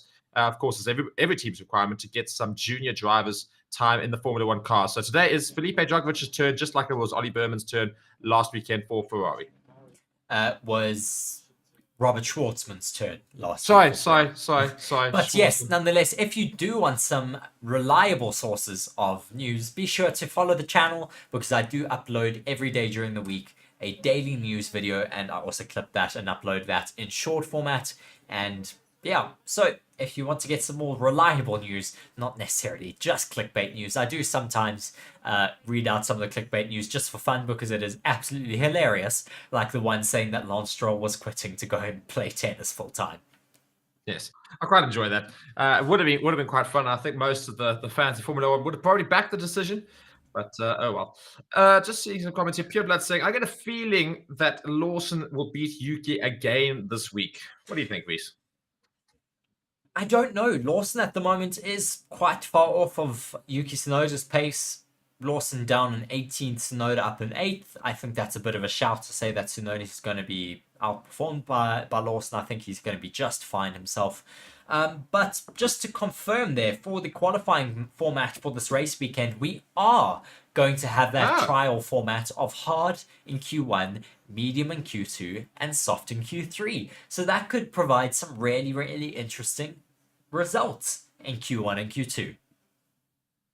Oh, just watching Alex Albon, a replay of him go off in one of the fast laps, just dives off into the gravel ever so slightly there.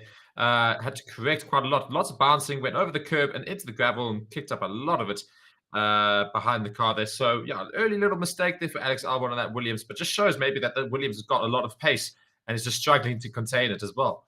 Yes, I think maybe they just need to get to the bottom of their setup as well, like the Mercedes needed to as well.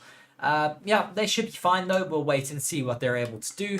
But for now, they look like they are quite comfortable. Max Verstappen, though, still at the top of the leaderboards quite comfortably. Currently, I think still out on those hard tyres. That 15 for himself here today. Wow. Yeah. You say quite comfortably, and it's only 0.046 but behind him is Carlos Sainz, and Leclerc is also right up there. And the Red Bulls and the Ferraris are clearly looking the much quicker cars this weekend, which is great for Ferrari fans because maybe they could be the ones to compete.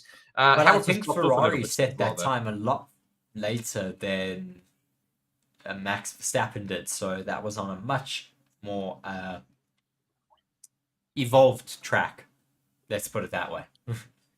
Sure, we'll go with that. But still, I think Ferrari fans need to try and find something to be happy about. You can't just keep downing their hopes and dreams. They've got a dream. They've got a dream that they can get a podium here in Monza. It would be a dream, and I think the Tifosi would be beside themselves if that sort of thing happened. Just 20 minutes left of the session as well now. Quite a few comments coming in, guys. Keep it coming as well, and like the video. As I say, go and smash that like button right now if you've just joined, and subscribe to the channel if you are new. Lots of information and news coming to you this week, of course, by Reese, and we'll be covering every session live on this channel.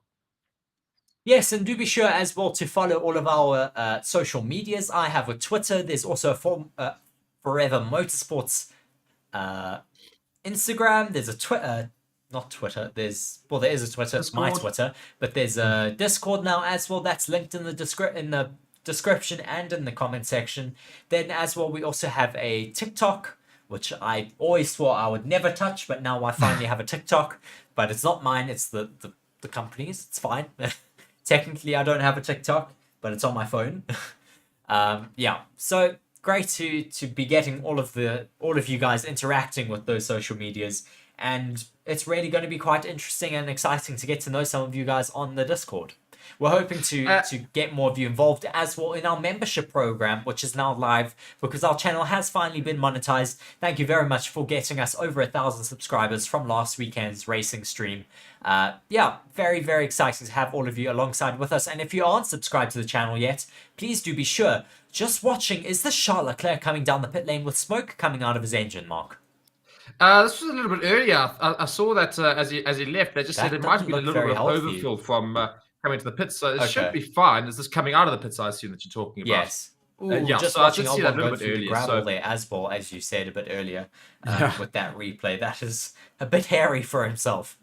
Yes. So it doesn't seem to be too much of an issue for Charles Leclerc there. They haven't talked about it ever since. Calvin asking quite a good question here, saying, which do you think is the more crucial this weekend? A great straight line speed or a great cornering speed? Well, that is my exactly opinion, what but Red Bull have been asking, because they have compromised their straight line speed. And look at them. They're still super, super comfortable down the main straights and are just able to be a lot faster through that middle sector. The middle sector, I think, is rarely where they pick up time, because they have taken a little bit more downforce, or kept a little bit more downforce on their rear wing, as the McLarens have done. We can see they've got a bit of a jimmied rear wing here this race weekend. They've said that they would keep one of their normal specs and just cut it up a bit to be able to have a bit more of a top speed rear wing for themselves. So a lot of teams are talking about that debate here this weekend with, do you go for a top speed setup, or do you go for a compromise setup that allows you to be fast on a race on Sunday? Well, personally, for me, you have to have the straight line speed in the circuit. Of course. The straights are far too long to compromise your speed for those corners, just to get around a little bit quicker. I know Red Bull are doing it, but that's because Red Bull's normal straight line speed is good enough to compete with the rest of them. So if they can gain speed in the corners, that's going to take them even further, especially in overtake opportunities, which of course you can then get close to cars through those corners, which is where you do try to try and exit nicely. So that's Red Bull's plan, clearly, whereas the rest of the grid, I think, still have to prioritize the straight line speed as much as possible. Yes, you do need to, of course, prioritize your straight line speed, which we can see from all of these teams bringing these super low downforce wings. And it's something we've always seen here in the past, with people trying to run the skinniest wing as possible to be able to get those high downforce, or the high top speeds. But it does rarely compromise you in that middle sector. The Degners are super tricky. You don't have a lot of place there to make a mistake, because the gravel is on your left-hand side. If you go ever so slightly too wide over the curbs, you're going to end up in the gravel. And yeah, Degner 1 and Degner 2 are super tricky. Ascari is super, super tricky as well. Yeah, you really have to have your wits about you here in Monza, and I love that about the circuit, because you can make very small mistakes that completely ruin your race or your lap. I was just getting very irritated with the F1 TV here, and this whole obsession this whole season as well with getting kids involved with commentary. I don't quite understand the reasoning behind it. Currently listening to some kid tell me all these facts about Formula One, which I'm not saying is wrong. I don't know if you knew that, Mark, but you can change your commentary on there. You can change it to the world feed if you prefer. Yes. Well, I think I do have that. I think they've decided to just bring him in for the fun of it. But anyway, we move on. Got a lot of people come back into the pits here. Max Verstappen, Sergio Perez, and Carlos Sainz, and Charles Leclerc, those four right at the top, still out on the track, doing lots of race simulations. So great to see a lot of data for Aston them. Martin have changed their beam wing this weekend. They had a double beam wing, the same as Red Bull last weekend out in Zandvoort, and they've changed that for this race weekend. They didn't really seem to have it working on their car, so they've removed that, and maybe that will allow them to be a little bit faster this weekend. Interesting to see, though, that they're making changes from one weekend to the next. Just watching Carlos Sainz. Sorry, Mark, I think you were about to say the exact same thing. Carry on. No. I was actually going to talk about something different, so you go for Sainz. Just watching Sainz coming through the circuit at the moment, not putting in any fantastic lap times right now. Slow in the first and second sector. So, Mark, you carry on there, because Sainz is really quite far off. I was just going to say, Yuki Tsunoda was really complaining about Lewis Hamilton as he was coming down one of the DRS straights, just saying Hamilton doesn't know how to move away, or move out of the way, rather. So, Yuki Tsunoda being Yuki Tsunoda as per usual on the radio, just complaining and otherwise being a bit of a nuisance. But also just watch the replay there of Fernando Alonso coming around one of the curbs and hitting it really hard and gaining quite a lot of air as well. So just created an aerial Aston Martin temporarily, but all good. Just less than 15 minutes now of the session remaining, and it's been quite a good session for teams to get data in, but we haven't really seen the quickest times getting put in yet. 122s, but we should see closer to the 120 mark come qualifying tomorrow. Yes, I think people are more focusing on the race today, because it is just I think a lot more similar to what we're going to get on Sunday with high temperatures, but there's also a bit of rain predicted for Sunday, so we'll have to wait and see what happens there. Pierre Gasly going around the circuit. He was really, really lucky to finish third in Zandvoort. He had a great race weekend there. And yeah, just watching him out there on circuit at the moment, he is only down in 14th. He's currently on an outlap, though. Well, we'd be able to see him get himself a little bit further up those timing boards.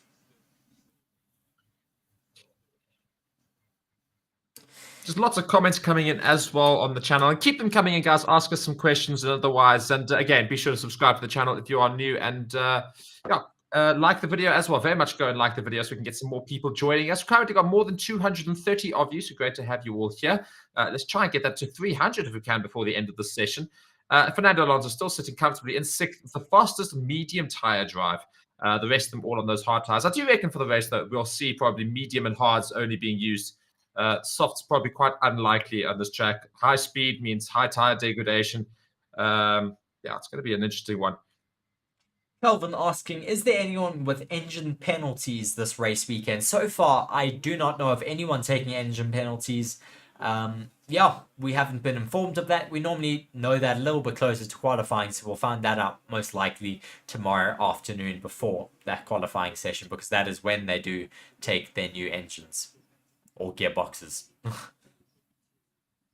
Gasly is still out on track at the moment, coming through the exit of Ascari turn 10, now making his way through the final long straight before he starts on that main start-finish straight, coming through the parabolic, and now we see how their front wing is also quite sculpted to allow them to get better airflow to not only their side pods, but also to allow them to be a little bit faster this race weekend.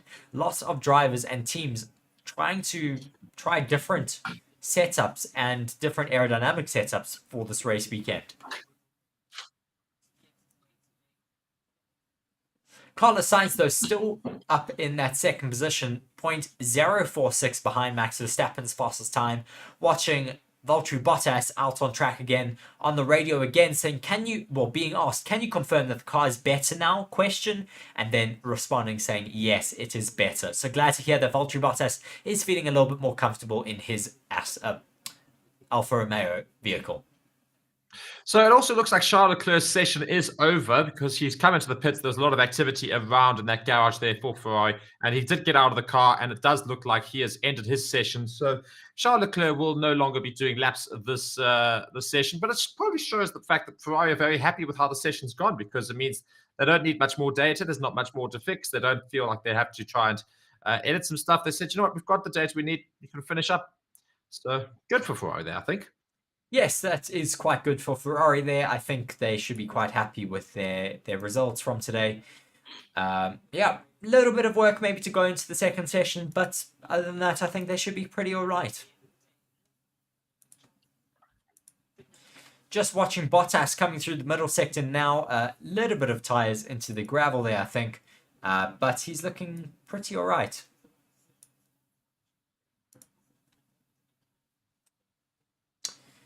Bottas still coming through the middle sector now. Let's see what his middle sector time is going to be as he comes down the back DRS straight now.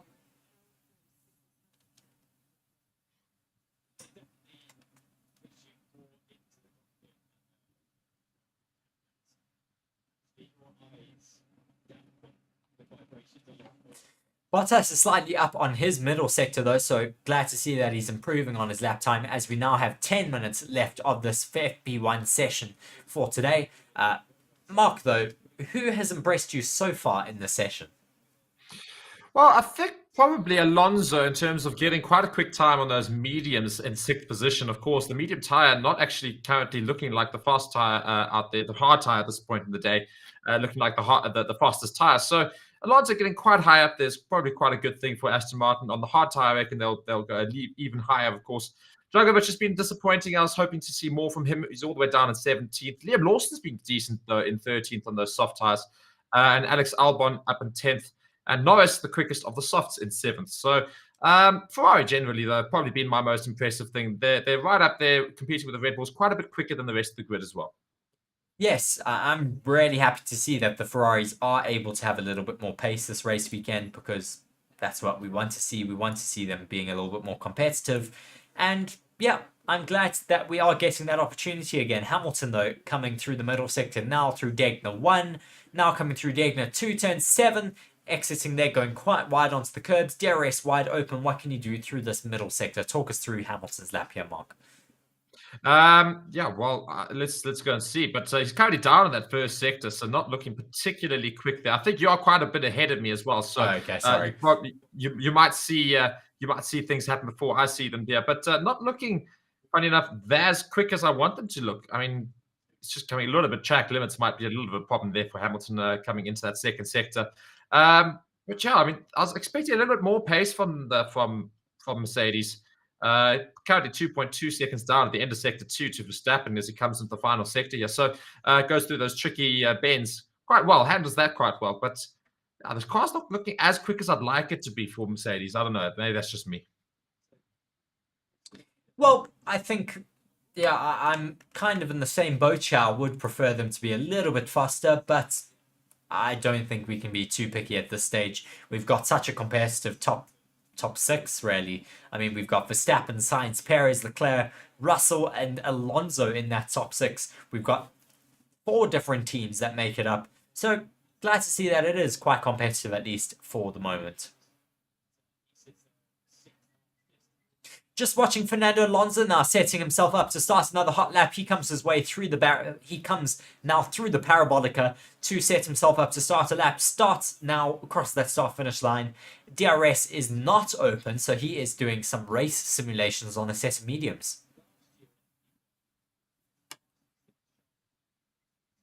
Coming through turn 1 now through turn 2, looking quite neat and tidy through there. Very, very fast now. 260 kilometers an hour, 280 kilometers an hour. How fast will he be before he comes into the braking zone? 303, 4, 5, 6. 306 was that top speed through there. Now coming through turn 4, he is 0.6 down on the fastest lap time at the moment, but this is with a closed DRS, so quite impressive so far. Coming through Degner 1 now, does he go over the curbs too much then? No, he doesn't. Very neat and tidy through Degner 2, turn 7, 190 kilometers an hour through that corner. DRS wide open, 290 kilometers an hour now, 300 kilometers an hour as he approaches Ascari. 150 meters to go. He slams on the brakes now through turn 9 and 10, and then the really tricky left-hander through the exit of Ascari there, making his way down that main straight before the parabolica. Looking like a good little race simulation lap here for Fernando Alonso. Yeah, Fernando Alonso is definitely showing the fact that Aston Martin should be able to compete this weekend, which is great to see as well. So people got some questions in the comments just saying, what are your predictions for quali? Well, I think Red Bull probably still go quickest. Aston Martin, Ferrari, and Mercedes will vie it out for that second place position, I think. Yeah, we don't really know what could happen yet. McLaren's could, of course, be quick. They had a disappointing weekend last weekend, but yeah, I mean, I still probably back them to be quite quick as well. Indeed, it is Carlos Sainz's birthday, and I've got a interesting question though, saying from Zalish saying, "Will Sargent become Goatifi? So will we have Sargoat? I don't know. We'll have to wait to see if that becomes a thing." Yes, we'll have to wait and see if that becomes a thing. Unfortunately, last race weekend, it wasn't his fault for that crash. So don't give him too much grief for that there. It was, of course, a brake-by-wire failure that he did suffer there, unfortunately. That caused him to DNF and crash into the barriers. Watching Charles Leclerc now, he is back out on track. You thought his session was over, Mark, but he is out on track, coming through turn 3 at the moment on a hot lap. He's on a set of hards. What can he do throughout the rest of this lap now? 0.9 down, though, in the first sector. Well, I don't know. I mean, I didn't think Leclerc was going to come back out, but he has come back out. I thought his session was done. So, yeah, it could be quite a quick lap, I think, right towards the end. Yes, it could be a very fast lap, Archie. I do like the look of this new Ferrari with the yellow nose. They're both going over track limits there, though, through the second Degner. Down the back straight now, both following each other yet again. They are on race runs, as I can see so far. They are not opening up their DRSs, as the Tifosi went mad while the Ferraris drive straight past them.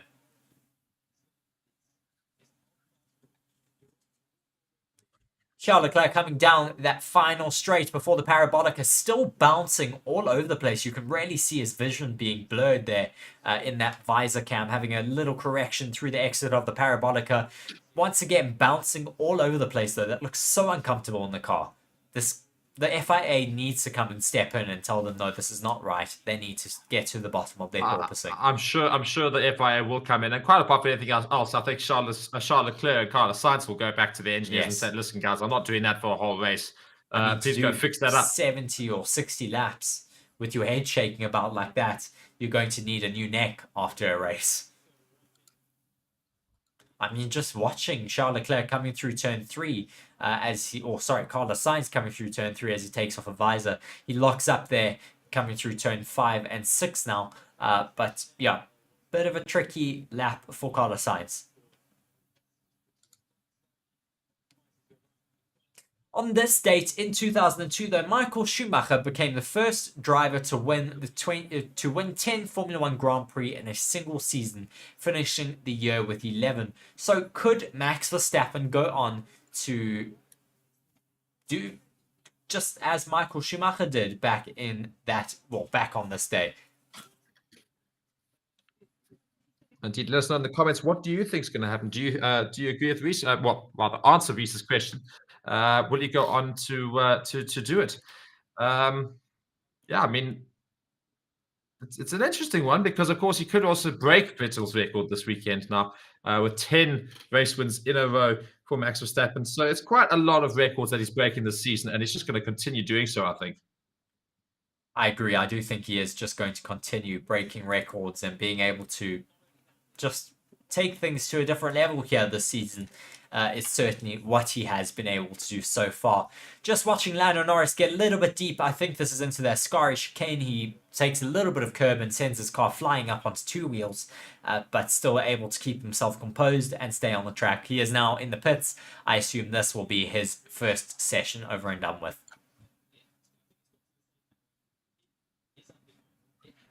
It looks like they're actually maybe sending him out as we have Max Verstappen running out again on a set of hards. Is he putting in another fast lap time? No, he's not. He's just doing another race sim. Let's see what his lap time is going to be, though, as he now crosses the finish line and sets a 1:26.3. A really, really good race simulating run there. Sergio Perez setting a 1:26.1 there. A little bit faster than Max Verstappen, but that seems to be what we're going to be looking for as our race sim runs, or our race times that we'll see during the race on Sunday, a 1:26.